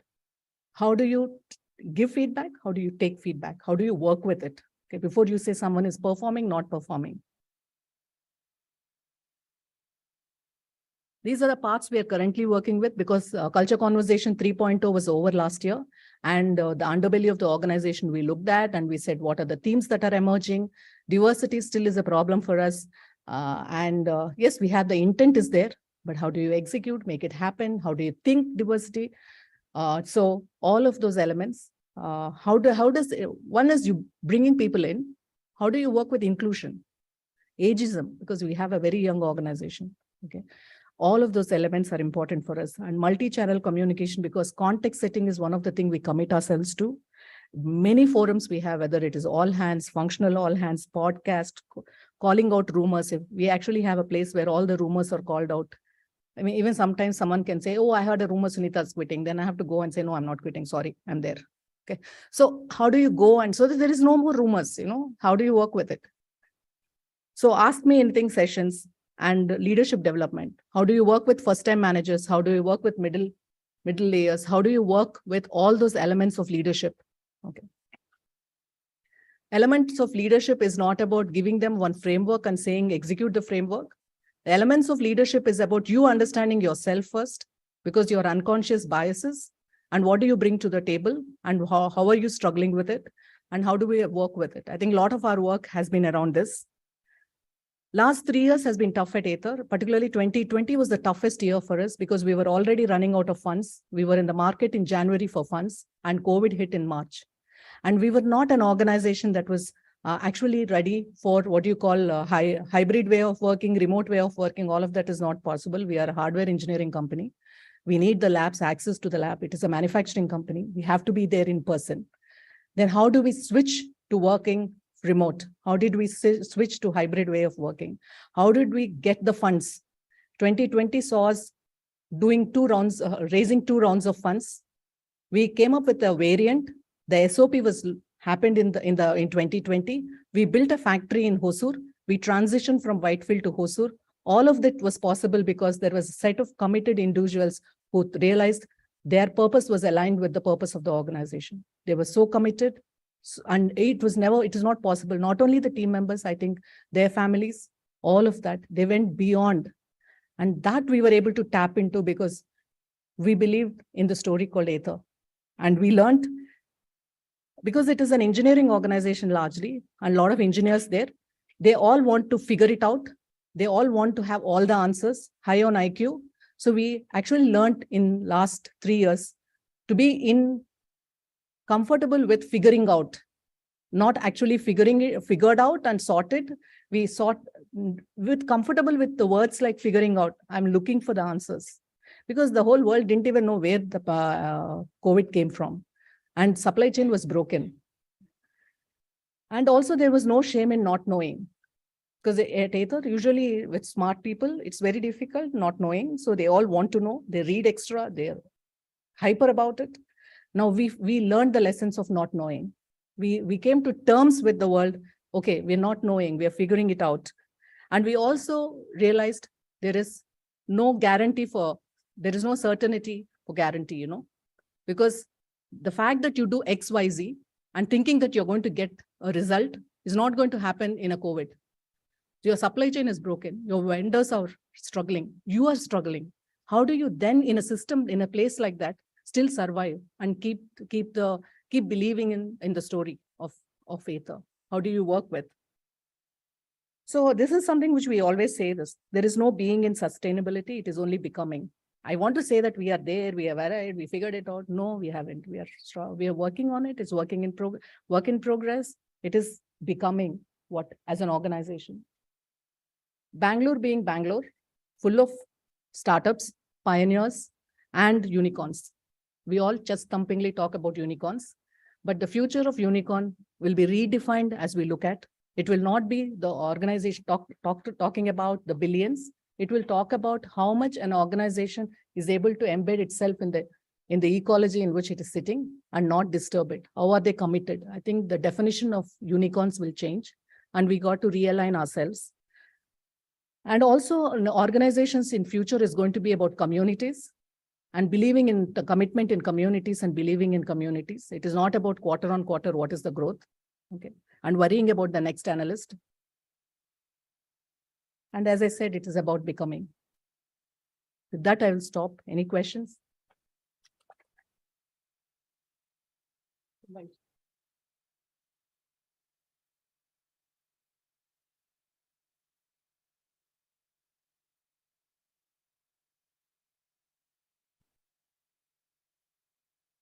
Thank you so very much for that presentation. I think there's so much food for thought in there.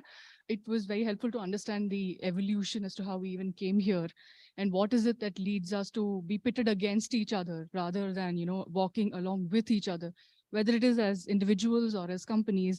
And also then taking us to the idea, this beautiful idea of a chaotic organization. And how is it that you have operationalized it at Aether? Some very, very fascinating features, which I think, as you said, each of them deserves its own session, its own discussion. So thank you so much for all the inputs and insights. You've already touched upon a few of these elements in terms of how is it that you've continued to maintain this culture in the face of growth, and you are set to grow further. And also there's been uncertainty in the last couple of years. There've been challenges. Would you be able to shed some light a little bit more on how your culture helped you deal with all this and how you see this being maintained further as you become an even bigger organization?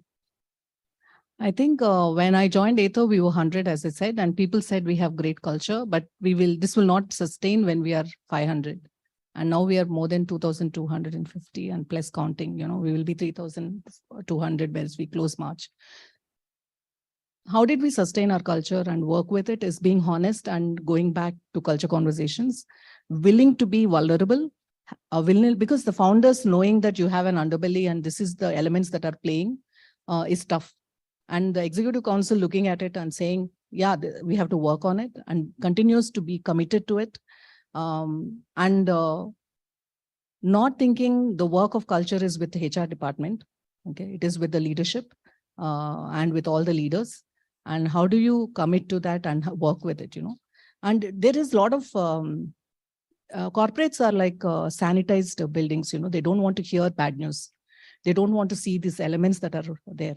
How do you continue to engage in having that conversation is important, you know. If someone says, I want to work on culture, it is deep, long-term effort, you know, and it is a continuous thing. If you forget about it for 6 months, you know what is growing underneath the carpet. You won't have a clue of it, you know. So continuously being committed to it. You know? Thank you so much. I think it's important, as you said, to avoid the drift.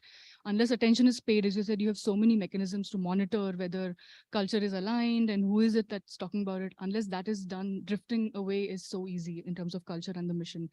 Thank you for that. And you mentioned a very important thing just now in terms of the leadership. And there are so many present and future leaders in the audience right now.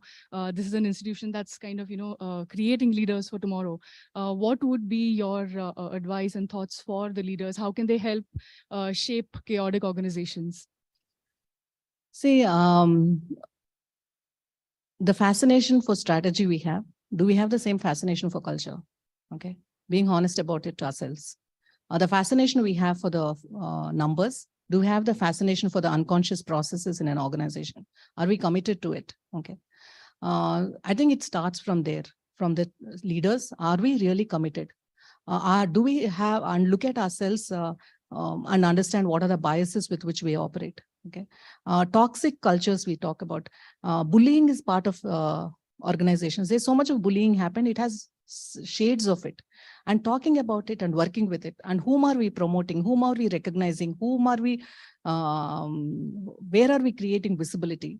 What is the line of sight of the leaders, and what are they working with? Favoritism, bullying, all of these elements and envy, okay, power centers. Working with it is leaders' job. What else is their job then? I mean, don't tell me it's about a strategy. A young gun who's coming out of college, if he or she sits and works on it, they can come up with a better strategy. They're working with teams like this and continue to be committed to culture is very important. And it is a difficult task. That's why we avoid having those honest conversations, and we keep ourselves busy with fancy terms and say that this is something which I can fix later, but you can't fix it, Thank you so much for that. I think in the interest of time, we might have to skip the audience questions, but I think many of us can relate to the culture you shared at Aether in terms of having people. This is one of the premier institutions in the country, but how do we begin to think of ourselves as a species and not just as individuals? I think there's a lot to take away from your talk. And also, as we go back to our organizations, students of the PGPM community, and we think of IMB, how can we build an organization of the sort that you just kind of showed us? And we're very, very thankful to you for all of your thoughts today. And we'd love to felicitate you for being here.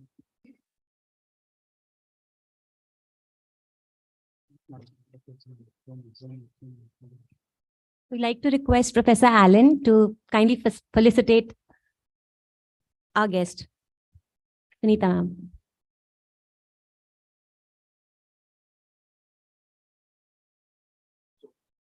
Thank you very much for your kind presence here.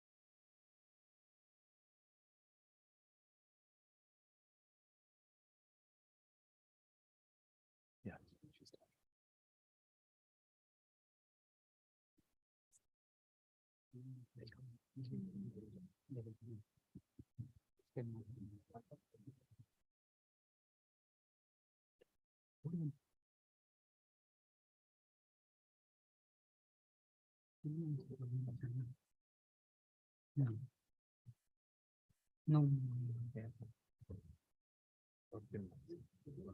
Spotlight.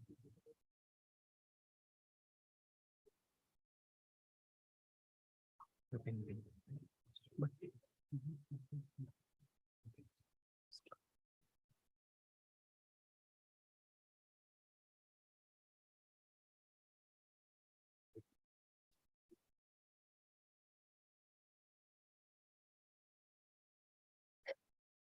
Hi, Amitav sir, can you hear us?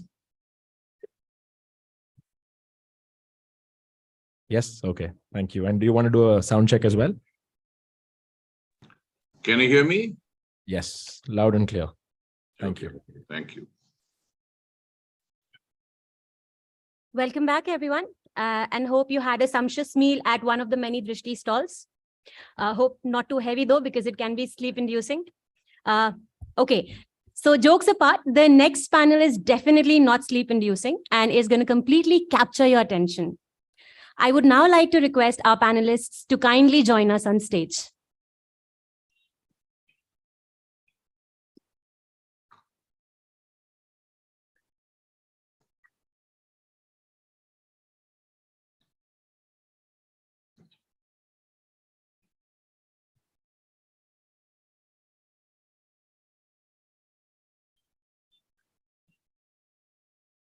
Art is an expression of creativity and imagination. It is also a relationship between the artist and the audience. While we understand the impacts of climate change and catastrophe, the medium of communicating and bringing clarity also becomes equally significant and an urgent matter of discussion. To discuss the nuances of the topic, we have with us a huge stalwart of Indian theatre, Mrs. Arundhati Nag. She is the chief trustee of the Sanket Trust and the be-all and end-all of everything at Rangashankara. She has been involved with multilingual theatre in India in various capacities, such as an actress, a director, producer, and much, much more for over 25 years. She has performed in several plays in Kannada, Hindi, Marathi, Gujarati, and English, including Girish Karnad's Anju Mallige, number 27 Mavalli Circle, Girish Karnad's Nagamandala, Mother Courage, and Bikhre Bimb, to name just a few gems. Aru Akka, as she is affectionately addressed, is the bastion of Indian theatre and is the single-handed force behind Rangashankara, the world-renowned theatre for performing arts right here in JP Nagar, and is holding strong the culture of theatre and arts here in Bangalore. She has built Rangashankara brick by brick and continues to steer the ship. Aru Akka is a recipient of the Sangeet Natak Academy Award, a Star Screen Award, a National Film Award, and also a Padma Shri. A very warm welcome to you, Aru Akka.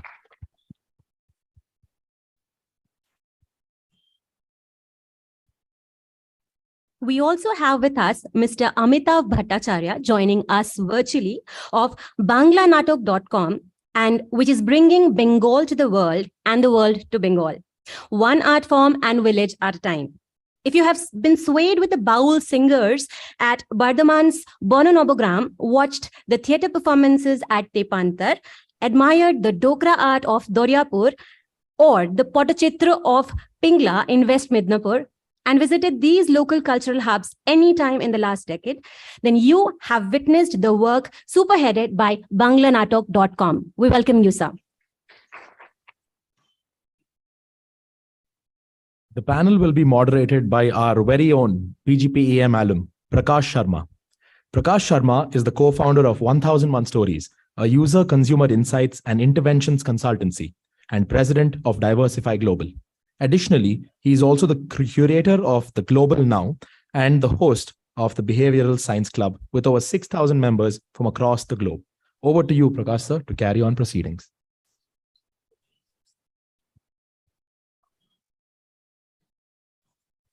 Thank you all for being here. Is it loud and clear? Is it too loud, too soft? Just perfect, right? Before we start, we should know who our audience is. Makes sense. 1, 2, 3, 4 small questions here, right? Just indulge us. How many out here are married? Just all right, nice. All right. How many of us have got children? Right. All right, good. How many of us are confident that we are going to definitely give them a financially secure future? We're gonna. All right. We are doing an MBA out here. I want all the hands almost going up. Those who have kids and those who eventually will have kids, right? All right. All right. How many of us are confident that we're also going to leave to our children, our future generation, a livable or breathable planet? 1, 2, oh my, 3. All right. All right. Thank you all. And a last question. Anyone out here got stuck in the rains a few months ago? Famous. It made us famous across the globe. 1, 2, just 2, 3, 4, 5. Do we know people who got stuck in the rains? Are there people who claim that they got stuck in the rains because then they could work from home? Yes, all right, all right. Okay, the camera's on us. Thank you all for being here with us. We are all very sleepy. They've had their lunch, right? So we'll just bring out the obvious out there. So I think we should just try to have this session this way, ma'am. We'll just bring out and Dada, right? That's how we'll do it. I mean, Dada, I'm looking here, so you're behind, us on the stage. I think we'll figure it out. We'll try to bring out things that we don't talk about. I think that's how we'll conduct this whole session. So the first thing is we are all sleepy. Not you, man. I think the world is sleepy. The The world world is is sleeping. The world is Better sleepy. wake up. Nada, what about you? How are you doing today? Hello, Amitav. Yeah, hi. Dada, are you really sleeping or? No, he Oh, can't when are you be. He's referring, in the Dada? I midst didn't of a understand fest. that. It's for me. Okay, yes. No, I think world is not sleeping. Probably sometimes what happens, world is apparently sleeping. So it needs catalysts to tell them that, hey, it's time to wake up. Fantastic. I think we should start with that. Like, why do we even need this panel in the first place? Why the owners on arts and the artists? We are not the ones who caused the climate change, did we?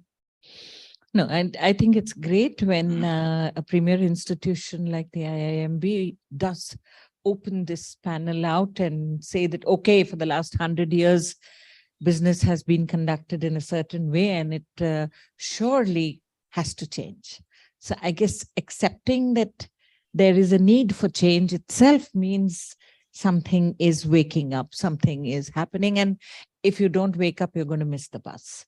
You're going to be part of that whole contingent that's going to take the boat and drown with it.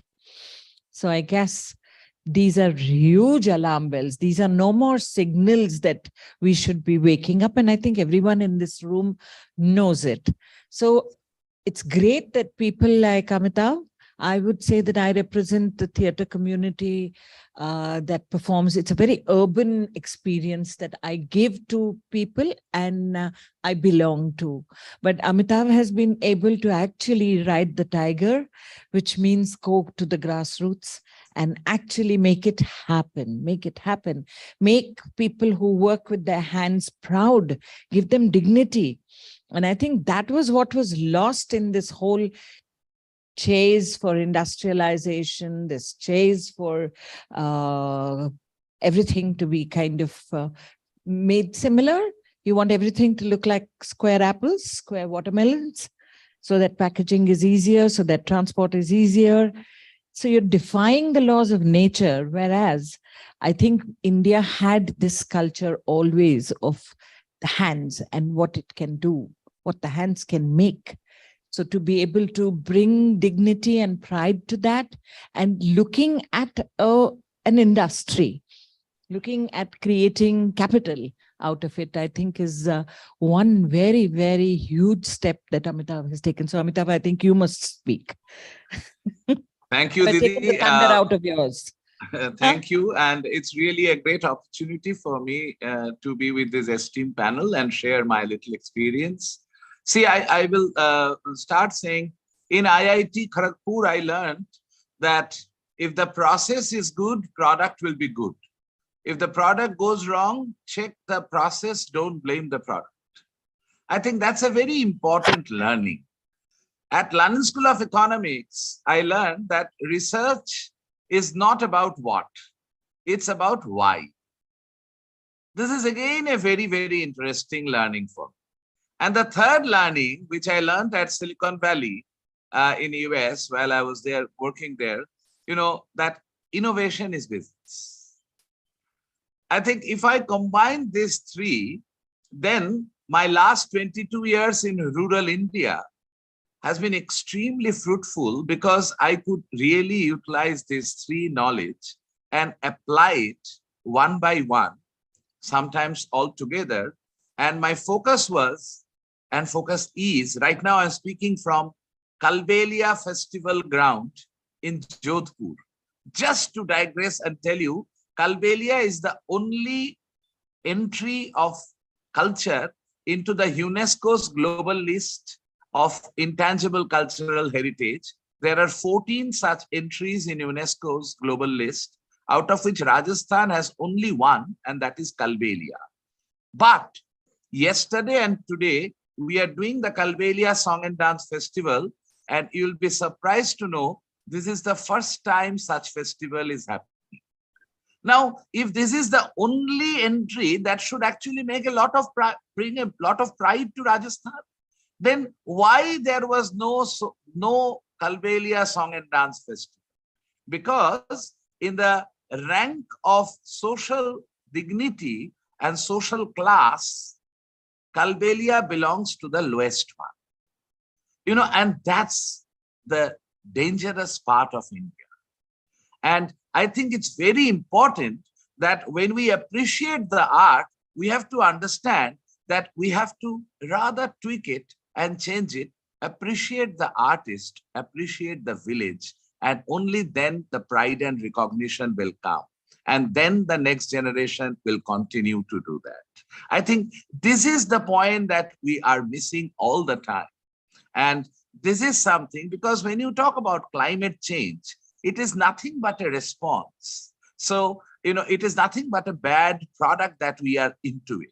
When I heard that Prakash said that only few hands are up, that, you know, how many of us are expecting our children to be in the safe environment, that means we are already in and heading towards even a worse environment. But it is a product. Now, when there is a bad product, don't blame the product. Check the process and improve the process. Now, what was the process supposed to be? What is the process now? And where we are going? Is greed killing us?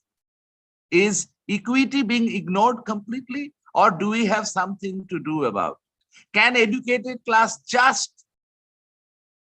Are we looking for air-conditioned thing even in Sundarban, or in the name of ecotourism? Our questions need to be answered only through a mirror. I think all of us need to do that. And that is what climate change, and this is a very important question when Prakash said, can art, I mean, is it only the art's responsibility? No, it's probably the communication need, but art probably is the best medium for communication. And that's why I agree with Arundhati completely that it's wonderful to see that IIM Bangalore has taken this gigantic step that, yes, it is an important issue to be addressed, and let's call some of the art people to talk about it, and let's see what comes here. Thank you so much for that. Now, Nada, before we started our session, there was a lovely slide from the previous session here on the screen.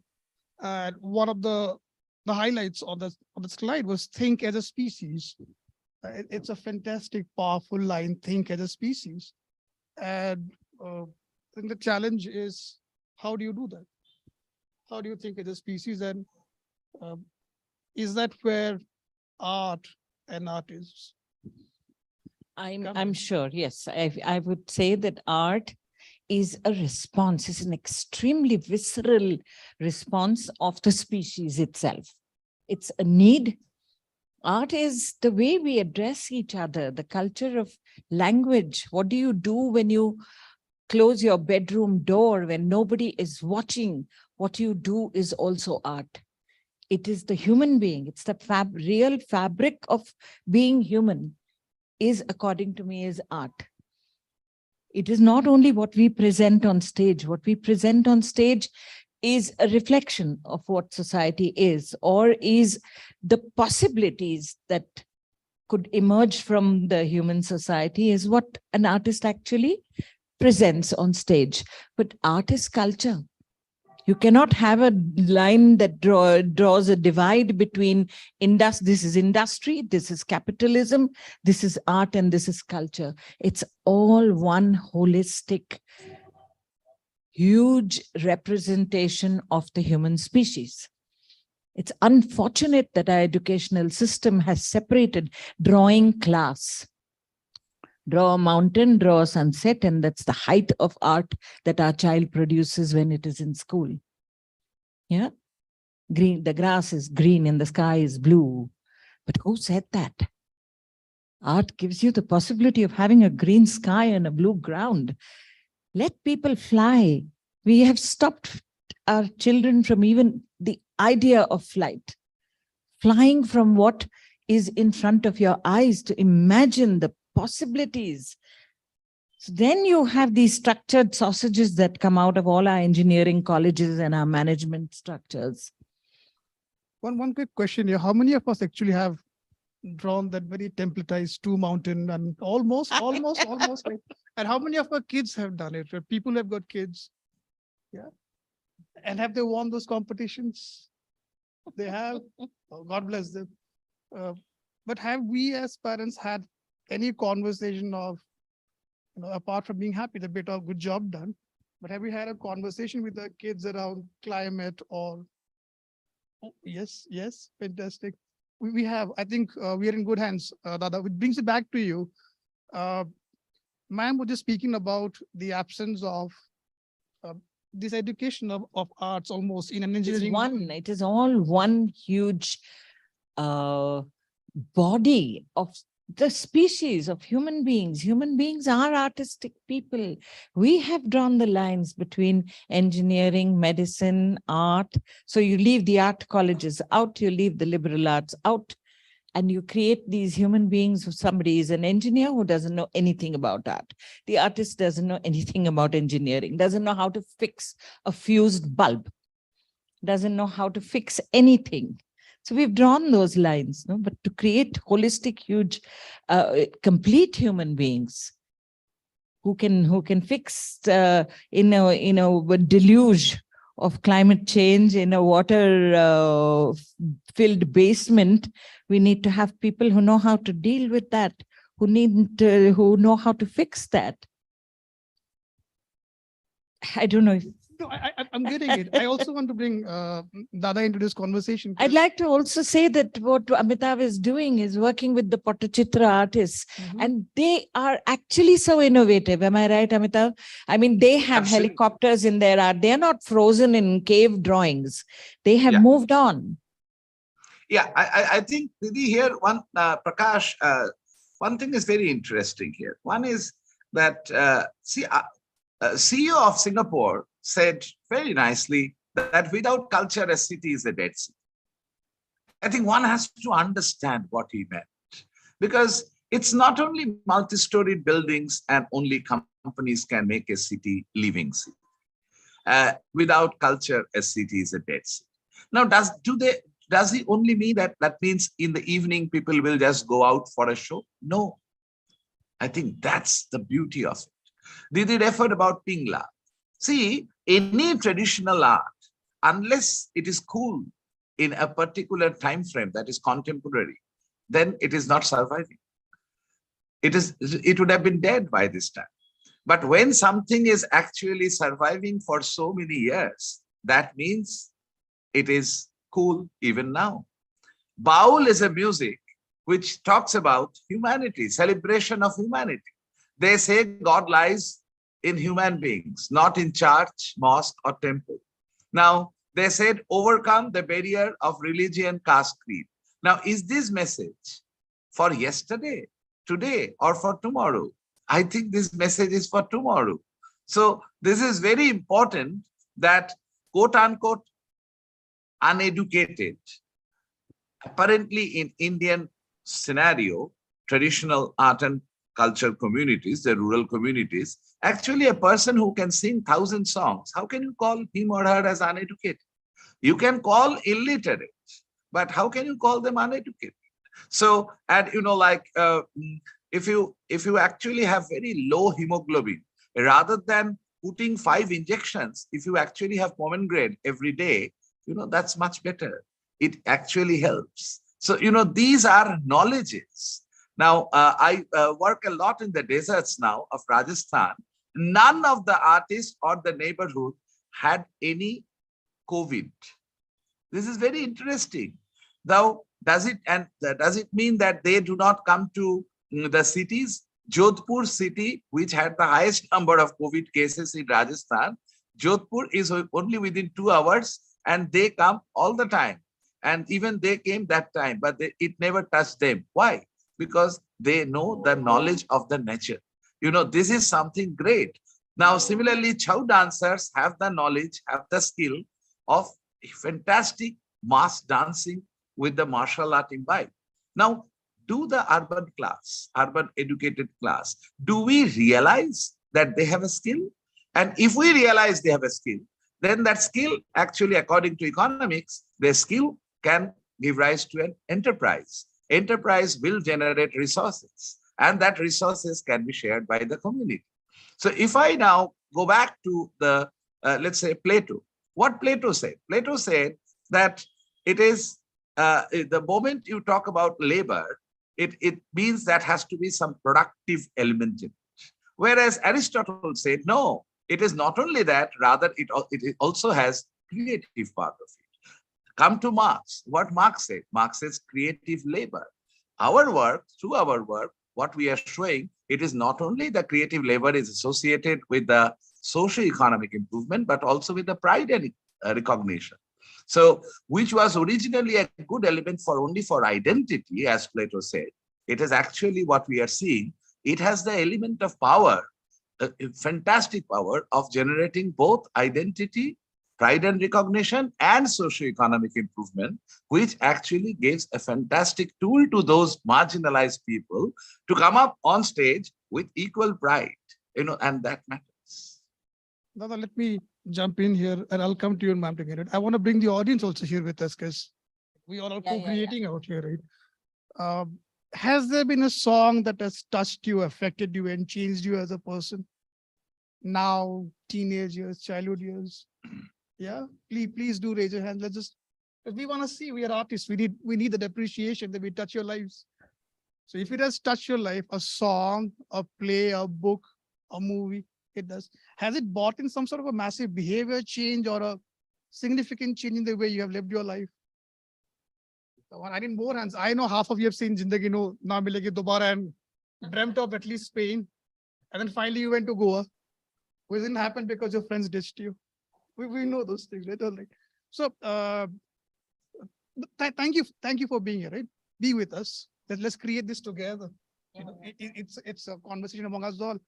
So Dada, you were speaking about things that are long lasting and which is why they survive. You spoke about Baul, you spoke about the Galbelias, and maybe you've been speaking about, and you've been working for a long time on theater as an art form, right? Working here in Bangalore, of course, I've been doing theater for 50 years now.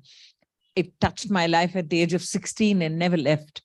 So I'm the converted, I'm the completely converted person who's fortunate enough to have been able to realize a dream of building a theater space and actually giving it to the city that I belong to. So it's a different kind of a high that I am on. My adrenaline is really, really superbly high right now. But yes, I do kind of want to communicate with all of you on this thing of when did art touch your lives? How many of you have done a play in your school time? Everyone, right? Almost everybody has gone on stage like a tree or a rabbit or a rat or something of that sort. And maybe some of you continued in college. Yeah. How many of you who did something like elocution or essay writing, speech, that kind of, you're not doing only your studies, or you were good at sports. You did the long jump very well. You did the lemon spoon race very well, or the potato sack kind of race very well. So these are the markers. These are the qualifiers that kind of take us away from 2 + 2 is 4 and how many trees Akbar planted and how many wells some other Mughal Badshah made, which is the kind of standard education that all of us in this country have received. So much for the standardization of education. But to take theater to the people, to actually speak in the language of the people, to have a city that gets sensitized by some of the performing art practices that are not urban. They're not urban. They're not English. We have had Kalbelias coming and performing at Rangashankara. We have had Kudiyattam. Correct me if I'm wrong, Amitav, isn't Kudiyattam also part of the UNESCO heritage? Yes. Yeah. So India has Kudiyattam, which is a 2000-year-old performance practice, a codified performance art practice that has science and has devised a language to communicate any story. 2000 years in continuous practice, and nobody knows about it. So now, lovely touches us. It has touched everyone's life. It is nature, and we are a part of it. So there's no keeping it separate. And then the pressing need of the hour to talk about climate change. So there are 2-3 sides now. I can see it. One is I work with human behavior, and I help banks and all sell loans better, make more fantastic apps, all of that. Don't judge me, ma'am. All right. Yeah. But on the other side, we also work with programs like how do you get people to adopt vaccinations, right? How do you make the girl child study more? So the insight that we have about human behavior is, now is better. Who cares about tomorrow? Because we are wired for present bias, which means you would rather have a small reward right now as opposed to the promise of a gift, down the line, which is why religion is amazing, because behaviorally it conditions you to behave well. But let's talk about climate change, right? This being our nature as human beings, and from the previous conversation saying think as a species, and artists being the ones who can be the catalyst for that thought. How do we get this group of people to understand that this is serious? You need to be having a sense of urgency around it. And then there is the artist, and you have a creative process. It's not a brief someone can give you, or can someone give you a brief and say, let's have a song or a play around climate change? Does it even work like that? How do you weave it? And how do you bring this sense of urgency? Two-parters. Yes, many people do. I mean, create performances that belong to someone else's brief.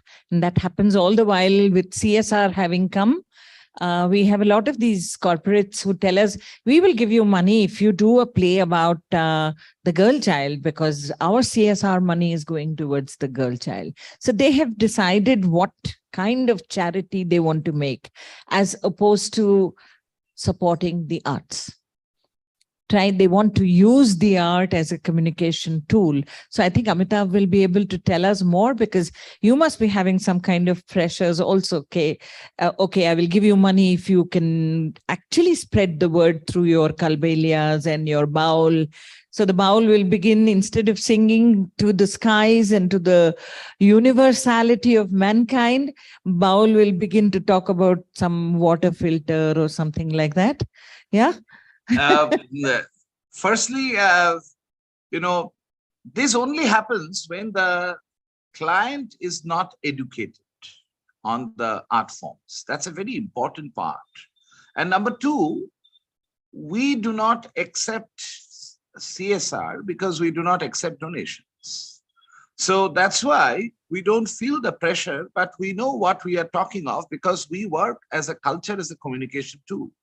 Because till from 2000, when I started, that time it was completely media dark, because about 74% of rural India did not have any other media other than the newspaper and single radio and single television.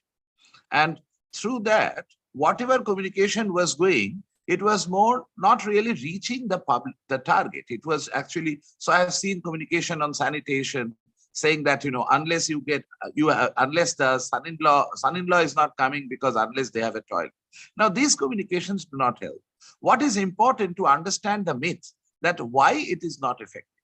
In case of sanitation, I've seen depth of the peat is an important issue that needs to be addressed. Theater is a brilliant tool to actually, after the social research, those points to be made part of the theater through the protagonist, as well as the opposed, and then it is easier in the local dialect to get trained. And so theater is a brilliant tool using the local communities to pass on. But the carrier, the bearer of the message is very important.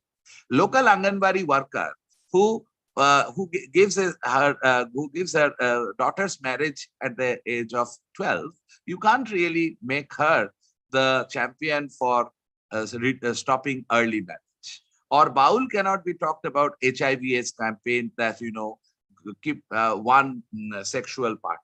There's no point. So, so that's why it is very, very important to understand that who is the carrier, who is the bearer of the message, what is the message, and also very important in the public forum. You can't really put all the direct messages all the time. In Bihar, Jharkhand, Uttar Pradesh, when we had to do the HIV campaign, that time we used to organize actually a covered place for the daughter-in-laws to come in and get acquainted with the usage of condom. This is very, very important because there the daughter-in-laws used to come with the father-in-laws. So in front of all, it will not happen. They won't be allowed to come in. Another very important point is the place of communication. For the immunization communication, local hearts and bazaars are.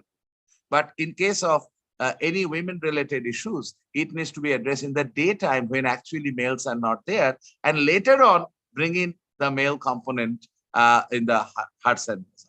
So the planning of the local communication is also very, very important.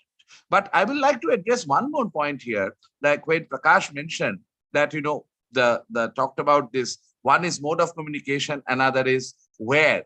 I think it's very important to take people to sites like Arunachal Pradesh. I have worked in Arunachal Pradesh. What a wonderful place. It's a zero waste state. Unthinkable. 29 indigenous communities whom we sometimes call as tribes, but out of the 29, actually 18 are very active. And through the weave, one can actually identify each community. And it's a literally zero waste state. Now think of it, a zero waste state actually is there. And they have a tradition of tea 5,000 years old. Unbelievable. So even to learn the tea or to see the tea, if we actually send people to Arunachal or bring them here, do exhibitions, and interact, we will learn a lot. Usage of bamboo, reducing wastage. These are very important features of getting towards that. So, thank you, for sharing this with us. And I remember in the previous conversation, you told us about Maithili and the beauty of Maithili as a language, and that was a lovely conversation. Now, there are fantastic people out here. They're all going to hold positions of power, right? Universe willing, it will work. They're hardworking people. So, what is it that the artist community is looking for? I'm sure allies are needed, right? So, what is it that this group of students who are out here who are going to be holding important positions, they've got a lovely career ahead of them. So how do they become our allies? What do we need from them? Because they're here, they'll listen. I'm assuming you'll all listen. No, I think each person in this room can be a multiplier, and each one who's online can be a multiplier. One is not trying to look down upon people who are not engaged with the arts. One is actually really reaching out, saying that let us recognize this richness that we are all sitting on. Each one of us has a certain richness in our backyard, which is with our mother, with our aunts, with our neighbors, with the small town that we came from or our grandfathers came from. And this is the richness of this land. That is the richness of the diversity in India. And the diversity, India is the only country that has this diversity alive in continuum. You go to Egypt, you have these big pyramids that are 5,000 years old, but there is no link between the man on the roads of Egypt today and the old culture that they had. So I'm not talking about religion, I'm talking of culture. I'm really, yes, not at all talking of religion. I'm talking about culture that each one of us has in our DNA. It's only a matter of bringing it out and contemporizing it, We are all, I mean, all of you are management people. I don't know the jargon of the management and how to kind of convert it, but you would know how to reduce an act to its common denominator and then again apply a multiplier to it. How does one reduce and then make a spectrum out of it? The man who wove this sari is a magician. Like Amitav said, he might not be able to write a proposal, he might not be able to read a proposal, but he knows his maths. He knows his threads. These threads are dyed so deftly, so deftly. I want to kiss the hands that weave something of this quality. I'm proud of this country that can actually have weavers of this quality. The West has lost them. They do not have them anymore. They do not have people who work with their hands, and you pay a king's ransom because everything that is handmade is now kind of so special. Let me come in here. Dada, I know you want to also add, but you mentioned the West, and we're also, I think, closer to the end. So let's quickly address this. Is it easier for the artist community in the West to be more vocal about a lot more activists, a lot more social causes, get the right kind of traction in media? And is it difficult for us out here in India? Or is that just a nonsense, a dumb perception? Where is the reality? You both are from the field. The reality is that we are just 3% of this country speaking English and residing in the cities. The real work is actually got to go out there in the interior of this country. The real GDP is reflected out of there. We have neglected them. We have left them out of the conversation. And I think there is a great need to include the rest of India in our conversations. I mean, we can't have forests being wiped out, 2 lakh trees being cut out in Buxwaha because why? Because one of your industrial giants has actually discovered that there is a diamond mine over there. And we are going to be cutting 2 lakh trees. We people in the cities can make the difference. We can actually be screaming and crying hoarse over that. Are we expecting that completely disempowered villager in UP to go and do Chipko, which is what we are actually making them do? I think we all need a little bit of waking up to our the rest of the country and realize that we are an extremely influential 3% who speaks English. Dada. 3 points. One quick point is that media, I don't blame media. See, and I will give you an example. In 2004, there used to be around only four media coverage throughout the year on Bengal art forms. Or in all media together, I'm saying now 4 in a year. Now it is around 2,500 in a year. So, including the first page, it depends that, how you actually, rather than quoting, educating, how you can take them along with you. So we have actually took them along with us in our journey, and that helped. So media people get sensitized that, they understand their role, that, it is important. I'm never saying put us in the report. No, put the cause in the report.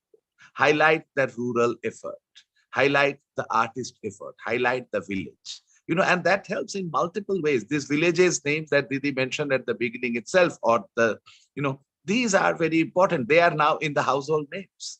Number 2, I will say, the last point here, it's very important that in case of climate change, I think one thing in the process is celebrating diversity of our country. That is our beauty. And so it is not, we shouldn't try to put just a box in the cities. It is here rather opening it up. So smart village is the answer rather than overemphasizing on the smart city. Because the more villages are there, because today's kid, be it in Bankura or it in the rural rural Guntur or in New York, everybody has WhatsApp and every youth has same aspiration. So that's why where the technology role is, connect them digitally. Let the aspiration reach the heights. And today's world, we have 6 years junior to be in Kharagpur. Sundar is the Google CEO. These are very important features. In NASA today, 47% of the engineers are from India. These are great advantages. And we are pre-WhatsApp, pre-internet time people. And so, we are seeing the changes. We must, and India is great, and Bangalore can take a fabulous role that connecting these dots, ensuring smart village through development and nourishing the social enterprises, and which can actually take a lot of role. And even pond cleaning after disaster is a culture. And once that can be done, then actually you don't get to allow that fish to die all the time. So these are very important rural traditional cultures. Whatever possible to make it contemporary, let it survive with time. And I'm sure we all will overcome this difficult time. I hope so, because the alarm bells are really ringing. I mean, there's very little time. It's a 1.5 degree raise in the level of temperatures, global temperatures. Your Arctic ice is melting, and Himalayas that are the third pole are also melting. I mean, we have a natural bomb that we are sitting on. Even if we stop, if we really cease generating more pollution, the climate change is here. It is a reality. And so industry must wake up to it. We must re-examine what kind of fossil fuel products we are using. And of course, I can see in my office, simple thing. I can see that there are two youngsters who sit next to each other. One orders one dish at one time and another orders another from the same restaurant in the next 10 minutes. And Swiggy comes twice to the office. What about the carbon footprint? What about the plastic that is being generated? So I think these are issues that we must make our youth aware of. It's great fun to be living in a city where there is Swiggy, where there's everything on a fingertip. But how much of the pollution are we generating? Look at the fast fashion. Look at the material that fast fashion is using. It is not using eco-friendly material. It is nylon, rayon. Look at your construction industry. Your pollutants are really there. And without a thought, we have this whole coterie of 1% of this country that holds the money making decisions on development. So I think it's not only the responsibility of art to be reflecting. Art will reflect this. Art will show you the mirror and say, come on, guys, wake up, wake up, wake up. But I think it's time we urban citizens also took responsibility for what we are generating, what we are using, especially in our cities. So we've touched about why the owners on art and artists, right? Think as a species, we can't. We need someone to guide us, to be the trigger. So yes, okay, fine. There is a onus on us because we are the ones who are setting those interesting stories. And what better way than a story and to connect with us people. All right. We also spoke about conversations within the community, right? So I think the artist community also needs to have conversation within themselves, saying what can we, all right. That means everyone is sleeping. No, I'm sitting next to you. So conversations within the community, conversations outside the community with people who are holding power or who are going to be holding power soon, because it's not only creating art, it's also influencing the right stakeholders. And then there was this thing that we touched, which is about us being barely 3%, but India is much more larger than this. So how do you reach out to people in the rest of the country? And our theme has been building a sense of urgency when it comes to conversations around climate change. And the universe has smiled. We have got 10 minutes more, it seems. So let's talk for the 10 minutes more. Other, yeah, ma'am. The clock is ticking, yes. Ticking, but we have 10 minutes more. Yes. I can see him smiling. Okay, it's all working out. So let's again bring back the audience. Like, why not? Right. So are there songs or plays or books or movies or any piece of art that comes to your mind right now, which is related to some sort of an awareness around climate change? The urgency of it could be recent, could be old.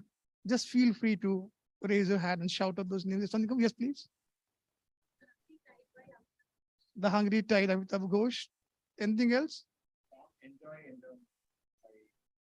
Yes, yes, thank you. Anything else comes to mind? The Earth song. That is okay. We got an MJ fan here. Fantastic. Anything else on this section that comes up? What a Wonderful World. All right. Before the floods. All right. When we look at, again, I'm trying to understand India versus the rest of the world. When you look at the world, you would see someone making like a Don't Look Up, DiCaprio and the other lady, I think it's called Don't Look Up. It's about an asteroid who's gonna strike the earth and destroy it, but no one really cares. Or you got movies like Ukja, we got movies like The Host, or you got artists out there who are using their platform to create songs like Feels Like Summer, Childish Gambino. It's around how the earth is getting hotter, but no one seems to care, and all we care about is celebrities. Right? How do we get this sense of urgency in our communities in India? How does it start? I think Amitabh will be able to throw light on this, but celebrities going and speaking. India is such a diverse land that people in Assam did not know who Amitabh Bachchan was. You needed to have the mobile theater to speak to people in their language. They have their own popular art, theater, and language plays an extremely important role in reaching out to people. Like food and language are two extremely important connectivity points in the graph, in the tools of culture, which we have to take cognizance of. So you have Amitabh Bachchan on television telling people polio ke do boond lo kind of a thing, but you still need the Anganwadi worker, the Asha worker to actually be informed and speak to the women and the children in their language. That's extremely important. So when popular art must address issues, so I think mainstream Bollywood should start looking at having the protagonist, first of all, not drinking Coca-Cola. Yeah, I mean, let's call a spade, to be able to say that. Who's controlling? Is it good for the health of your child? Sugar. You're walking into that lobby of sugar. Your farmers are committing suicide because the sugar mills are not paying them. The farmer does not know how to grow anything except sugarcane. And we were a country that was consuming jaggery. We started having white sugar, which that farmer cannot make himself. He needs a big factory that can make this lovely, good-looking crystals of sugar that can kill you softly. But we won't use jaggery. We all of us, how many of us here use jaggery? Great. See, the city is changing. So you are empowering that farmer somewhere who can really just boil the sugarcane juice and make jaggery and sell it. I think this should become a national fashion. Empower the farmer, at least give him that little dignity. Dada. Yeah, I think here this is a very interesting point that, Amitabh Bachchan and the Anganwadi worker, firstly, they are not or, they are and. Celebrity here can play a major role, again, crossing the barrier of religion, language, caste, creed, because Bollywood has immense power to reach out to everybody today. And not only Bollywood, I'm saying actors and all the celebrities. And so this is an immense tool that we have for any promotion. But at the same time, to play the role of the protagonist, it is important that identifying that partner, because first Pan Parag, then Coca-Cola, and then this will not really work. So identifying the right protagonist is also very important. And second important part is that, you remember Stevie Wonder's "We the World," that HIV. See, I always refer to HIV because I think HIV campaign was the biggest campaign and most effective campaign India has produced for a long time, because that has effectively given result.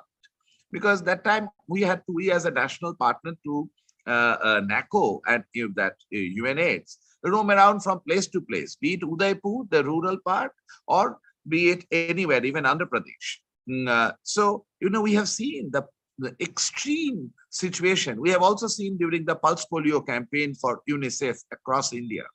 After these two successful major campaigns using culture, we know it, that, we have experienced that India's diversity is actually the strength, and celebrities can play a very important role.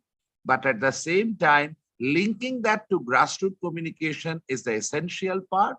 And that we the world type of thing has not happened for the last 30 years in the world. So I think IIM Bangalore can take an initiative about climate change, doing that, against to address these issues. And also, please remember one thing, this is an experience, fear communication never helps. So communication should be always very positive, and because you can't say that unless you do this, you will be dead. No, it never helps. And I think COVID communication in India could have been much smarter if they would have taken the learning from the previous ones, that prosecution is not the answer for a campaign.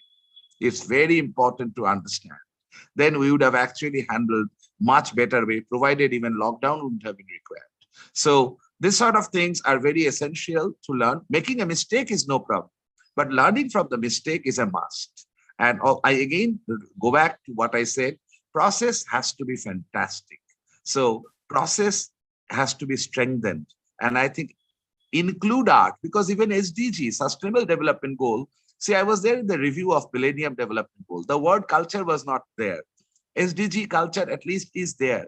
What is the aim of SDG? SDG 2030 is looking at no poverty, gender. Are we really believing that it will be no poverty? No. But at least there are enough evidences that we are improving our step towards that. We are moving in the right direction. Gender, previously in Bengal in handicraft, 6% women were there. Now it is 66. It is improving. In Rajasthan, people are improving. But most important, invest in people. Unless there is investment, don't talk about return.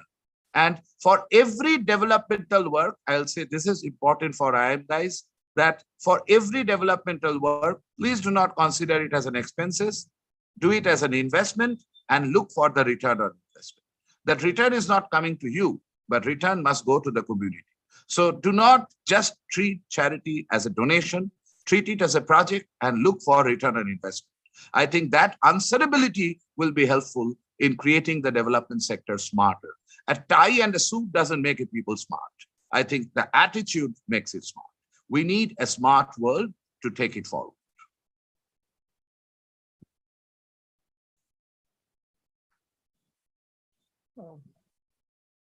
I think let's do a quick scan. Thank you, Dada, for that quick scan and see if there is any question. We can, I think, take maybe one question. Would that be cool?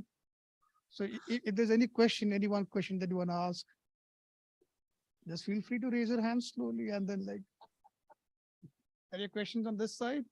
Oh, yes, Alu, please go ahead. Yes. Thank you so much. So my question was for Dada. So I can see a lot of young people as well And recently, I mean, I can see this trend that a lot of young people are also singing baul. How do you bring this out of Bengal? Like, do you have any plan around them, around that? I'm a very, very big fan of baul sangeet. So do you have any plans around bringing baul? Let IIM Bangalore host us. We will send a bowl, and I commit that I will go along with the team. I will also give a talk that we'll get it free of charge. Absolutely. I'll also sing one baul sangeet then. Yes, that's fine. But this is exactly where it needs to be addressed. One can learn a bowl song from a radio or from CD or from album, but you will not know the content and context of the song unless you go to your guru. So linking you to the guru for a communication is my job. You link me, sir, as well. Yes. Thank you. Thanks.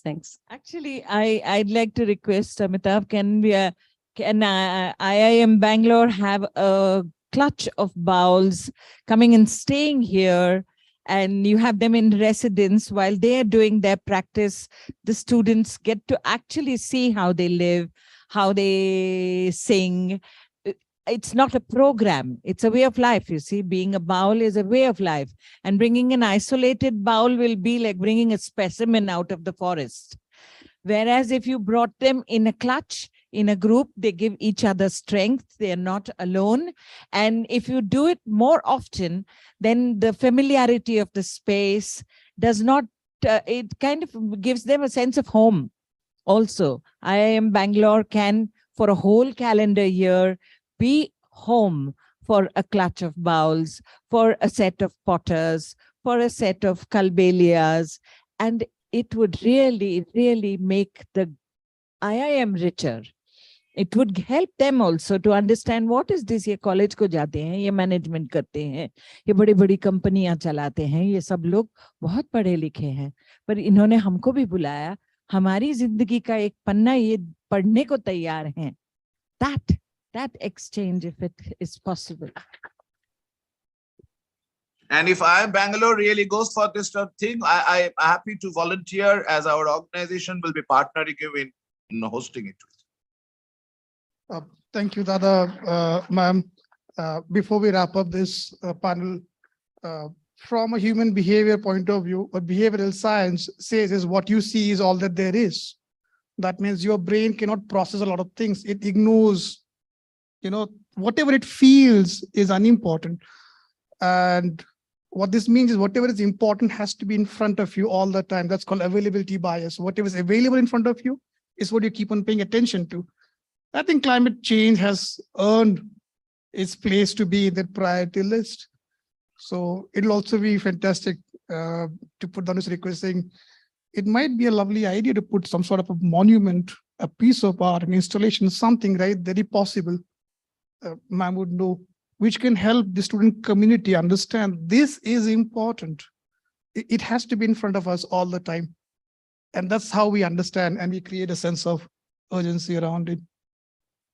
Yeah. Sure. I mean, there would be many artists who can create a visual installation. But I really think it is about conversation and then actioning it, which will be better. Not enough to have a statue in front of you that was made as a tribute to climate change, which is knocking on at our doorstep. So to quickly take cognizance of something that is, the wolf is here. And we are I would say my generation is almost the last generation that's going to be living on Earth as a hospitable planet. Forgive me if I sound like a doomsday soothsayer, but unless we take it that seriously, the child who is born today is not going to have a hospitable planet. And therefore the urgency for all of us to take it here. Now, come on, let's do something about it, each one of us. Thank you for adding that. It's no longer a time for awareness. It is the urgency of action that is needed. Dada, thank you so much for being here. Thank you. You have activists who went and poured tomato soup on Van Gogh's paintings. You have them painting buildings orange because nobody's paying attention. Media is not grabbing the real stories. The fourth estate is abdicating its responsibility. So, I mean, who's going to take responsibility? the sense of urgency will be created somehow or the other. It has to. Otherwise, nature is too big a player. Nature is so big that she'll put us in our place. She will do what she has to. Thank you, ma'am. Thank you. Just to end, Prakash, I must mention here one small thing. You know, in Kirtan, Kirtan is taken as Radha's love for Krishna. Now, one school of thought thinks Krishna here is nature and Radha is human beings. I think let's aim to get Krishna, that is the nature, protected and give us protection. Thank you. Thank you. Thank you. Thank you, Didi. Thank you, Prakash. Thank you very much, sir. Thank you very much, ma'am, for joining us here on the discussion. I am truly overwhelmed. Your presence is magical, trust me. And I say this, I mean, when you mentioned about the sari weaver and the emotions that you were reflecting with the conversations you were having, it's insightful. I'm beyond words. But thank you very much. And we would like to felicitate ma'am. We would like to request Professor Allen to please felicitate ma'am with a hamper.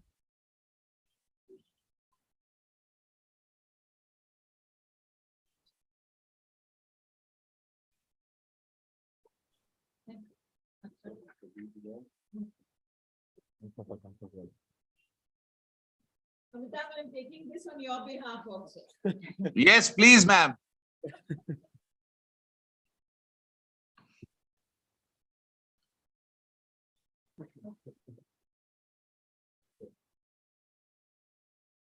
And we are honored to have you here.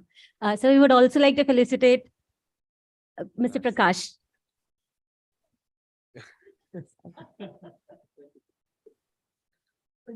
Thank you very much, sir, for the lovely moderation. I think we could address a couple of important questions here with your moderation. So thank you very much for that. Thank you, Amitav, sir. We'll take care that your presents are sent to your place. Thank you very much for joining us on the panel. If it's with Didi, it's with us. If it's with you, it's with me. No problem. Anytime, it's our privilege. Thank you. Thank you all. Thank you.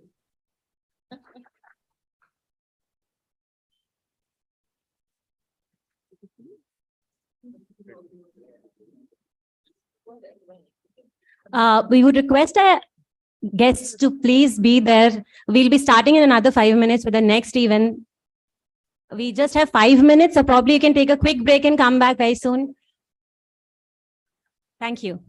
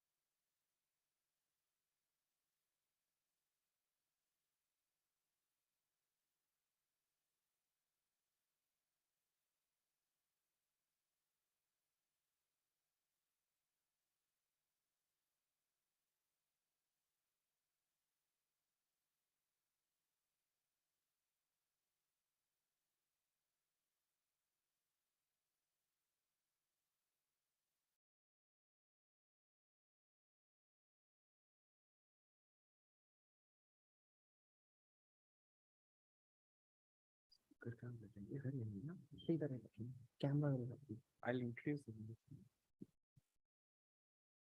All right. Audible? Okay. Dealing with climate change needs a multi-dimensional approach. So much has been done, and yet too much needs to be done. Let's hear from our next speaker, who's an industry practitioner and brings in over 2 decades of experience in the field of climate change and sustainability. Mr. Ashish Kulkarni has been engaging with both public and private clients, building both mitigation and adaptation solutions for governments and businesses to cope with climate change. And he doesn't stop there, he also helps them raise funds. He has worked across varied institutions from nonprofits to private equity, across projects that require deep knowledge and expertise of varied mitigation and adaptation technologies, policy regulation, climate financing, and implementation. He is now a partner at BCG and is going to talk about the kind of projects and work he's been doing and how BCG is helping India with the sustainability goals. Thank you.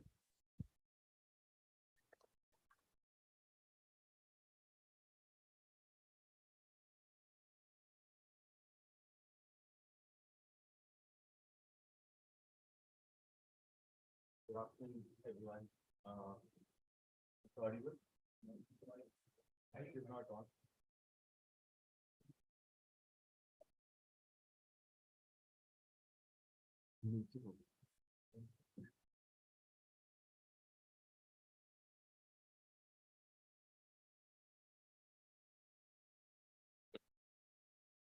Thank you.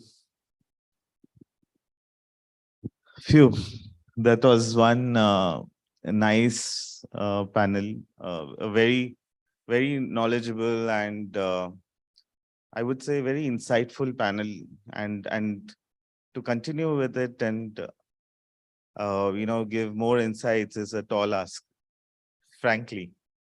But I would try. I think that's something that if you heard the last panel and looked at several of the issues which they spoke, which came from real earthy experiences. That's what it takes, to understand climate change. Today, we all are living in a world which is filled with a lot of things that are thrown at us at every given point in time. And I think climate change is one thing which needs a special focus.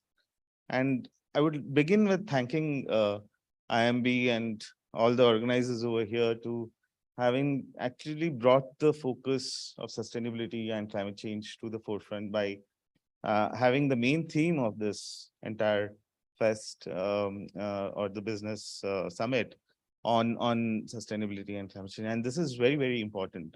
And even the last panel spoke about it, and the entire aspect of, they also brought in very niche subjects in technical terms. They talked about circularity. They talked about how to go back in time and learn from what we have done so that can be applied into our day-to-day lives. And today we do have something called Lifestyle for Environment as a mission by the Prime Minister, as well as it's now an international movement, and that's something that it involves, at least it has the vision, it has the kind of thought process in which each and every individual of us is involved in a movement. I'll just take 2 minutes to, it was so inspiring to hear the last panelists that I'll just take 2-3 minutes to just seep it into myself, and also to let you all know what I really felt about that panel. I think from a perspective of life as a mission, as a movement, it also requires, and I was speaking to Prakash just after the session, that this requires something which is much more deeper and structured way of doing things, of implementing. And that would mean that, we need to, when I think about life, I always think about and have we done something like this? It's very ambitious. It's very broad-based. And have we done something like this? And I always look back and see that, I always take an example of Swarajya, or our independence movement, which is required again now for climate change. And when you talk about Swarajya as a movement, there were stakeholders, there were institutions, there were group of bodies which came in, delivered a particular delivered something and then left and brought back together. There were resources involved, there was planning, there was strategy, there was anything that you guys learn on day-to-day life in your business school. Everything was applied towards that movement. And that's exactly what is required for life on the whole or in climate change. I think that's where I stop, and I come back to what I thought that I'll speak to you guys today. I had thought of basically from a perspective of where do I begin with? So let me begin with the NDC synthesis report, or so to say, just to take a step back. We all know that India signed the Paris Agreement in 2015, and every country, 197 parties signed it up, and we all have something called nationally determined contributions towards combating the ill effects of climate change. And these are all nationally determined, so they are all voluntary targets which are set up. India did put up something in 2015, 2016, and today we have revised it in 2022.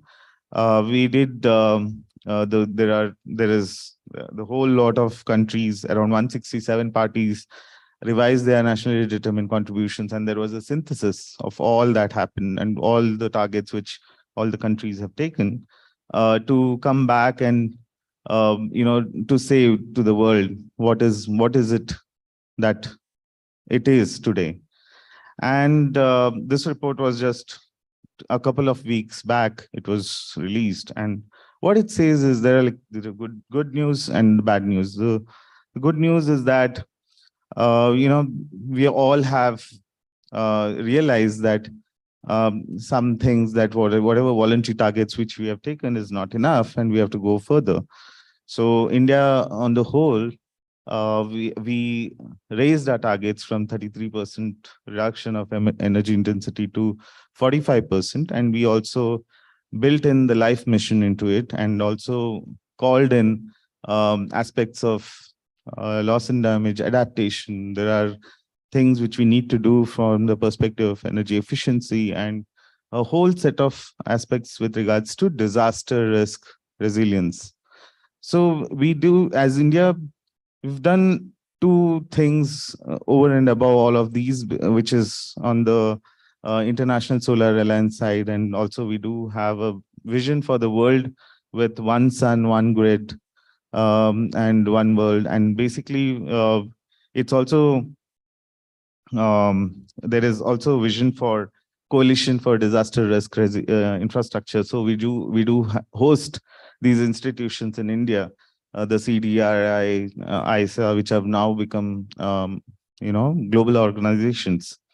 So that's the good news part. And we are probably, like, today we also stand in terms of renewable energy generation. We are 4th largest in the world. And those are the good part of it. But the bad part of it is, even despite doing all of this, we are on the in the 21st century, we will land up probably in the range of 2.1 to 2.9 degrees centigrade rise, which basically means that, yes, some of the nations will be inundated, some of our cities will be inundated, there will be droughts in several parts of the world, and we will see forest fires across the globe.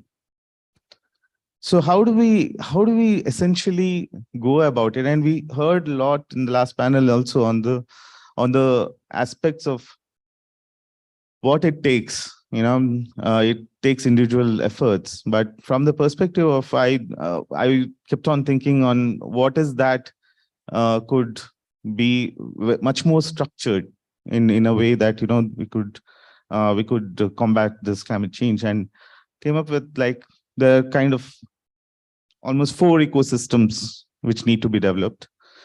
One is on the technical ecosystem side, and that probably would involve academia, industry to come together and understand and bring about aspects of, we need to model we need to model around the climate change aspects into everyday businesses, everyday life, and understand what it is that it takes. Evidence generation is one such thing, that there needs to be evidence for each and every aspect of things that are happening, including air pollution, including water. In some parts of the world, you will not have water in the coming years. So evidence needs to be generated at a very, very fast pace. So that technical ecosystem needs to be developed, and there needs to be collaboration between the industry and the academia to do that. And all of you are a part of it. So probably thinking through, how to engage ourselves into that ecosystem is required. One of the key things which I had thought that I would add to this ecosystem was communication, because it's not just about bringing about that aspect of saying that, this in a very technical language that we are going to, we need this and that, but it has to be translated into very simplistic language and understood by the masses. Now, how do we do that? And that's something that, it also brings up us an opportunity of, the media coming in, the art coming in. And that's something that, really affected me by the last panel, that, how we could engage the entire art community, art and literature community, to understand and proliferate this beautiful theme. And the same thing, taking back to the example of Swarajya, at every point in time, we have had movements of those. Music is one thing which has come to the rescue. You take Bob Dylan, you take Tagore. Those are the brilliant minds which have come and communicated in a certain way. That's something that we need to bring about, and how to engage them into this aspect of climate change is also important. So that's around the technical and communication. I've added that as a subject. That ecosystem needs to be built. The second ecosystem which I want to talk about is, when you talk about technical, that translates into when you want to do something on the implementation side. Now we need technology. So technology, and I will bring in a bit of the startups also, because this startup and technology, technology ecosystem is something that is very, very required for, implementing solutions. And this is a very large part of the solution, that if this ecosystem is strengthened, what it means is that complex climate change problems can be solved quickly. When I talk about startups, again, we had a panel with Evie in the morning, and we all heard about how collaborations are required. And that's the part which I want to bring. It's more than competition among startups, that collaborations will bring in more opportunities, because it's not about one thing that we are solving today. When you talk about climate change, these are solutions which are far more complex to be solved. Just to take an example, if you want to decarbonize a hard-to-abate sector like a cement or a steel, you need close to around probably 60 to 70 interventions. Can one startup, or can one industry, can one person solve that? Bring all the solutions together? No. So you need a collaborative way of bringing in all the aspects of all Startups need to think collaboratively, talk to each other, again, communication. Understand where everyone can complement each other. Think through what the client wants to solve as a holistic solution, and then go and approach to the industry. Probably it will be a very different game. And that's exactly where we're thinking through and structuring and planning of all these ecosystems comes into place that would solve the kind of problems we are going to face in the future. It's not going to be easy.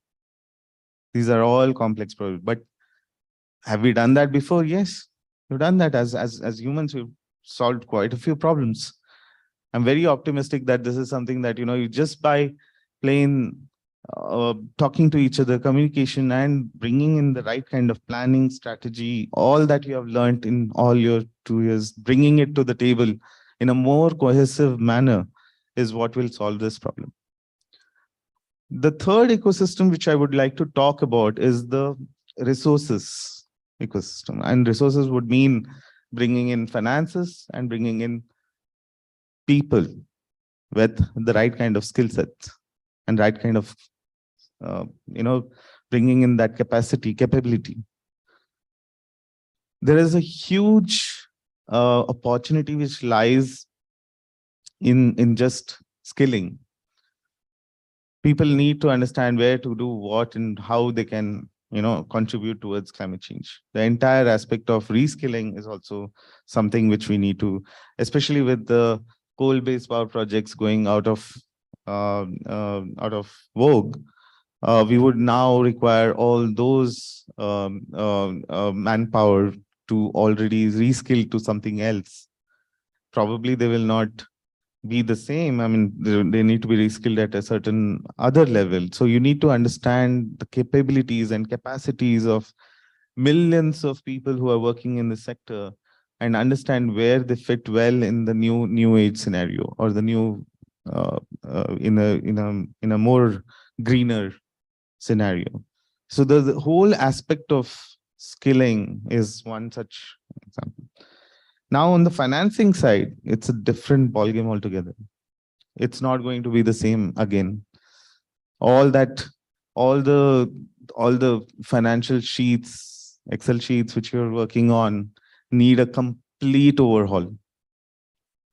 You would have made the cash flows and the waterfalls, but at the end of the day, it would be dependent on probably 40 to 50 parameters. I'm just taking an example. I know that, there are wizards who are working with 200 parameters, but I would say that, it's just going to be at least 3 times or 4 times the parameters which you are working on, the most complex which you can think of. Just to bring in an example, today, if I'm a winery in Nashik, and if I want to go to a bank and say that, I want XYZ a credit line for myself or my business, there would be a certain way of doing things. But to include the climate change aspects, to include the aspects of, resilience of the particular type of grapes which are going to grow there, is it even possible 20 years down the line? Will this business survive? Will there be water? Will there be that kind of temperature which is required for the winery? Is it even going to give the same taste? Are we thinking in those lines? And that needs to reflect into your financial models. And when you reflect that into your financial models, automatically those financial models are going to get complex. It needs to take in the climate risks completely, and then go ahead and understand what are the risks, what are the insurances required. If you look at the entire complexity which we are talking about, that overhauling of that entire sector is something which is required. And they need to speak to the science community. They need to speak to in a very different language. Again, that communication part I'm trying to bring in and link those ecosystems together. So imagine the amount of work which needs to get into all of this to get to that stage where you can get the money.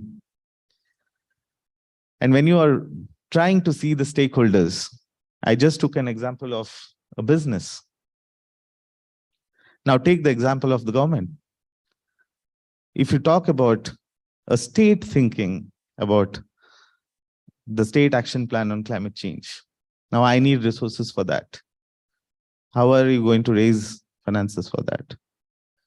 Climate finance is something that is going to go in a very different tangent and very different, it's going to grow, and it needs to have a very different way of looking at things to bring in all the kinds of resources or the kinds of money which needs to actually integrate all the solutions and provide it as a holistic solution to the states and the public sector.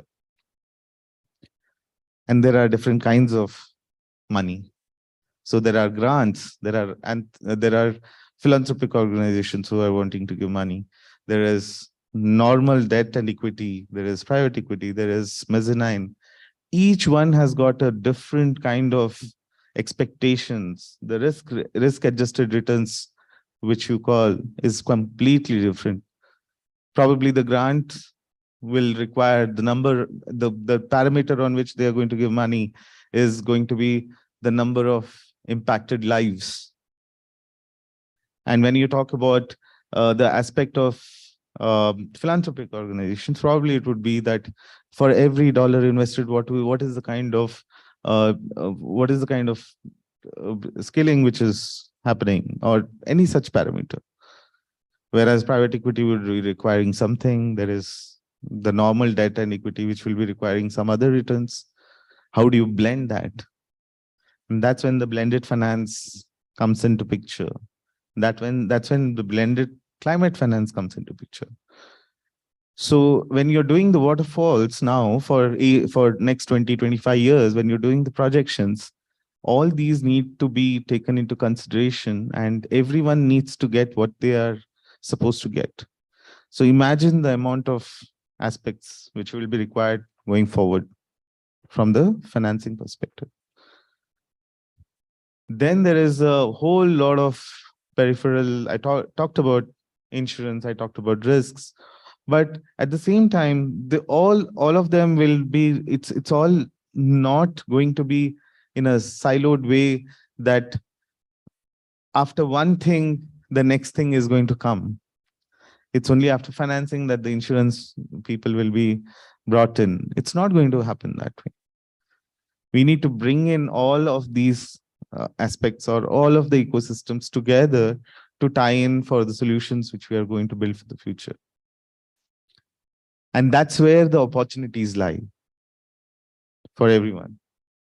I can see in this room that, probably there will be somebody who will be building probably a blended finance platform, or somebody who is bringing in startups to talk to each other, bringing in complementarity for understanding what is the need for the where is the need and where is the solution provided. How are we targeting the policymakers to listen to the industry, to the common man? How do we blend in the entire aspect of life into aspects wherein you can do business? So a lot of these opportunities are here, and they're there for the future. Every person over here needs to think through on where is their skill set lie, and what is that aspect where is that they can contribute. I think once we could engage ourselves into that movement in a way that, this is something that we could do, I think we'll make this world into a much, much better place. And we will be able to fight this climate change, and we will emerge as winners. I'll stop at that. Thank you. So we have around 10 minutes. So do you guys want to do Q&A? If someone wants to ask, just feel free. We'll take a couple questions.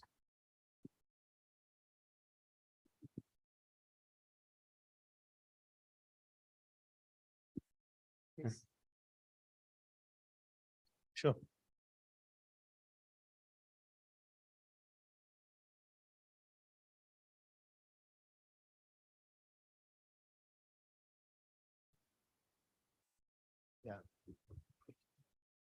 Hi, I'm Chinmay, and thank you, Ash, for this very interesting talk.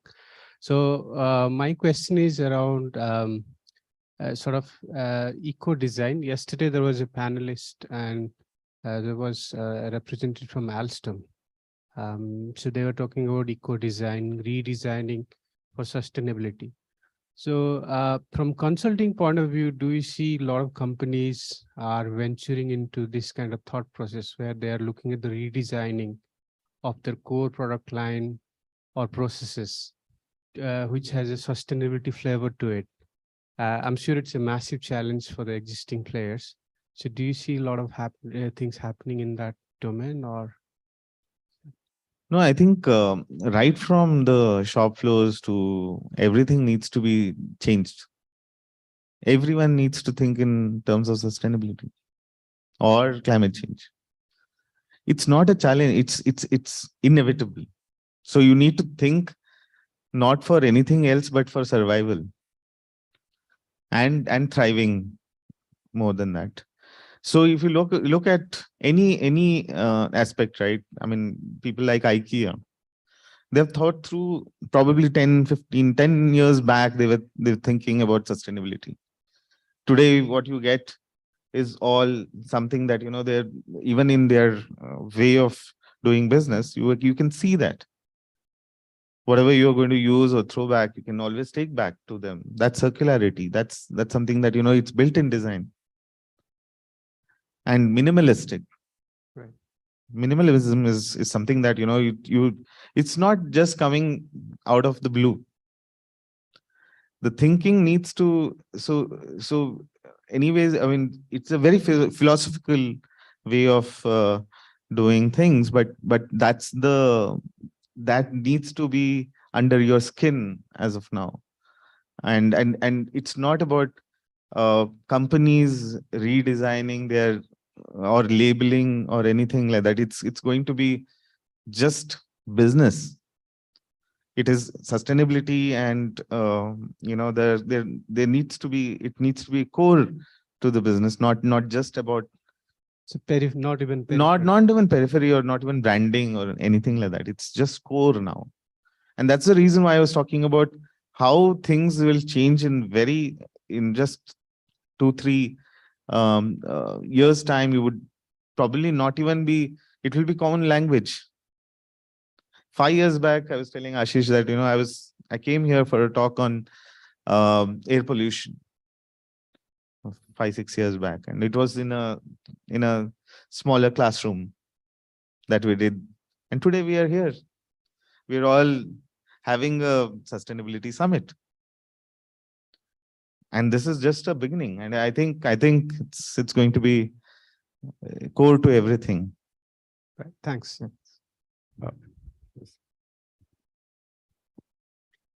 Hi, my name is Rajesh Mehta, and I have two important points to discuss. You mentioned about the finance thing.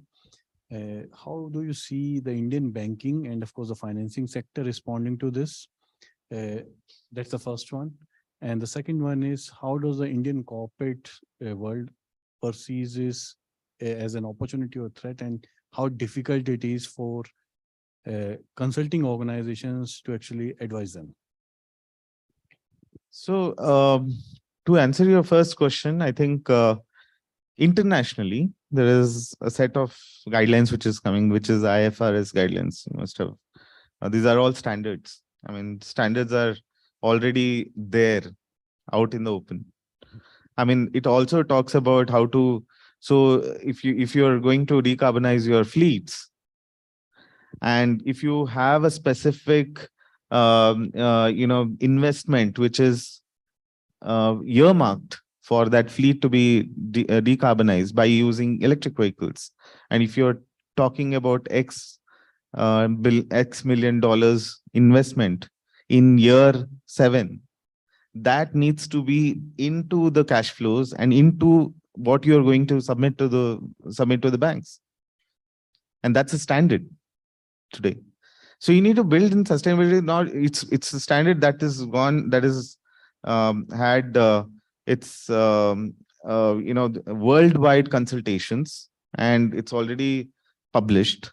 And those are also being taken by RBI, and there are a lot of consultations happening at the RBI level, also on the IFRS, and how Indian banks, all the banks are now very well gearing up towards all the sea change in what things are going to happen in the financial world.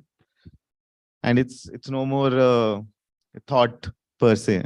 So it's done. And on the second question on how are corporates seeing this? Of course, they're seeing it as an opportunity. In fact, today renewable energy is quite you use renewable energy not for anything else, but it's just plain and simple economical. And today we are also getting into the aspect of greening it, not because of anything else, because there is CBAM, which is happening in the Europe. There is carbon tax, which is going to happen. There are opportunities with regards to carbon credits. There is the Indian carbon market, which is going to come up. So probably the cap and trade is going to be a reality in 2 years. How are you going to encash it? So it's nothing about it is about it's doing good for the environment or going with the flow, which is going to actually reap in benefits for yourself. So the corporate sector is definitely very, very much into it. And we have seen that 60 of the largest Indian companies came together and signed up for they are signed up for with the MOFCC for going ahead with their goals, for helping India to achieve its NDCs. So things are happening, and it's opportunity. Thank you. Go ahead. One last. Can you pass the mic, please? Hi, good evening. So you mentioned about corporates looking at it as an opportunity. Now, in the corporate sector, I see a lot of standards existing. There's TCFD, SBTI coming up, CDP, so many compliances and mandate. And I see a lot, interacting with a lot of corporates, the younger or the newer startups and all, struggling to cope up with so many requirements and mandates. How do consulting firms help out sort those out? How do you prioritize which standard, or is there a scope of streamlining all these standards into, say, one main go-to standard? And do we see that happening anytime in the future? So I'll tell you the evolution of this entire aspect of standards. So evolution is started by something which is a compliance market. So basically, you start off with when there was not that much of awareness that this is basically common sense, and it is only helping you. When it didn't exist, then you had to resort to these compliances. So the entire target setting and understanding what to do, it then tagged on to the branding aspect. Okay, so all of this, there was the CDP aspect to it, that you become the top of it, you are going to get, and all of this was linked to financing, by the way. Because if you topped on the CDP list, probably you would get more green financing and more lesser this aspect of lower BIPs at some point in time. And if there are ESG funds, then they could bring in that aspect. So from a perspective of consulting in that, there are two types of consulting. One is on the compliance aspect of it. So you go into those standards, you do certain XYZ actions, and you have a list which is checked. And that goes into your corporate sustainability reports. And then you get, also it helps in financing, it helps in certain. So it's all started from there. But there is a huge amount of consulting which is there for the entirety of that, and that's more so from a perspective of not only strategy, but also from the perspective of implementation and bringing in the resources for implementation. Say, suppose that is a part which is taken care of. You have the targets, you know what to do doing, there are certain actions. Now, how do we get into implementation? So then there is an entire aspect of marginal abatement curves which come in, which basically tell that you have for a certain investment how much of abatement you can get from a perspective for $1, how much of CO2 emissions you're reducing. That's basically the curve which comes into play. Based on that curve, that doesn't stop there. Then you get into implementation. Then you get into prioritization of that. So a huge number of opportunities for consulting space at every instance, right from the start of, there are these standards. So when you talk about confusion in the standards, so one is basically on the target setting, which is science-based targets, SPT, which we call it. So that is for target setting. And then there is the entire aspect of CDP and other standards are from the perspective that on the compliance side, where are you doing good for the environment? It's a basic question which they have again listed down into several things, and then basically you need to answer those, and then you get a ranking. But that's only one aspect of it, which is on the compliance side. But there are huge opportunities which lie on the actual prioritization and then in the implementation and bringing in the resources. Because you have only certain amount of money and a credit line. Every corporate will actually have only X amount of money from the banks. Will they use it for decarbonization, or will they use it for adaptation and being resilient to climate change, or they will use it for business expansion? That's a clear question. And you do have certain targets that you need to have. From one plant, you need to go for 3 plants or 4 plants. You have plans for your growth. So you need to get in the margins to do that business expansion. But at the same time, you do have also to got these 2-3 buckets, which you need to do for your own survival. So how do you get that? Then the climate finance comes into play. How do you get climate finance? So there's a huge opportunity lying there on how to bring in those resources, bring in those startup ecosystem and technology ecosystem to help the clients.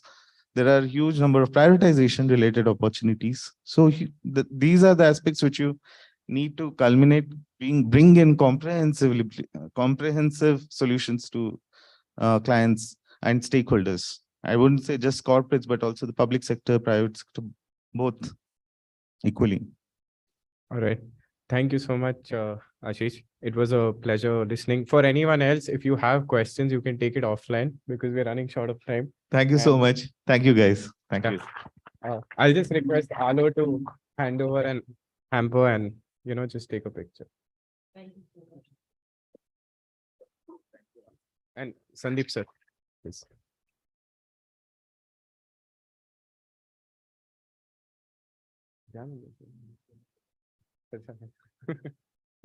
पहले photo low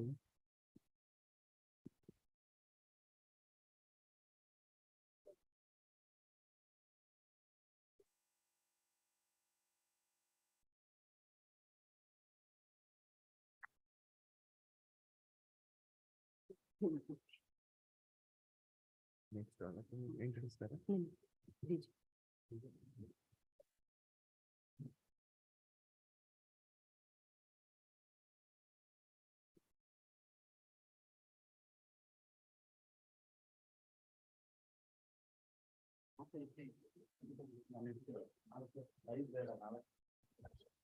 Folks, please be seated. We are starting with the next part of the program.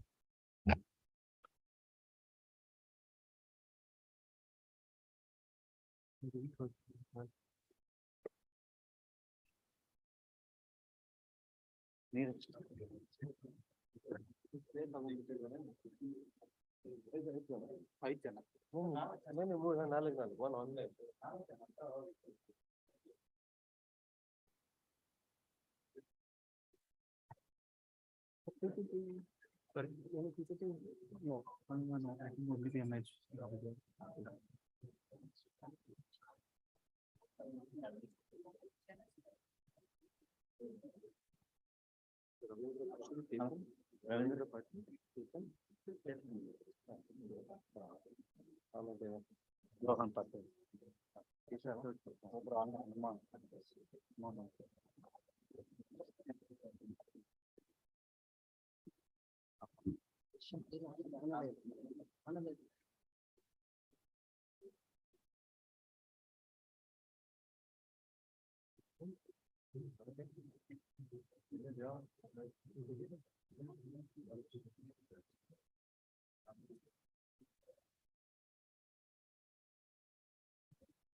We'll get them on the stage first, right?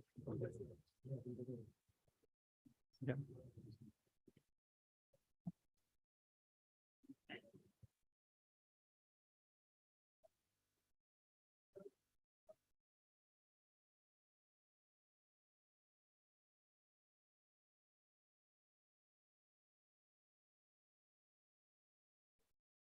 We have volunteer as well in case. Hello.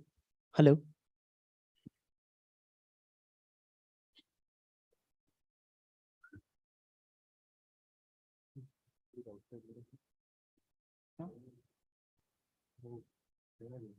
We should.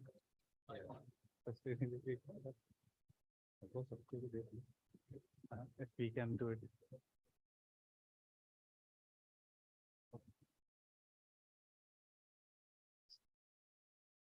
Thanks for the wait, friends. The next in panel we have sustainability. The next in panel we have today is sustainable. The next we will talk in the panel today is sustainability in technology. Sustainable technology is an umbrella term that describes innovation that considers natural resources and fosters economic and social development. The goal of these technologies is to drastically reduce environmental and ecological risk and to create a sustainable product. Substitution, prevention, efficiency are key pillars that quantify sustainability in technology. Sustainable environment technology has potential to transform how businesses and public systems work. Sustainability in technology aims to minimize any negative social and environmental impact, which is good for business's bottom line and its reputation. Every business owner wants to make a difference and remain compliant with environmental and social standards. By implementing social sustainable innovations, company can stay competitive and help environment. Sustainability in technology shouldn't be a luxury, it's a necessity. Today, to discuss sustainability in technology, we're glad to have amongst us industry experts. So I'll go ahead with the introduction. So first we have Dr. Ravindra Patil. He has 14 years of experience in fundamental and applied research in algorithm prototyping and building AI models for both the healthcare and non-healthcare domains. He is currently working with Philips Healthcare and is leading a team of data and artificial intelligence for the personal health cluster. He has 30 plus patent filings to his credit and has published more than 25 research papers in international journals and conferences. Dr. Ravindra, thank you so much for joining us today. Next, we have Mr. Rohan Parikh. He's the head sustainability at Nurture and UPL. Under his leadership, Nurture is the first company to deliver and pre-sell India's first agricultural carbon credits. He is also responsible for the famous Gigaton Challenge that aims to reduce 1 billion tons of greenhouse gas emissions by 2040. In his previous capacity as head of sustainability and infrastructure at Infosys, he designed and implemented the net zero strategy for Infosys. As a green building expert, Rohan has designed and built the largest stock of LEED Platinum rated buildings across India and China, and the first set of net zero campuses in India, including IIM Trichy National Law School and ISKCON Basil School. Thank you, Rohan, for joining us today. Next on the panel, we have Chetan Sigehalli. Chetan heads the Digitalization and Technology Solutions segment at Siemens Advanta. He is a technology leader with expertise in digitalization, encompassing diverse technology fields such as industrial IoT, digital twins, Industries 4.0, data analytics, and AI ML. In his role at Siemens Advanta, he is responsible for building products and solutions for customers in his expertise across different geographies. Thank you, Chetan, for joining us. We're glad to have you here. And joining us online today, Uma Maheshwar D. He's a chief consulting engineer at GE Aviation. He has more than 30 years of experience in organizational leadership, business strategy, program management, and operations. He is a founding member of the SAE Aerospace Board India and NAFEMS India Board. He is a member of the ER&D Leadership Committee, NASCOM, advisory board of various engineering colleges and professional bodies. He has authored multiple publications and has numerous patents in his name. Thank you, Mr. Uma, for joining us online today. Our moderator for today's event is Karan Singh. Karan has 16 years of experience in analytics, data strategy, and transformation programs, and brings together commercial, technical, and organizational perspectives to help business teams drive strategic decisions faster. He's an alumnus of PGPM program, and he was also Secretary of Student Affairs during his time at IMB.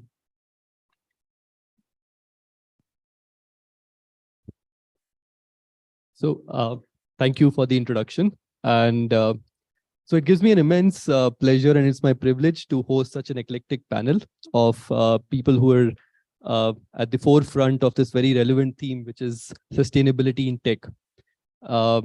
I'm looking forward to hearing your different perspectives about this challenge that we are facing and how it can be intertwined with technology to drive solutions.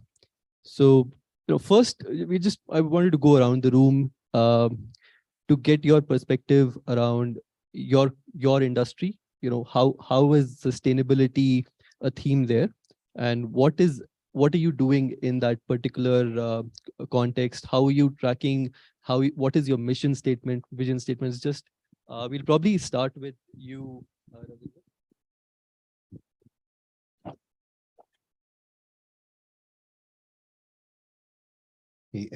Thanks, Karan, first of all, for the invite, and it's a pleasure to be part of this event.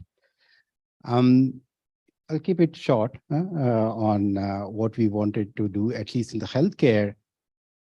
It is an industry which almost accounts for 4% of the emission, right? And most of from that of aviation, if I say, most of the time it is aviation which takes a burn, saying it's quite tangible to see. You have an aircraft emission happening and they say, hey, it's an impact on the environment, but healthcare industry itself contributes almost 4% to it. Now, the other question that you put across is what we are doing within the healthcare, or nothing specific to the company I represent, but I would put it across as a general trend. Few years back, it was not even considered as part of any of the KPI, but now you see that when a P&L get generated for a company, there is also a subsection which says what is the impact of the environment that is being done, right? So it has got an attention at the highest level. At least the education is at a highest level within the companies and also for the people. Now, very specific to this industry of healthcare, I would say 2 or 3 line items which are dictating the sustainability concept. One is that of circularity. Close to 100 billion kind of tons is getting generated in the economy every year. And out of that, only 8% of them is, circular in nature, the kind of resources that we generate. That's, minuscule. Having said that, at least the healthcare companies are really looking into how can we bring back the circularity aspect. And it is not just about saying, hey, you sold machine A, you come back and then we will try to protect that or refurbish it and sell it back. No, it's more than that. It's about, are you designing your system into a way such that you can embrace circularity? It's all about starting from the innovation funnel, thinking about eco-design. Is it possible for me to know which component could be modularized to a certain extent such that when something goes wrong, I can only replace that, right? So the KPIs or so on that industry are looking at is somewhere like 25% of the revenue coming from the circularity, right?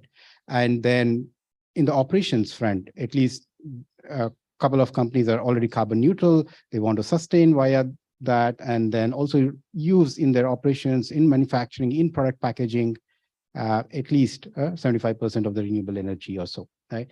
couple of examples I'm quoting. And other is also the packaging of the products. A huge one where at least by 2025, everything should be plastic free is one of the objectives. So some of these KPIs we are looking at current in the healthcare.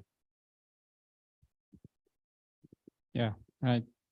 So I I represent the agriculture industry per se, right? And before this, I was in green buildings, and both these industries have a massive impact. Agriculture over the next 20 years, that's what matters to us. If we can't get our climate change under control in the next 20 years, we're going to suffer major consequences. So in the 20-year time frame, if you look at it, then agriculture contributes to about 20% of the world's emissions. If you add forestry and deforestation and forestry in it, it's about 27. If you add all the logistics, transportation related to food, then it's about 30. And if you add food wastage, it's about 33. So it's 1/3 of all the emissions in the world comes from there. Prior to this, I was working in the electricity and buildings and green building sector, which is again 30% of the world's energy. So I've had a chance to work in some really impactful industries. And I think the way the human mind works, we are so innovative that we will probably solve most of these major problems. Now, why is agriculture important? What's the vision statement of nurture, and what are we trying to attempt? Is our focus is really started with saying that how can we make farming more resilient, because the maximum impact of climate change is happening right now on agriculture and its productivity. And as the world's population goes from 7 billion to 9 billion, we will need more and more food, but the productivity is getting affected, right? So the focus was really how do you double the farmer's income, but make them shift to a more sustainable form of agriculture. And today we are focusing on multiple ways to see how first emissions from crops can reduce, but how can we use crops, because crops can actually take in carbon dioxide, reverse climate change. They can take in the carbon dioxide from the atmosphere through the plants, go through the roots, go into the soil. And how do you keep that carbon in the soil is what we are trying to innovate on. So all the technologies that we are trying to introduce, we're trying to introduce shift in practices to the farmer, because there is very little science and technology today that the farmer uses. And if you can bring in that, and you can actually use satellite technology to monitor their plant and to monitor the health of the plant and guide them through the whole process, and also digitize the whole process, right? Because today the farmer has really very little interaction with technology. So if you can enable him with an app or with a phone where he can constantly get messaging about what the person should do, then they would be willing to change. And of course, the end goal is to reward them for the change in practice, because they're the guys who are taking the maximum risk, right? And I mean, on one side, they get squeezed because of rising input costs. The Ukraine war has doubled or tripled the fertilizer costs or the chemical costs. On the other hand, during harvest, they get shunted because people are negotiating very hard with them. They're also exposed to all the vagaries of extreme heats and droughts and extreme flooding. So how do you really enable them to become more resilient and participate in this whole climate change behavior is what we are focusing on. Thank you. Thank you. So I belong to an industry that wears two hats. So I'm from Siemens, and Siemens is in the business of building infrastructure. So when I say building infrastructure, it could be building factories, it could be building smart cities, buildings, campuses, could be building grids. So basically, we are in the business of nation building. And of course, we have our own emissions, our own challenges to deal with. But it becomes multifold when you consider our products are used by our customers to do things which will in turn generate other products and consequently the emissions. So what we do as a part of organization mandate, one, of course, like as a part of standard ESG that many of the companies follow, we have something called a degree framework. Degree is the acronym. So D is decarbonization, E is ethical, G is governance, equity, employability, and or maybe I just messed it up. But then reusability of resources, and then equity and employability. So we have a chief sustainability officer who is also our head of HR.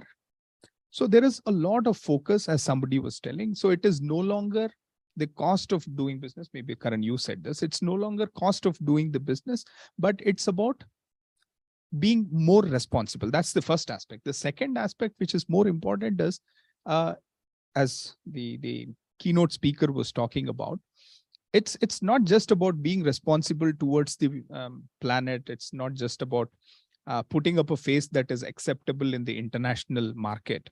It is also about opportunity that comes with this whole situation. So we do almost 17% of our revenue, which is planet focused, about reducing emissions for ourselves, reducing emissions for our customers. So it is end to end a business opportunity, a responsible corporation, and the focus that comes from the top.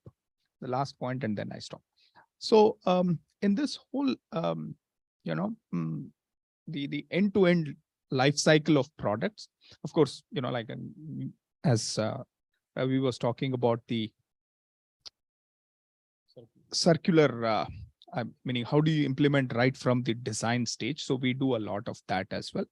But to just give one example, so we make motors. We make like huge number of motors. That's a big part of our portfolio. And if we are able to make efficient motors, now imagine a motor would have anywhere between 60 or maybe 40 to 60 years of operational life. Of course, it needs to go through a bunch of changes, but then, and if we are able to improve its efficiency even by 1%, now we are talking about a huge impact, positive impact to what we do in the industry. So, as I said, because it's a complex role that this industry plays as somebody who generates the emission, but also helps our customers reduce it. And we also have targets for our own organization to deal with that. Uma, if you can also chip in.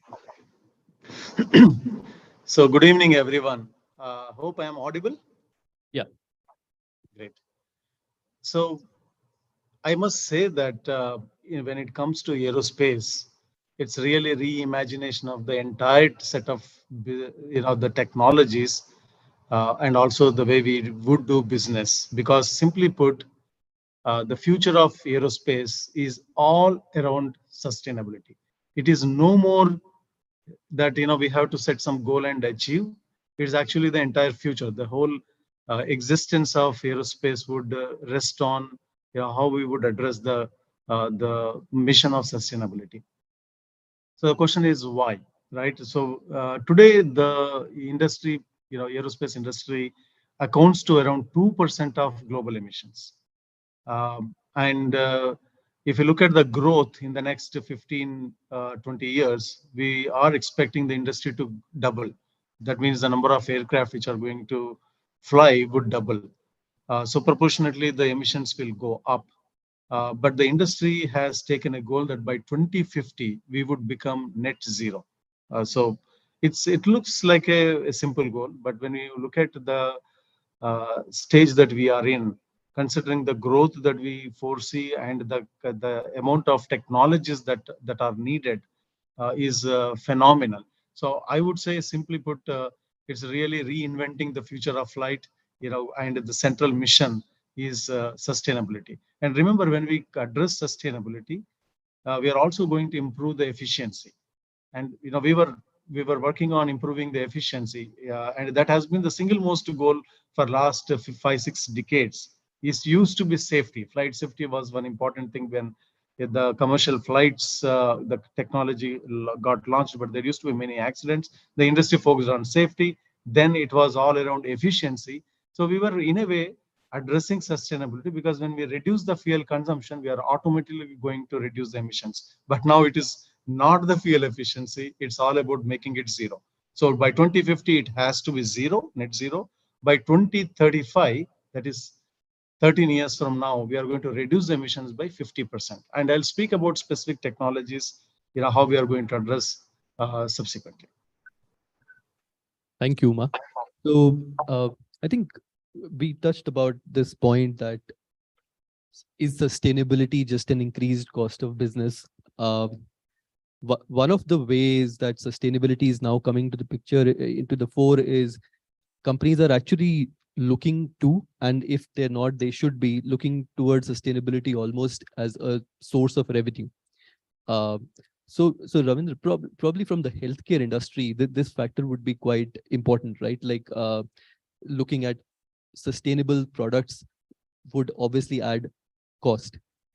So how can healthcare adopt sustainability where it almost becomes a revenue driver? Is there something that Philips, or is there something that you believe is happening or could happen within the industry?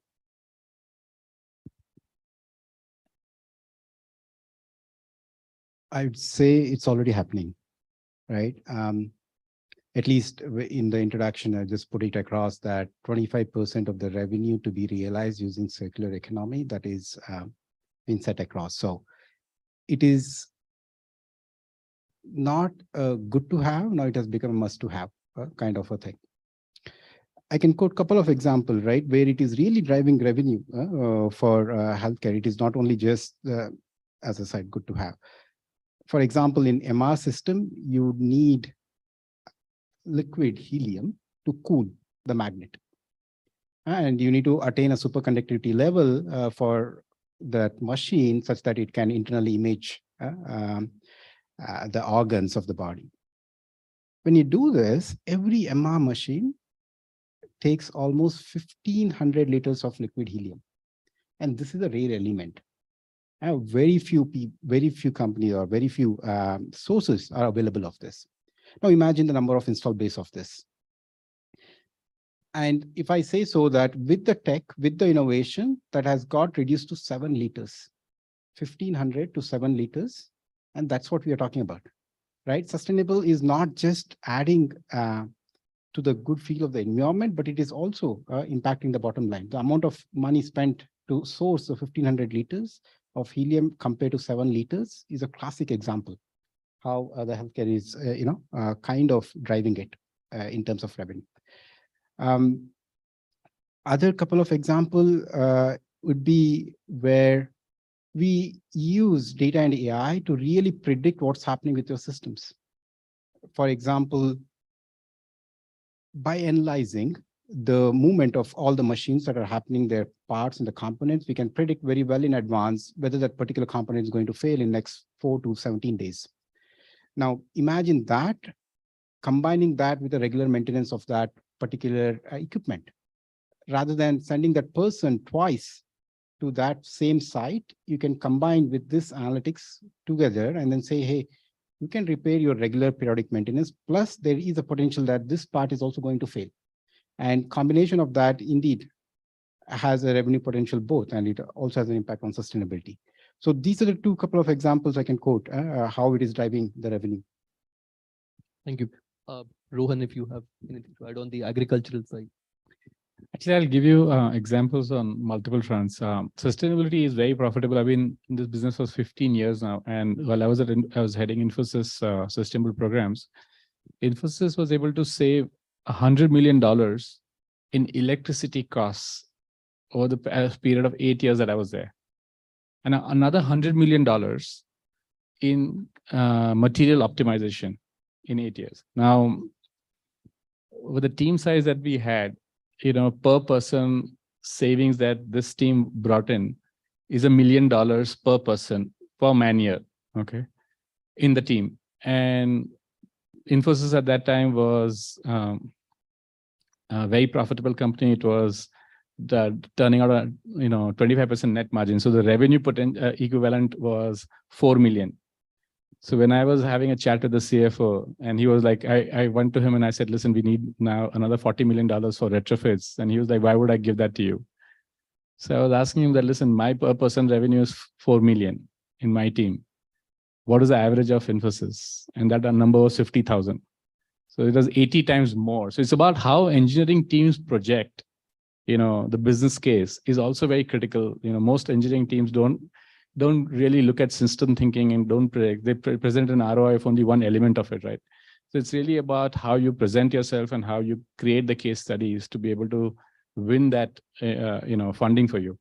So it's extremely profitable in my mind, and that's why when I say that the human mind is going to push it and we're going to solve the problem, we're going to solve it because there are so many solutions which will reduce cost of operations, reduce cost of actually the capital in the first place. So all the green buildings in Infosys were actually lower cost than what they were earlier. And Infosys owns 40 million square feet. So you can imagine the kind of cost savings that the company is really driving. In agriculture, the shift in agriculture today is happening, and people all over the world, companies are not meeting their voluntary carbon targets, right? They are willing to pay the price of carbon credit, which is in the range of between $15 to $20 per carbon credit, to meet their voluntary targets, right, which they've taken. And so that's kind of profitable to very profitable. In fact, I see that India, this whole carbon credit industry for agriculture is going to grow into the next biggest industry for Indian farmers and in India, because we are one of the largest agriculture countries in the world. I mean, in terms of grain production, we produce, I think, 300 million tons. And just in paddy, where we are working right now, rice, we have 100 million acres in it, right? So there is so much potential, and just rice generates tremendous amount of methane, right? So 4% of the world's emissions comes only from rice. And if you can get carbon credits around that at $15-20 an acre, that's a huge amount of revenue. And in the introduction, somebody talked about in my introduction, they were talking about a gigaton challenge. A gigaton is 1 billion tons. Now, if we can reduce 1 billion tons from the atmosphere, and into $20, that's $20 billion in terms of revenue, right? So I think that it's going to be extremely profitable. And once that announcement came that we've delivered the first set of carbon credits, I see 8 new startups this year who have got into the same line of business.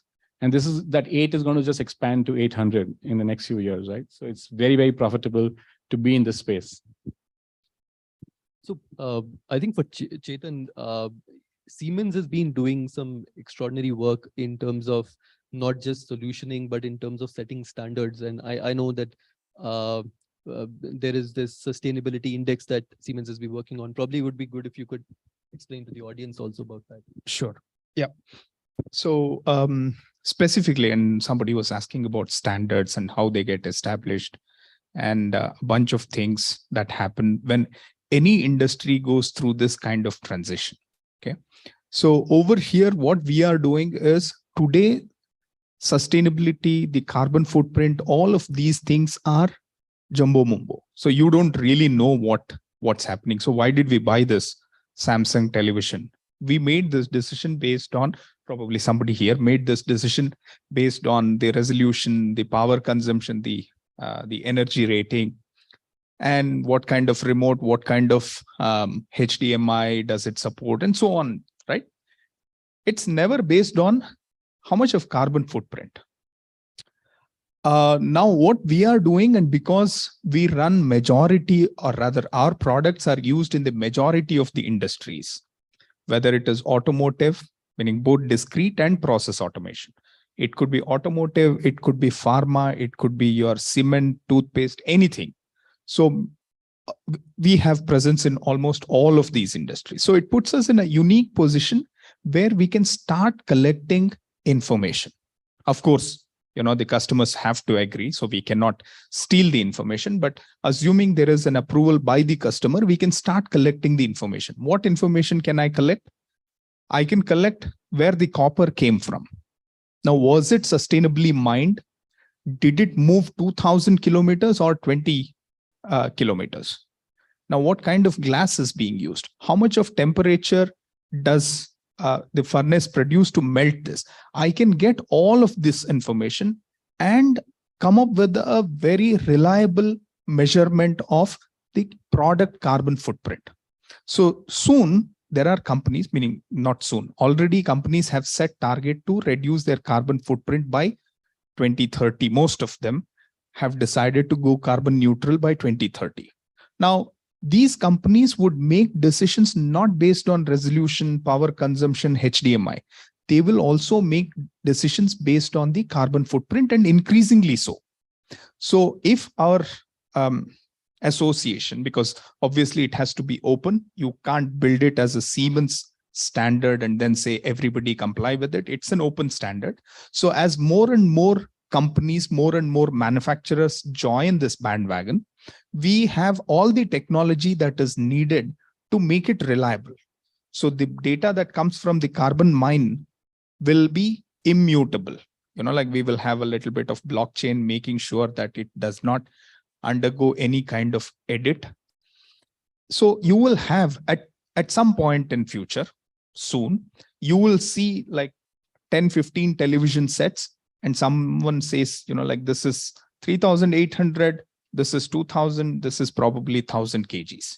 And decisions initially will be made by corporates, but then as we go forward, even people like you and me, ordinary consumers, will start making, if that reliable information is available. Okay, so this is something that we are working on in very advanced stages. We also demonstrated this at the World Economic Forum and many other places. And like today, it's all very totally blind, right? So you assume a 600-watt motor in your mixer grinder is consuming so much of power and giving you so much of output. There is no reliable way to measure. So we can go there and reliably measure, report, and have the entire chain available in such a way that regulators can verify, consumers can verify, competitors, anybody. It's an open ecosystem. Yeah, thank you. Uma, if you're there, wanted to also touch upon some of the technology innovations that are happening within the aviation sector, in terms of reduction of wastage and also efficiencies. So if you could touch upon what how is technology helping within the aviation side? Yeah, I know. Thanks for the question. So it's really fascinating when we look at how technology can drive business value. Simply around 25 to 35% of the entire aircraft weight is fuel. And imagine if we reduce the fuel consumption, we are not automatically going to fill up that with, let's say, passenger seats, which means revenues for airlines, as simply as this. The second thing is, when we look at the technologies in aerospace, I'll touch upon 3-4 disruptive technologies. We are working on radically different engine architectures. For example, hybrid electric aircraft engines. So it wouldn't need any fuel. Imagine these are powered by just batteries, and I know you can imagine the kind of impact it has on sustainability, because you can simply reuse these parts. You just need to replace the batteries with the more powerful, more dense batteries in the future. It is not to say that the entire aviation industry will be replaced by hybrid electric. There is certainly certain market segment which will be a very good candidate for fully electric, and then some higher power aircraft to be hybrid electric propulsion system. The second thing is, think about the manufacturing that we have today in aerospace, and the potential that additive manufacturing can provide, which is really finding a lot of applications in aerospace. Around 90% of the material is machined out. If you take a typical part in an engine, you take a forging of a very expensive raw material, you do casting, forging, then machining, take out 90-95% of the material, totally non-efficient process of manufacturing. And imagine you can combine few such parts and simply print, and anywhere in the world. And imagine what's the impact it would have on the logistics. You take raw material from one country, ship it to another country, then from there it goes for machining into some other country. This entire manufacturing will be disrupted, and it has tremendous applications, particularly in aerospace. So that's a second technology which I think will be a great enabler for us. The third thing is the use of digital. The way we can use digital twins, whether to optimize supply chain or even the maintenance. Aircraft engine, for example, has 15,000 parts. Even if we don't have one bolt, you can't fly. And how do we optimize and source and have this operations efficient is not only going to drive the cost down, but will ultimately help us in the sustainability. And there are many more technologies. Like, for example, we are completely reimagining the way aircraft would look different with the lighter materials, and the engines will be very different. When you get onto the aircraft 15 years, maybe 17 years from now, you would see the aircraft would look different. The engines will look different. It will be a lot more lighter with the different materials. That's nothing but really lighter weight and lesser cost, which is ultimately going to drive a lot of business value. So sustainability for us is not a separate goal. It is an enabler for doing the business efficiently and driving the value. Thank you, Uma. So Uma touched upon a very interesting point, which was he mentioned additive manufacturing and a couple of other technologies. So if you look at it, we're talking about sustainability in tech, but if you look at the other side of the coin, it is tech within sustainability, and how can technology be an enabler to achieve sustainability goals. So Ravindra, for in your area, which is data and AI, how do you today, or how could you today look at that function and as an enabler to achieving sustainable goals? And the fact that now we have machine data and we have the ability to process that data, what kind of a multiplier effect do you think that could cause? That's quite interesting, because I'm also a practitioner of data and AI, and folks who are working on that would also relate to it on how analytics or AI is helping. A couple of examples which have already been put across into literature, and then it is being used very well, is the cost efficient or the energy efficiency, identifying at the right time when the temperature has to be controlled based on the load that the servers are getting. Huge one. Some of the major tech companies have played with it, reached to an efficiency of 35% or above, just because of a smart algorithm, right? Other day, Karan, you were mentioning you were feeling chilled yesterday when you were there. So it's the right way to say what is the total number of people count that are available in the auditorium, what is the emission of it, and then auto control the temperature. Very simple as it, and that's being happening with data and AI. I'll also look at the other side of the coin, right? We have quite a great examples where panel is provided with smart tech. We are able to improve sustainability. But the other aspect also to look at is tech also, kind of pulling down? The example could be, I guess most of you would have experienced auto completion in Gmail coming by, and all the OpenGL or the large language models where it has an ability to chat almost quasi-human, nearing to the Turing test, where you can ask a couple of questions, it can have an ability to return back an answer. Just to train that model, the amount of emission that it undergoes or it takes is almost equivalent to that of 5x the lifetime of a single car. Just to train one time the model of a, I'm not talking about small cat or dog classification kind of NLP models, but a big large language models. And you can also equate to almost 300 times emission that would have gone through if you're flying from New York to San Francisco. This is well put across paper. Now, it's also good to know, right? Tech is enabling it. You should also be good enough to also understand that sometimes these tech or these algorithms are also taking it to other way, right? And it's also interesting to see that people are concerned about it. When we release any of these AI models, we are also saying, hey, is it responsible enough, right? Did we check this fact that amount of energy consumption that it took to produce this AI model?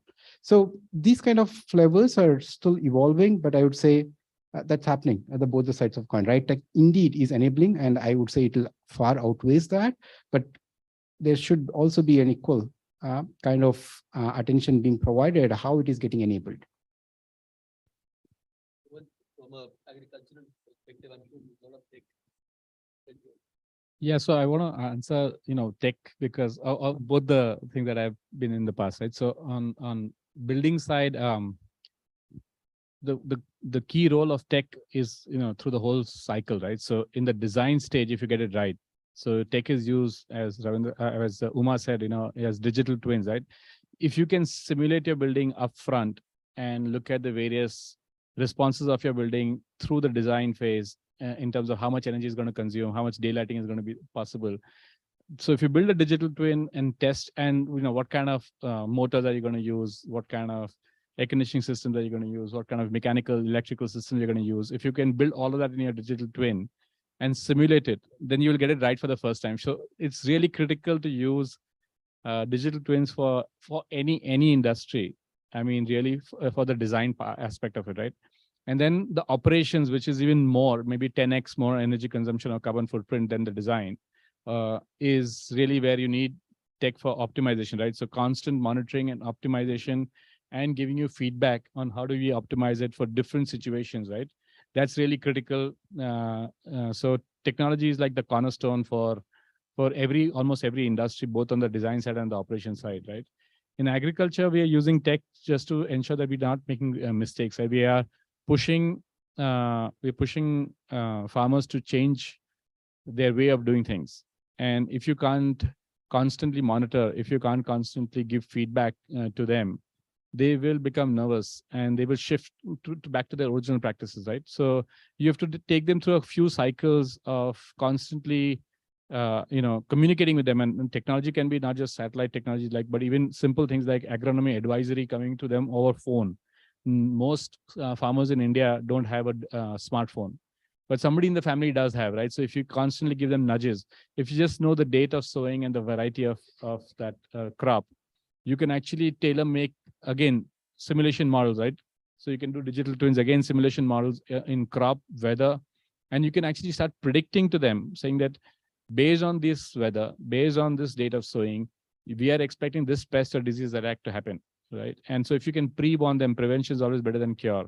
So there are tech intervention is there at almost every stage, but the basic most tech is really getting them information on their handphone saying that tomorrow the weather is going to be this. So don't go and spray, because if you spray and it rains, it's going to become waste, right? So even small tech like that is really critical. And tech is really changing us completely. So many industries are pivoting on their head because of the pace at which innovation and technology is getting incorporated into these industries.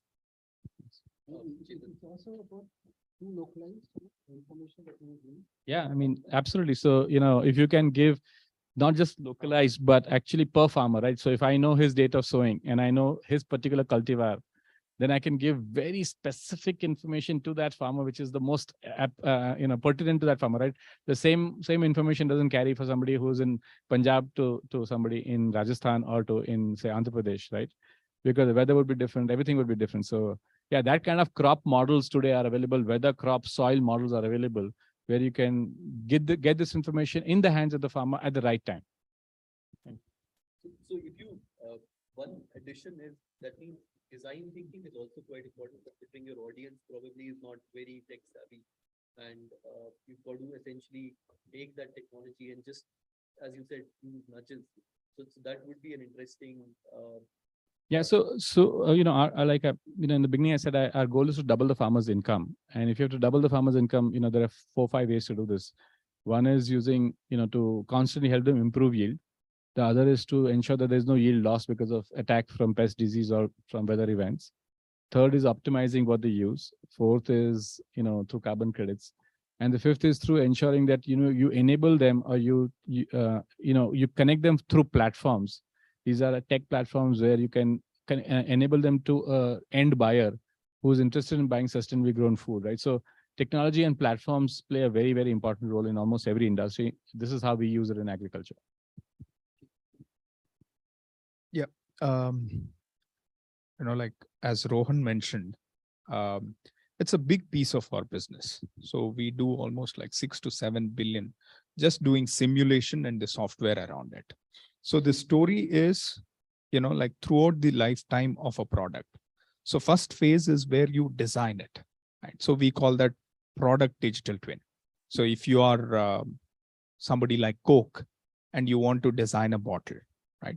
You just don't set up a factory. You start building a model, a digital twin of this. And digital twin is not just about the design. It is not just about how it looks. It's about the physics of it, not in a bottle of Coke, but if it is a car or an engine part that is used in an aircraft, then there is so much of physics around it that needs to be simulated, right? So in a bottle of Coke, it could be, how do I reduce the material by 20% without sacrificing the functional requirement? It gets cooled to probably 0 degrees. It should not, but like you don't control that. It probably becomes hot, maybe reaches 45 degrees centigrade. Yeah. And it might be dropped from 3 feet, 4 feet. I don't know what it is. And a bunch of bottles are stacked one above the other in a just simple product like a bottle of Coke. There is so much of physics simulation that can come into the picture. And what is the end goal? The end goal is reduction of material that will go into it. Point number 1. Point number 2, circular economy, right? So not so much as in the bottle of Coke, but anywhere else, when you design, you always look at what will be the end of life. What happens at some point in time, right? So it becomes waste. And do we design it in such a way that it becomes easy for us to recycle, consume it for something else? So that is all about creating a digital twin at the product level. And as Rohan was mentioning, product is just one part, right? Of course, it has huge implications, but it has to be made, and it will be made in a factory. And that is the production twin. Now, how do we manufacture this? Now, is it like 10 units in a second? How much of liquid should go in? How do you purify this whole thing if it is Coke? But it changes and takes a different dimension if it is an automotive, right? That is production. Now, production. But the crucial missing point is the performance, right? Because eventually all of these products will go to the market. Like your mixer grinder goes to a market, car goes to a market. How do you get data from the field performance so that it goes back into design? That loop is completed. Otherwise, you might be designing something that is really great, built the state-of-the-art facility to manufacture it, goes to the field and fails. If it fails, you will get to know. But if it is performing substandard, then you will never get to know. So that whole twin cycle from product to production to performance, that is something that tech is enabling. And at the performance level, as the devices get more and more complex, all the other things will come into picture. Could be IoT. And with this 5G connectivity, it becomes even more seamless. So you start getting real-time information fed back, not just to the production facility, but to the R&D folks. So they will know if this material is performing as expected. So tech is kind of revolutionizing this whole thing. And, things like smaller bottle caps are one very insignificant example that is actually creating a lot of impact. So all these things are happening across.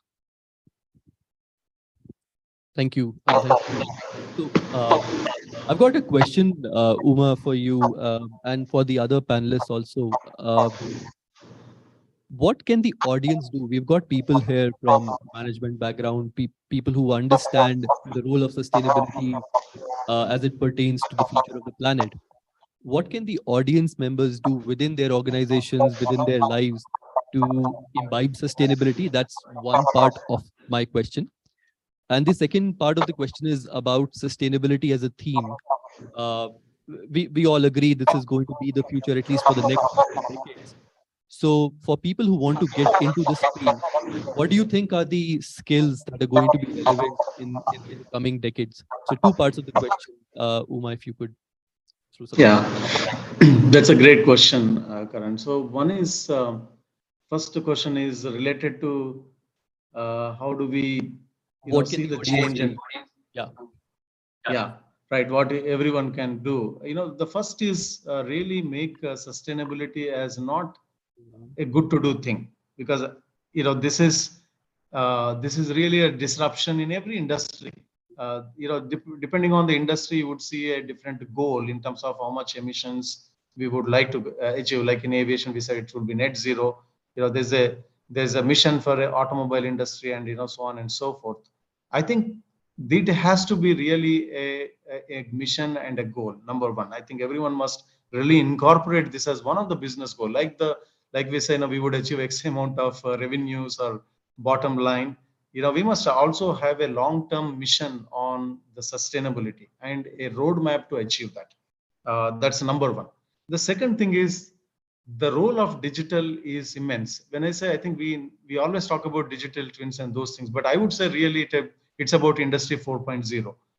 There are 9 different technologies. The way we would leverage these technologies for sustainability really presents enormous opportunities. It reduces the cost, it improves productivity. At the same time, it will address the sustainability goal, right? So this is an opportunity for all the businesses and industries to really adopt Industry 4.0, not one or two elements of Industry 4.0. And we must have a system thinking. We must look at the entire business, the way we would reimagine the business, the operations, the business models. In some cases, everything can change.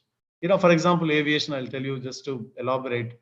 One of the technology, actually 60% of the solution for us is through fuels, biofuel, sustainable aviation fuel, and using hydrogen. Hydrogen is like free of cost. But the way we would, we can think of so many different new businesses emerging when we want to deploy, let's say, sustainable aviation fuel, the biofuels or hydrogen, right? It doesn't exist. The technology doesn't exist. There could be new set of companies, the way we do business, new business models, and again, digital would be the enabler. Now, finally, I must say that small things matter. In particularly the manufacturing industries, irrespective of the sector, can benefit by setting a goal in their day-to-day manufacturing. For example, we set a goal that all our factories would be net zero by 2030. Which means using the type of lubricants or the kind of chemicals that we would use in the manufacturing. So it's not going to be not only going to be environment friendly, but at the same time, is safer for employees. So I see sustainability is a greater is a goal around which we can reimagine the business, and every employee must adopt. And I think for employees, adopting the entire Industry 4.0 skills would be a great enabler. Thanks. If we could talk about the skills part of that question, which is about what skills do you feel are going to be relevant in the coming decades? If any of you has any thoughts. I think the only skill that is really required is passion. I think there's a serious sense of urgency right now. We have only 20 years to solve the problem. And I would like each one of you out here to use your weight, to use your passion, to influence management to take very unreasonable goals. Okay. You cannot be saying that I will become by 2050, 2070, India's goal is. That's ridiculous. We just need to push for 2030. And I think it's so profitable to do this. If you go down the path, if you go into the calculations, you'll realize it's so profitable. So it's really makes sense to push it and make it happen as soon as possible.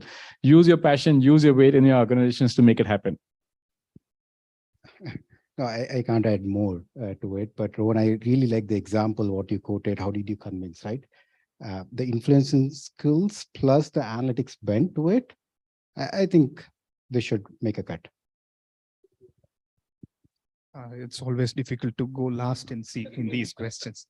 But just as a point, right? So I was having this discussion like 10, 15 days ago with a colleague of mine, and we were discussing the greediest of us, the most capitalist, investment bankers. They are getting into it. So that's a sign that, as Rohan said, this happens only when they see real threat to existence. So we cannot overemphasize. Now, even the investment bankers are creating funds which specifically invest in such opportunities. So, like the least, should not say least, maybe probably some of you have this as goal, but impactful or less impactful functions like investment banking are making impact.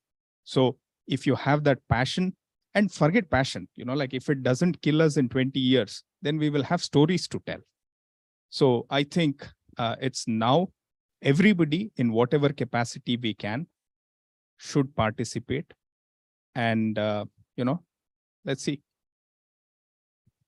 Thank you. I think we've got time for about a couple of questions. So if you've got questions for any of the panelists, please let me know. Yeah.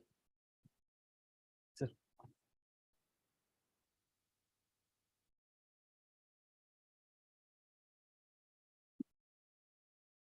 Thank you. Good evening. This is more of an opinion than a question, but I'd like you to please possibly encapsulate the response to it so that we can all take it home as takeaways to follow. So we started off, we bought cars, stopped walking to the office, bought treadmills and started using them at home. And then the treadmills stopped working efficiently because we didn't have time because of our jobs. And now we use it for hanging clothes and things like that. I'm talking from a very practical point of view. Then we decided we had to buy bigger homes because we had 2 treadmills because the husband and wife couldn't, use it at the same time. So space clutter, bigger apartments, more energy wasted and things like that. And as the leaders in the panel were talking about weight, pulling our weight and all that, I kept looking at my state of obesity. I know I'm being open about it, but I think it's a problem. Now, because of that, my lifestyle has changed that I use more energy than normal. I need the AC longer than other people. So I think sustainability will start like charity at home. If I didn't teach my son that he has to share with his sister, he's not going to be able to share the planet and its resources responsibly with others. Now, with that in mind, what can we do to create awareness where we are sitting as audiences?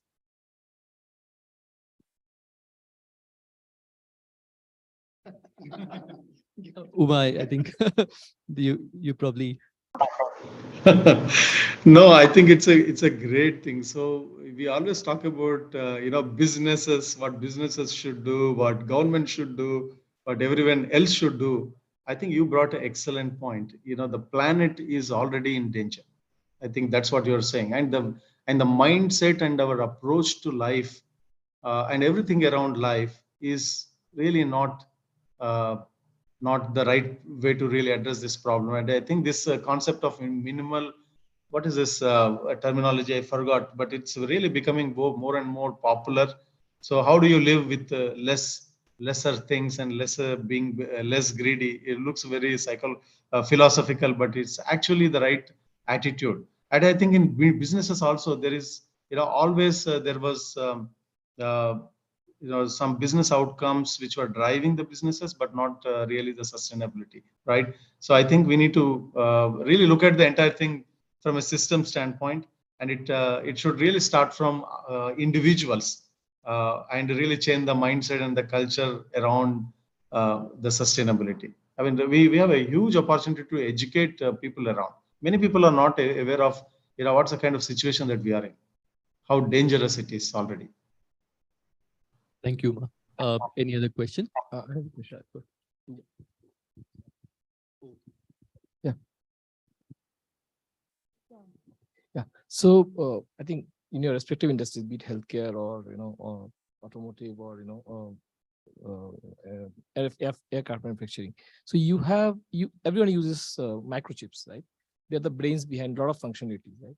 So in your respective industry, when you choose a supplier to provide these microchips for your respective, final end product, what you develop, do you go and trace exactly like how much is the sustainable angle they have, taken into account? See, these are all coming from, China, Taiwan for factories. So do you go and trace back, when you make a decision about what kind of chips or, microchips should be used in your, respective products? So I'm coming from the semiconductor angle, basically. I can take it, and then pass it on to the others. The simple answer is yes. Now, you can always ask how reliable is the information passed on to you. So we do check. Now, forget semiconductor chips. We do even check if the food waste from our cafeteria is being responsibly disposed and the package material. So we do everything. Otherwise, we can't hit our targets of 2030. Okay. So we do all of this, not just chips, the metal, the energy, like talking about Siemens, we use 78% of our energy comes from renewables. And there are certifying agencies which tell you reliably that this is coming from a renewable source. The question is, how reliable is this information from countries which probably do not have this, or in a transparent manner? And that's where I was talking about the ecosystem that we are building, where manufacturers, miners, and the entire supply chain can voluntarily put their information in, and it is visible to everyone. And soon this will be a make or break decision for ordinary consumers like you and me as well. Today, we really don't care, right? Like few years ago, nobody cared where the crackers came from. Today, you see, meaning whoever has tried this Diwali, you see that, like it says responsibly manufactured without using child labor. So it's happening in all industries. Yes, so I think the point you're making is, technically it's called scope 3 emissions. Okay, so every company has to count the emissions of its suppliers. And so when a company says, I want to become carbon neutral by 2030, it's not about just themselves becoming carbon neutral, right? You have to ensure that you have to offset the emissions of your suppliers also. So it's very, very critical part. All of us, they pay a lot of attention to who are our upstream and downstream players. So if I'm buying raw material from somebody, I'm looking at it. And if I'm selling to somebody, I'm also looking at the logistics emissions out of that. So since scope 3 is part of your inventory of emissions, and if you want to become carbon neutral, it's really critical for every organization who's taking that as a goal to start looking with the microscope, saying that where are they procuring, what are the advantages. Now, I'll also give you something this is not a trend of today and yesterday. Walmart in 2010, okay, when it came to India to outsource IT, okay, they were looking at Infosys, Wipro, Accenture, IBM India, all of these companies, and they found that the talent was exactly the same. They had all cross-mingled. The talent is the same. The capability is the same. They made a decision on how to choose a vendor based on the carbon footprint of that organization, saying that we are outsourcing 1,000 seats to you. If your carbon footprint is the lowest, we'll outsource it to you. So this is a trend started by visionary companies 10, 15, 20 years ago, and it's really catching on now. Thank you.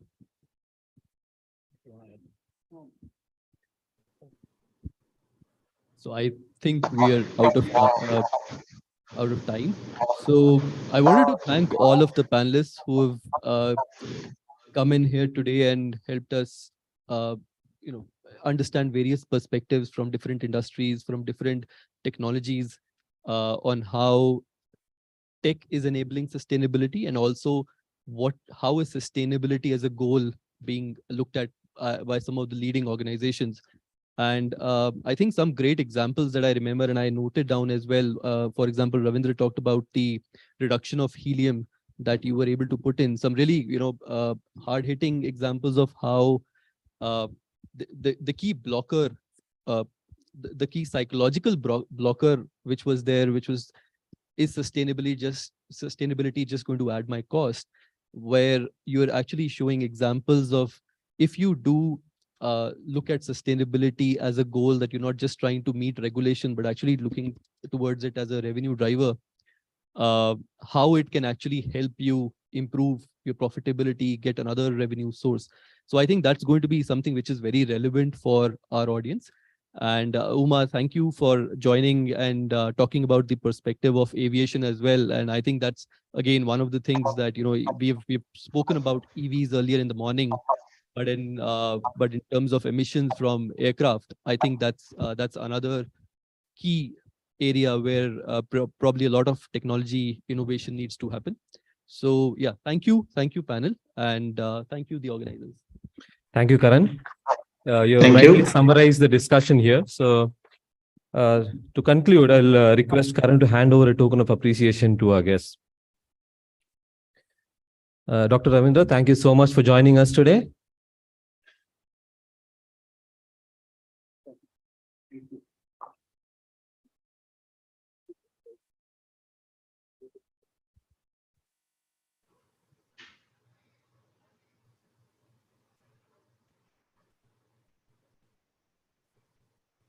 Next, Mr. Rohan, thank you very much for being here today with us.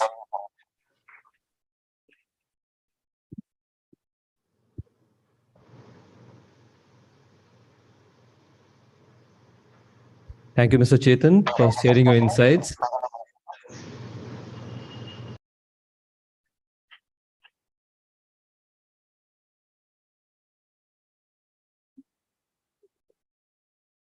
And Mr. Uma for joining us virtually. Thank you very much for your time today. Yes, we'll send Thank you yours. so much. Not the digital one. Yes, we have a token of appreciation for Karan as well. Thanks for moderating the panel. Thank you very much, Karan.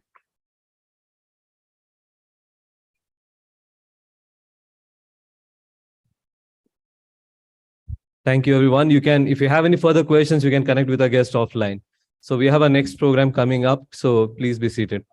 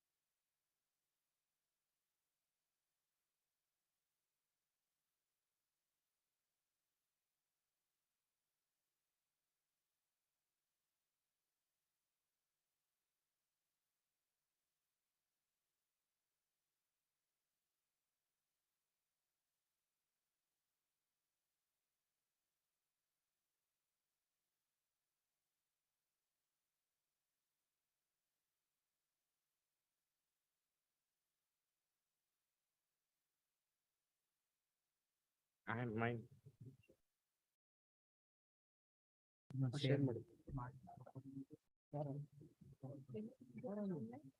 Vinay needs to come. No? No, but why is he online? Call him, no? Where's Vinay? Call Vinay. Full screen share. He needs to share a video. Oh, you're starting. Wait, I need to introduce him, no? Wait, talk and then. Yeah, then video come. Full screen out. All right. We good?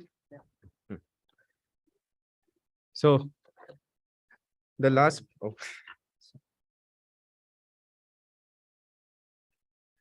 All right. So just brace yourselves. Last talk for the day.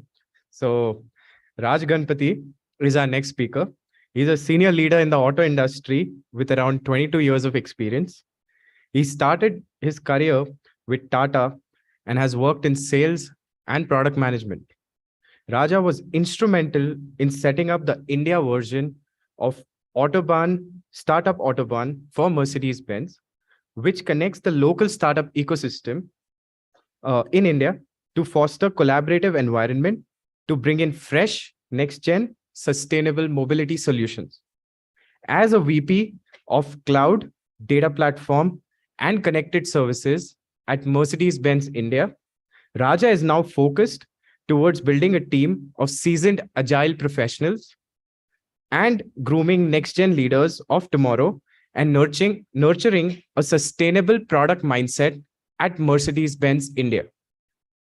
As part of Mercedes-Benz strategy, he is part of multiple initiatives specifically related to cloud and connected services, leading the Ambition 2039 Part 2 CEO Neutrality.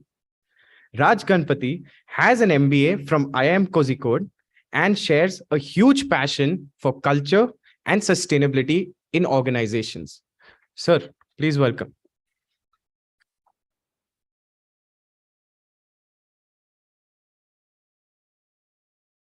Is it, yeah, the videos? Shall we switch it on? No, first, let's go to the first slide.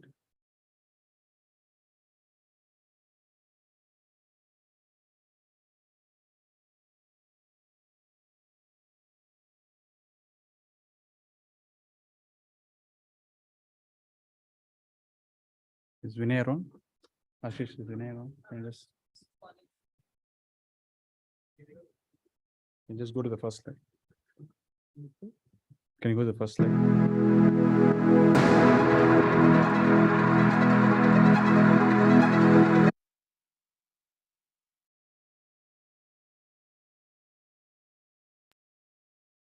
So good evening, everyone.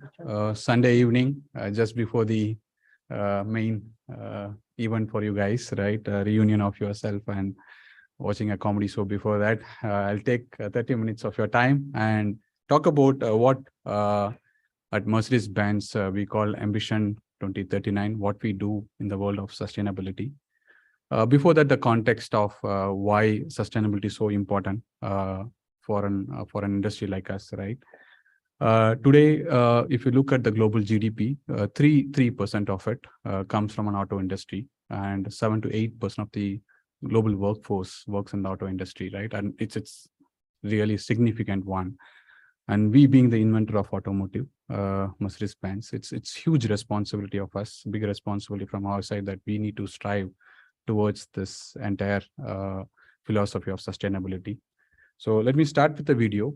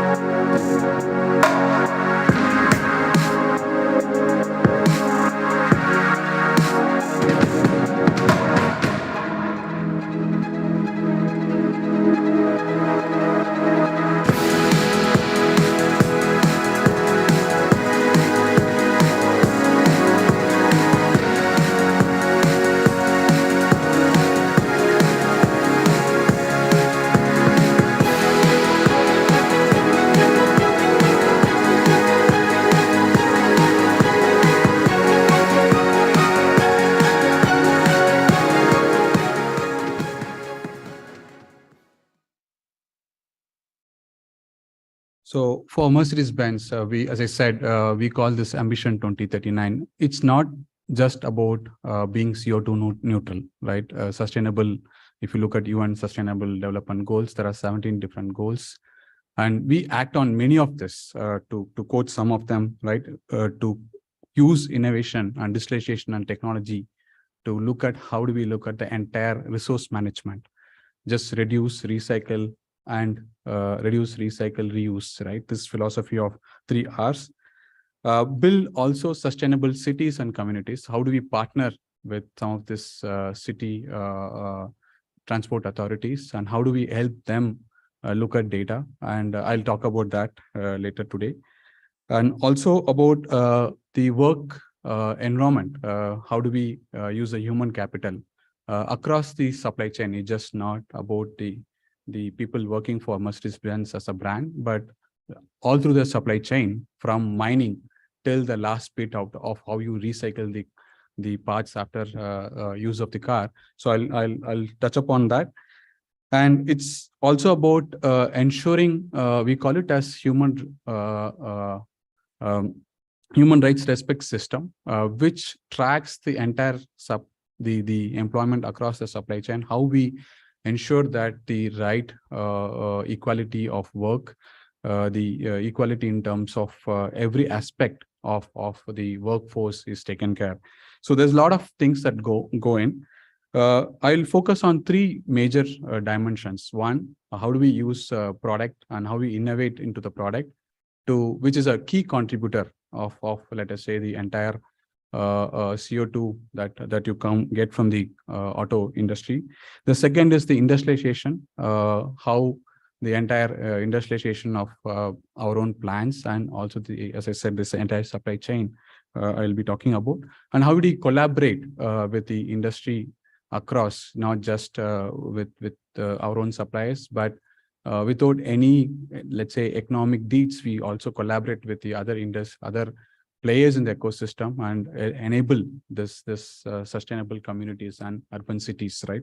So these are the topics that I will cover in today's presentation.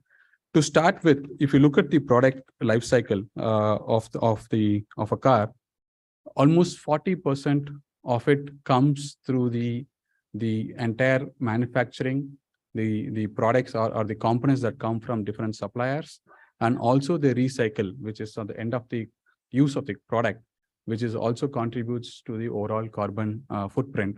So the use, during the use, when the customers have the product, use the product, is about 60%. So the first dimension that we look at is about the product. And today, Mercedes-Benz, as of this year, we have all our portfolio of product from E-Class to the S-Class, A-Class to the S-Class. We have everything electrified product portfolio, both in terms of the sedans and SUV cars. So what it means that it directly has a huge impact on reduction of the CO2 as a whole. It's just not the product, but it's also about how the customers use the charging ecosystem, right? It's important that the charging ecosystem also is generating the power energy from renewable sources, right? It's just not only the part of car being electric, but where does the electricity for the charging station come? It's also a very important factor. So we have a ecosystem of 300,000 charging points, along with a lot of partners, the charging point providers, and all these ecosystem providers are encouraged and enabled, are supported to produce green energy. So the customers of us can really look at which are the charging, let's say, charging points which are supported by the green energy. So we look at the entire ecosystem of just not the car being electric, but also the charging stations that our customers use also being provided with renewable energy. So today, if you look at in Europe, we have a significant number of the charging points, about 300,000 of them are supported by green energy. So, and that's a very important factor. So to the customers, just not giving the product, we have a product called Mercedes Me Charge, which is a mobile application. That's where we use cloud and also the technologies that are available today to ensure that the customers, when they use the product, also are using it in a sustainable way. So the next important dimension that we looked at is how do we make the product, right? So how do we make this product really from the sustainable perspective, looking at what kind of materials that we use, right? What is the reusability of it? How does it going to have the entire life cycle in terms of from the design? We have to look from the design, how this product is going to be, let's say, manufactured in terms of the entire supply chain, the logistics of it. And after use, how do you recycle? So we look for design for circularity, and we make sure that the products that are used in the materials that are used for the different parts of the product. One is there's a lot of focus on battery, right? The battery technology as a whole. How do you ensure that it is recyclable? But it's just not that. There are so many components that you have: the entire seat, the mats, the door handles, the steel, the aluminum that we use. How is it all getting produced? So it's also important to look at the just not the battery, but the other different components that come in. How is getting let's say manufactured? How is can be recycled? So looking at how do you do the circularity of the entire product is very important. This is a product that we built recently, which is called Vision EQ XS. It's a concept car. It can run 1,000 kilometers with single charge, right? And we use roughly about it takes about 8.4 kilowatt of power for 100 kilometers. And today, if you look at commercially available cars, run at about 20 kilowatt for 100 kilometers. That's the number. And we have kind of really put a lot of efficiency measures from design, from the weight of the products that we use, right? And a lot of this components that we have used in this product is going to be available very soon in the products that we are going to launch in 2024, 25, and 26. So we are looking at about 4 to 5 years from now, all our product is going to be fully electric cars. Today we are at about 15% of our sales happens on electric, 80% still, 85% are still in the ICE engines. But we are looking at this changing over next few years, and 2030 is our target to make sure that all our fleet of cars are only electric, right? And it's just not only for let's say the cars that we sell for we also have performance car, which is AMG as a brand. Even there, we are looking at electrifying them, right? And it's also about G-Class. This is really one of, let's say, a different emotional brand that we have, G-Class, which is really a great product. And even that being electrified is a great thing that the company wants to do going forward. So just to kind of highlight few of the areas where we are focused on, right, in this particular product, right?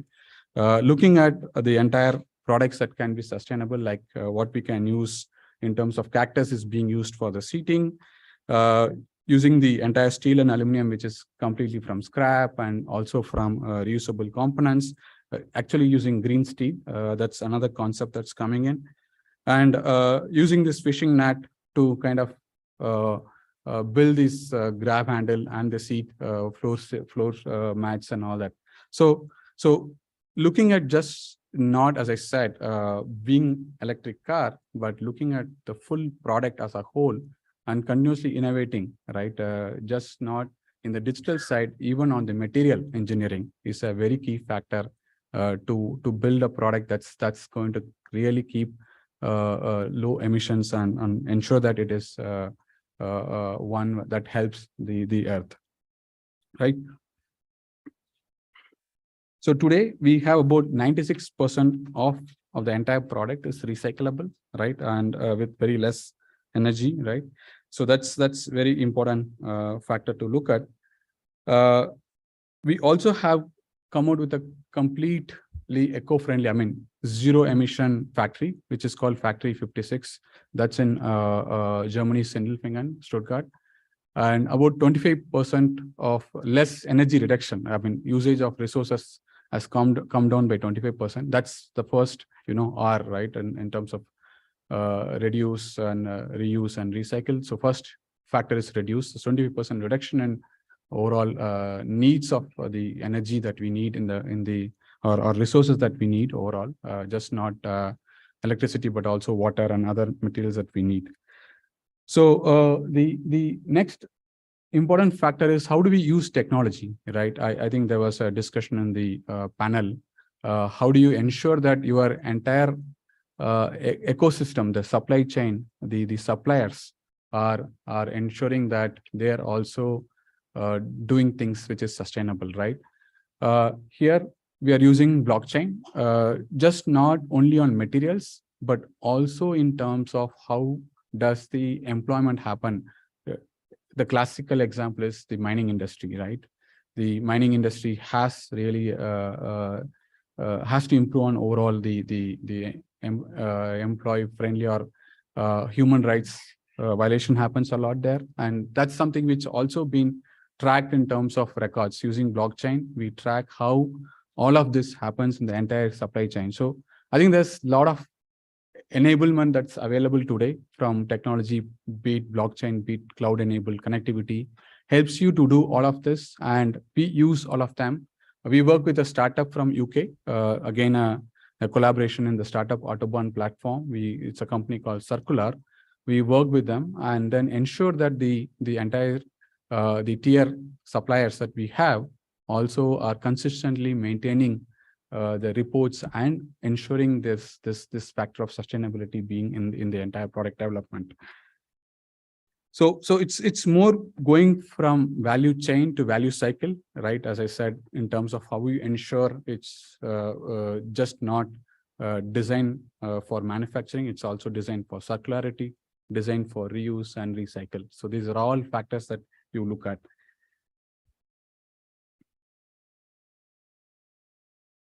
So the next dimension I would like to talk, which is about the partnership. So we have about 10 million connected cars today, a lot of them in Europe, Americas, and also in China, right? And there's about 100 plus sensors which can really take data from the environment around when it's getting driven. And we take a lot of this data from the road condition, the weather condition, the road situation, the traffic, right? Blind spots. So a lot of sensor information that we collect. We anonymize. We have a huge responsibility of our customer data. We are not a company which looks at selling data for our business, but we use it for product. We use it for ensuring how we can use this data for betterment of the cities and the community around, right? So we use all this data and transfer it to the authorities, right? We have a partnership with the London Transport and also with Norway. We have a partnership with Norway where we identify different situation of the road, right? Be it traffic, be it icy roads, any accidents, right? Blind spots. Typically, when you're looking at autonomous drive, it's very important that you have the perception of the road live that is coming back to the car. So it's very, very critical. And we read this information through our sensors in the cars, pass it onto the cloud, massage it, give it to those authorities so that they can make the right decisions in terms of how do they plan the cities or urban planning overall. So that's one perspective. The second one is also about most of our the platform on the connected car, we are already in cloud. How does it help? If we had this all on-prem, it would have been very, very difficult for us to put to a green cloud, right? Today, the lot of this hyperscalers, the cloud providers are providing you green cloud. So we had done the complete migration of our existing softwares that runs the connected car to cloud 2 years back. And today we had a very good advantage of moving them to a green cloud. So these providers like Microsoft and Amazon can give us the cloud which is completely operated with zero emissions, right? So this is another critical thing. If you look at today's product, specifically if you're talking about car is like one of the complex IoT device. If you look at when you are looking at autonomous drive, when you're looking at electric car with range anxiety, you have to get a lot of sensor data and pass it on this to cloud, process it, and ensure that this information comes back to the car with live maps and a lot of other information that has to flow between car versus cloud. And you also send live maps from the cloud to the car. So you're going to have a lot of computing happening on the cloud, and that's what my team does from MVIDI. So it's very critical as a player, right? As I said, automotive contributes 3% of the global GDP, and it is very important that we do our bit. And being, as I said, inventor of the automotive, and we set a phase. If you go towards looking at our website, Ambition 2030, and there's a lot of effort being taken. So we have a sustainable dialogue with all our top management. We had our 15th one last week, October 27th. We had the 15th sustainable dialogue. It's not yesterday or last few years. It means a lot. All the top management come together and look at what each of them have to do, from R&D, from production, the procurement, supply chain. So the entire organization's top leadership comes and sees what measures they have to take in the individual departments, individual organizations to drive this holistically. And it's just not, as I said, being CO2 neutral. It's all about looking at circularity. How do we help the communities, right? It's altogether a lot more dimensions, and most of the talk is about CO2 being CO2 neutral, but it's also about equal opportunity and employment and a lot more things that comes as an industry for us. So to conclude, I think it's a statement that my CEO, global CEO, made in the last dialogue. So we look at this as a marathon. It's just not a 100-meter dash. It's a marathon. And we feel that we are at 4th or 5th mile today, right? We still have long to go, and we have a lot of teams have to come together. It's just not Mercedes-Benz as a brand, but it's also about the entire ecosystem being ready to support this entire initiative, or how we build a sustainable world and society here. That's from my side. I'm open to any questions.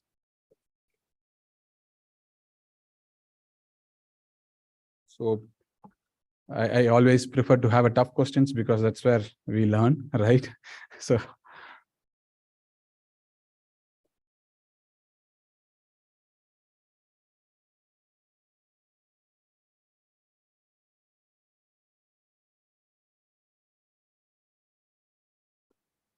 Maybe you can just speak up. I'll repeat the questions. Sorry.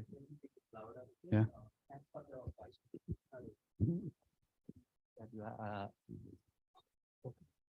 Okay, thanks for helping me out. Good evening to all. Thanks for the information. It was like quite a lot that we came to know about Mercedes-Benz, that what are the different grounds that you are working on. So let me tell you this thing. You told a lot about the electrification of the vehicles, the connectivity. I mean, I'm saying about the vehicle to cloud connectivity, all these aspects. There are like different dimensions, or else there are like different aspects to that as well. How about the connectivity between vehicle to vehicle, or let's say vehicle to infrastructure, or all? I mean, on these grounds are Mercedes-Benz working on, or else? Because I just heard that you told about the connectivity between vehicle to cloud. So vehicle to X, we call it, right? Everything. It's also vehicle to vehicle, vehicle to infrastructure, right? Yeah. But today, vehicle to vehicle communication is not so prominent, right? It's more towards vehicle to infrastructure, and the backend that we have is only one part of it, but we also have information flowing from the infrastructure to the vehicle, right? In terms of traffic assist, right? We also have information that's coming from how does the traffic sign is going to be next, let's say 50 meters, right? Or 100 meters. So we get those information and use this for our prediction of our powertrain, right? Predictive powertrain, And also when you're looking at autonomous drive, it's very important to have vehicle to infrastructure communication. So we do use this information, but vehicle to vehicle is still not very extensively used, to be very clear. That's great. Thank you. Yeah. This side, sir. Yeah. I have a question around what happens to cars when, like we are in this transitionary phase, as you mentioned, 15% of your cars are electric. But then one of the side effects of making such well-built cars, which last 20, 30 years, is that you've got this entire generational fleet of vehicles, which are still IC engines. So from a recoverability side of it or circular economy side of it, are there any companies or is Mercedes working on helping transition into electrified engines without buying a new car, or is that something which comes as part of that recoverability aspect? So your question is towards how long this ICE engine is going to stay, and when do you think it's going to kind of cease, or? Yeah, because the transition from IC to electrification, is there one aspect of it where your IC engines could be converted into electrified so that you don't have to actually scrap your car and buy a new one? Because that could be a big driver in terms of getting people electrified faster. So retrofit, if you are talking about retrofit for ICE engine, no, to be very precise. But yeah, in the commercial vehicles, there are initiatives that I know of in commercial vehicles towards retrofit of motors, right? So that they can power some part of it through hybrid technologies, right? It's just not only ICE, but it's also through the motors we can benefit from. But if you look at the car, the real estate that you have is very limited, right? So I don't think so we are able to do that. So it's a lot to do with how the markets are going to evolve, right? And how does individual countries' regulations are going to be, right? If you look at some of the European cities, there's already a clear mandate or regulation that certain parts of the cities you cannot drive with ICE engine, right? And it lot more to do with to going towards the clean environment there, right? So there's already a lot of, if you look at Norway, take an example, Norway, it's huge sales of electric vehicles today. So it's a lot to do with the country's regulation. It's to do with affordability. Of course, electric vehicles are still expensive, right? So the battery cost is coming down. It's coming down really drastic. But can it become a common man's car? It's a question that we don't have an answer today. Hello, sir. Yes, center. Yeah. Yeah. So you talked a lot about electric vehicles, the ecosystem around electric vehicles, right? And collaborations that are happening. In fact, you named a few.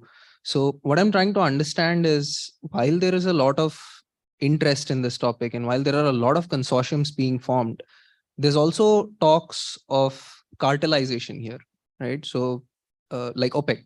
So if something like that happens with electric car industry, with batteries, be it for raw material or for production or whatever it is, so how do you think that impacts the projected plan for EV adoption throughout the world? And what does it mean for auto as an industry? Yeah. So the overall battery, right? Battery is a very important topic of the entire product today. And many of the OEMs are setting up their own. It's just not looking at suppliers, or even though if there are suppliers, there's a heavy partnership with those suppliers. There is very less of this concept of key players, right? Or dominant players, market dominant players. I think that's, at least in my knowledge, it's not going to happen easily in this space, right? Because the OEMs, the manufacturers, are trying to have intense partnership with few companies, or they're themselves manufacturing it. So this is not going to kind of enable the so-called cartelization of let's say the parts or components in that space. And if you look at the charging stations, which is another very key factor, today it's a very diversified market, right? It's there's so many companies that you have. The aggregation happens by few providers, but the individual charging stations are run by by small businesses, right? And all of these oil companies are also coming with their own charging stations. So I think I personally don't think there's going to be a big problem of, let's say, monopolization or cartelization going to happen in this space. Thank All right, I think we are out of time. Sorry. I have one quick question if that works. Yeah. So, Okay. shall I go? Go ahead. Yeah. So there was this interesting slide where you shared, for transparency using distributed ledger technology, aka, blockchain. Don't you think it can be counterproductive? Because for any kind of transaction happening on blockchain, you will actually sync up information between different nodes and basically translates to a lot of energy consumption. So is this something which Mercedes-Benz is thinking? Because we are also facing the same challenge. Of course, I mean, blockchain, how green it is, right? So it's a big discussion. So the company that we have partnered, I think they are good at it. So I don't have much details of it, but I think they are doing a phenomenal job in this space. It's a startup which also works on sustainable as one of their core principles, and they don't use blockchain for everything. So they are using only for practices like this, like big players like us. So, and they have to maintain this being CO2 neutral. Thank you. So, Raja, Tesla disrupted the EV industry, right? And then Mercedes came into this area. So, is Mercedes following Tesla, or do you even have your own philosophy? So anywhere I go, I get a question from Tesla about Tesla, right? So I was expecting this as a first question, but it comes as a last question. So I think the philosophy of these companies are different, right? First of all, when it's not electric cars came from Tesla, he just made it like a Ford Ford T model, right? He kind of made it mass manufacturable, right? If I have to put it, right? So the philosophy of us is to look at the sustainable factor from the beginning, right? So how do you ensure the battery chemistry is a very difficult topic. If you look at what has happened in last 5 years, so the recyclability of the batteries have changed in last 5 years, right? I think that's the fundamental thing why we have to look at this factor before even we start mass manufacturing, right? So I think he had an advantage for sure. I mean, Tesla had an advantage, but the way we do it, I think we have a lot of responsibility, just not for a company of our size, but it's also about the ecosystem that we have around. We are not just talking about ourselves selling a car. We are also looking at the entire supply chain and trying to enable every player in the supply chain, right? So this is a differentiation that we are trying to bring in, right? And that's a huge responsibility, as I say, right? And yeah, it's we have to see how things change over the next few years. Let's see, right? Yeah. Anyone else? Go ahead.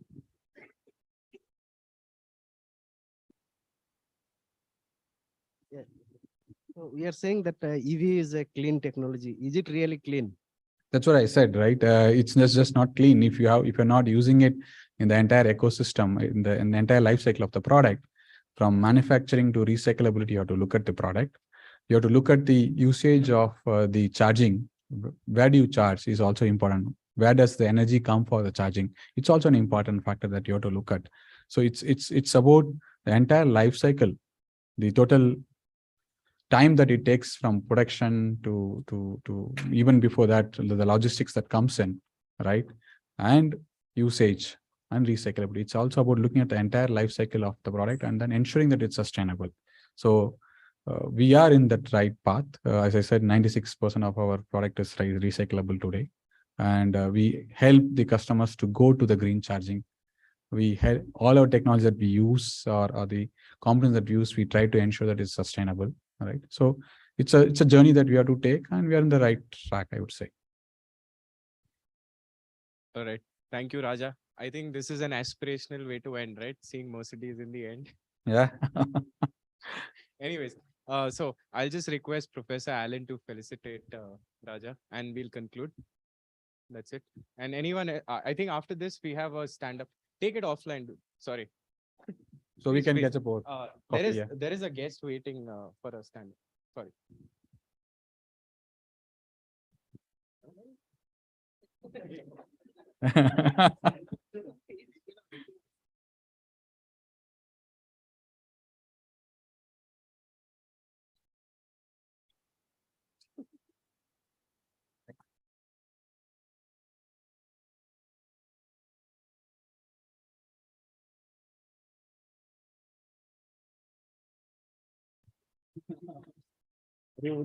Stand up के लिए इतने लोग आ गए talk के लिए नहीं thank you Raja Thank Sorry. you, Raja. Thank you so much. Thank you, everyone. Okay, where is the comic stand is there or what? I think it's seven. Now who's there? Huh.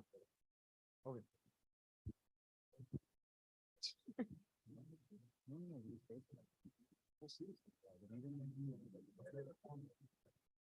Oh, okay.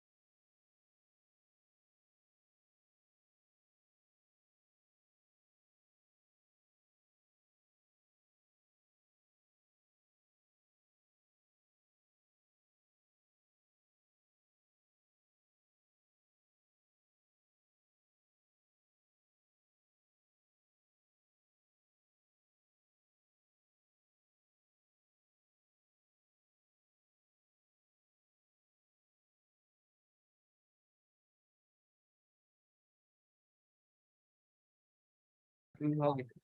ನಾನು recording on ಮಾಡ್ಲಾ? ಒಂದ್ ನಿಮಿಷ ಸಕ್ಸೇಸ್ ಯಾ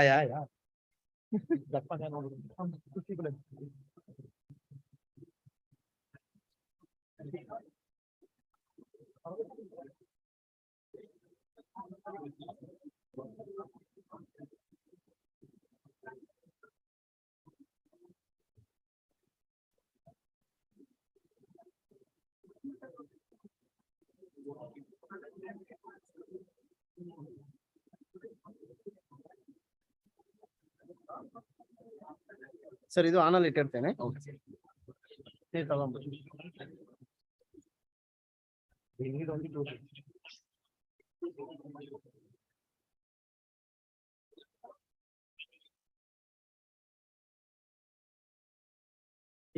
Yes, sir.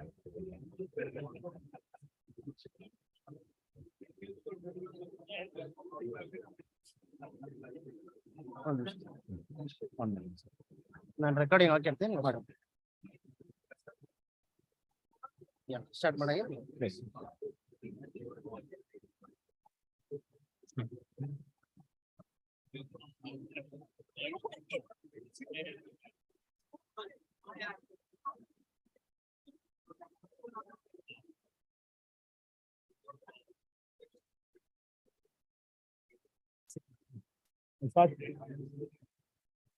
Okay. Great. Good evening, guys. If you could please take your seats, it'll be great. Okay. So yes, hey guys, it's me again, Aniket Mohan Rao, lead competitions for Drishti. I have the best job on this organizing committee. All I do is come up on stage and give away prizes. Now on to business. We will be announcing winners for Revive, a supply chain competition run by our very own automobile supply chain expert, Thomas Mathai from PGPM 2123, who relentlessly worked on Revive from day one to ensure a smooth and successful event. We had over 200 entries from entire India for this competition, and they were certainly put through the ringer by Thomas and Ather. We would like to request Mr. Harendra Saxena, CPO, Ather Energy, to give away the prizes. Some teams are here with us while some are in the Zoomverse.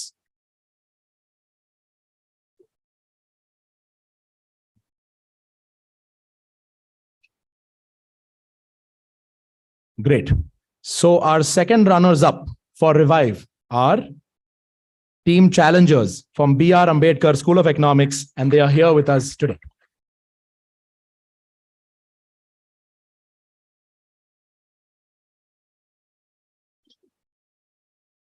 Let's show some more energy. Come on, we have a long way to go.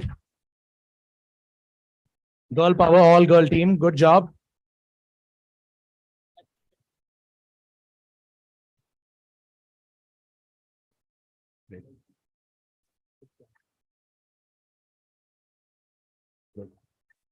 Thank you. Thank you, Team Challengers. Great. Thank you. Our first runners up for Revive are Team Unstoppable from SP Jain, and they are with us as well.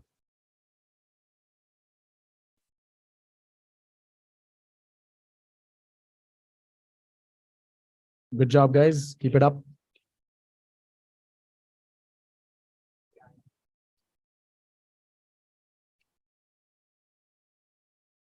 Good job. Good job.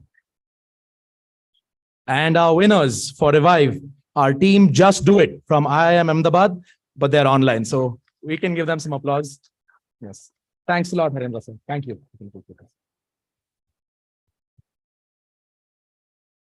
Thanks a lot to all our sponsors, Adrenaline E-Systems, Ather Energy, Anteshti Funeral Services, Unibic, and PAMS Engineering, for them being the backbone for us to make the competitions a big success. Now, that brings us to the fun section of the night. But just before that, I would like Shreyas, oh President, my President, to take us through the event flow, a quick summary, and thank you. Over to you, Shreyas.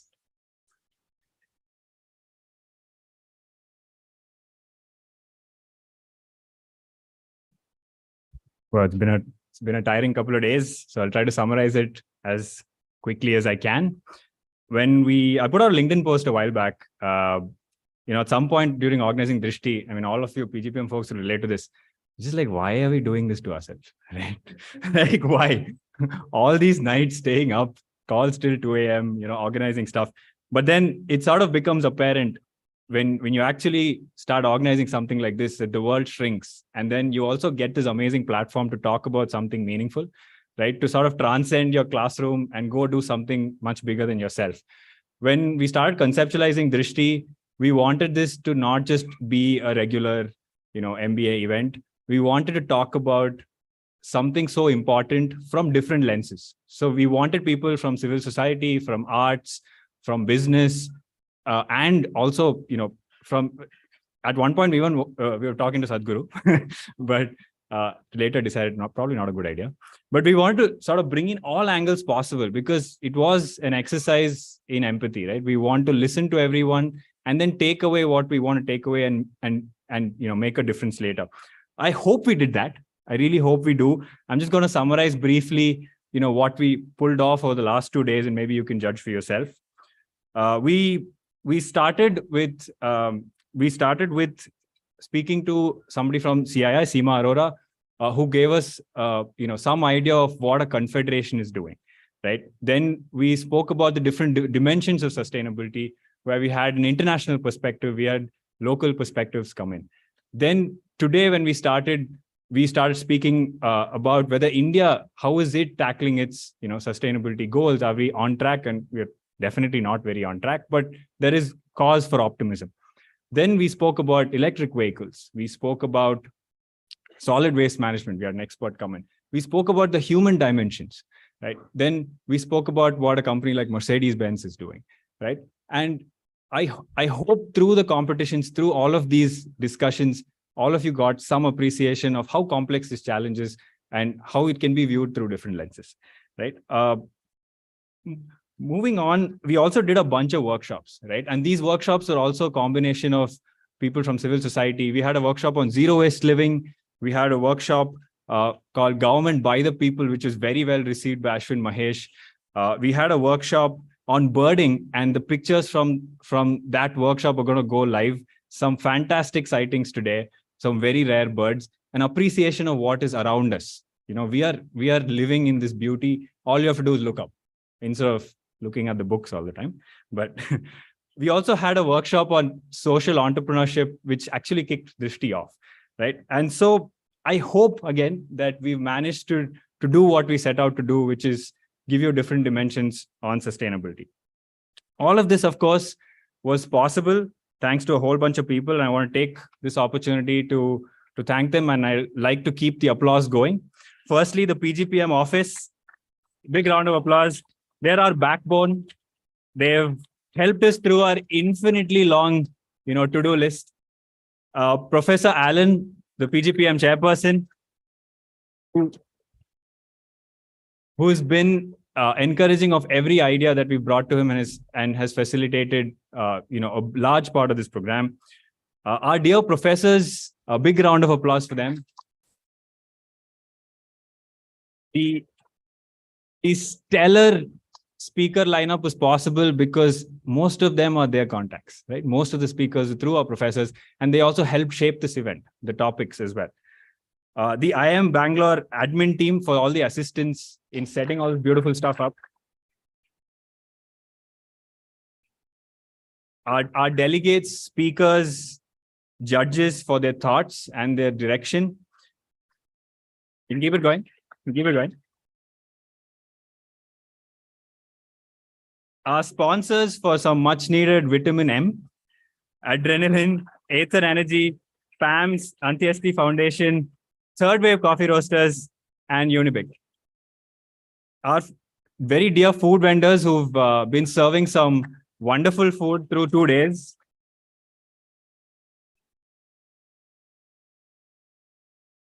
Our alumni, your support has been unwavering. Your ideas have made this event what it is. And thank you for turning out in such huge numbers today. We really, really appreciate it. Of course, my batchmates who have pitched in every way possible and made this event what it is. The visitors, keep it going, keep it going. All the visitors, and some visitors have come from very, very far away. Thank you for traveling all this way to attend our event. We really, really appreciate it. I'm not going to move on till you clap, right? And finally, last but not the least, the Drishti organizing team, which has put in 3 months of tireless effort.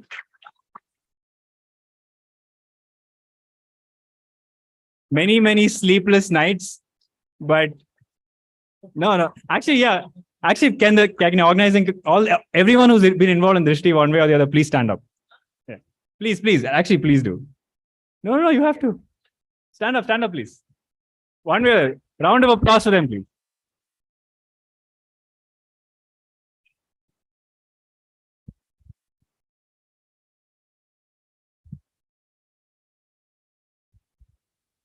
Right. I won't bore you any longer and won't make you clap anymore. I just want to, end by quoting what is, I think, my favorite moment of Drishti 22, which is when Tulsi Gowda walked into the auditorium and there was a spontaneous standing ovation. Nobody planned it. It just happened, right? It just goes to show the power of a person who wasn't even talking the same language that most of this conference happened in. It showed that all you need is your pair of hands and some love and just the will to do something much beyond yourself. I hope that's what you take away from Drishti 22. I hope all of us go and make our little bit of change and make sustainability a reality. Thank you so much.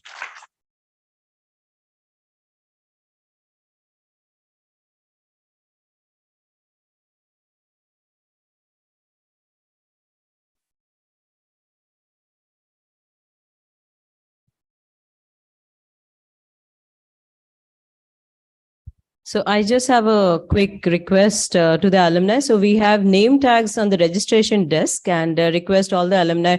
I think most of you have already put the name on your blazers and shirts, but then, if you can just go some time in between and get the name tags on your shirts. And no event is complete without some musical fun. So before we move on to Shamik's show, we'll have a musical fun by our own singer and guitarist, Maha and Chinmay. So welcome them.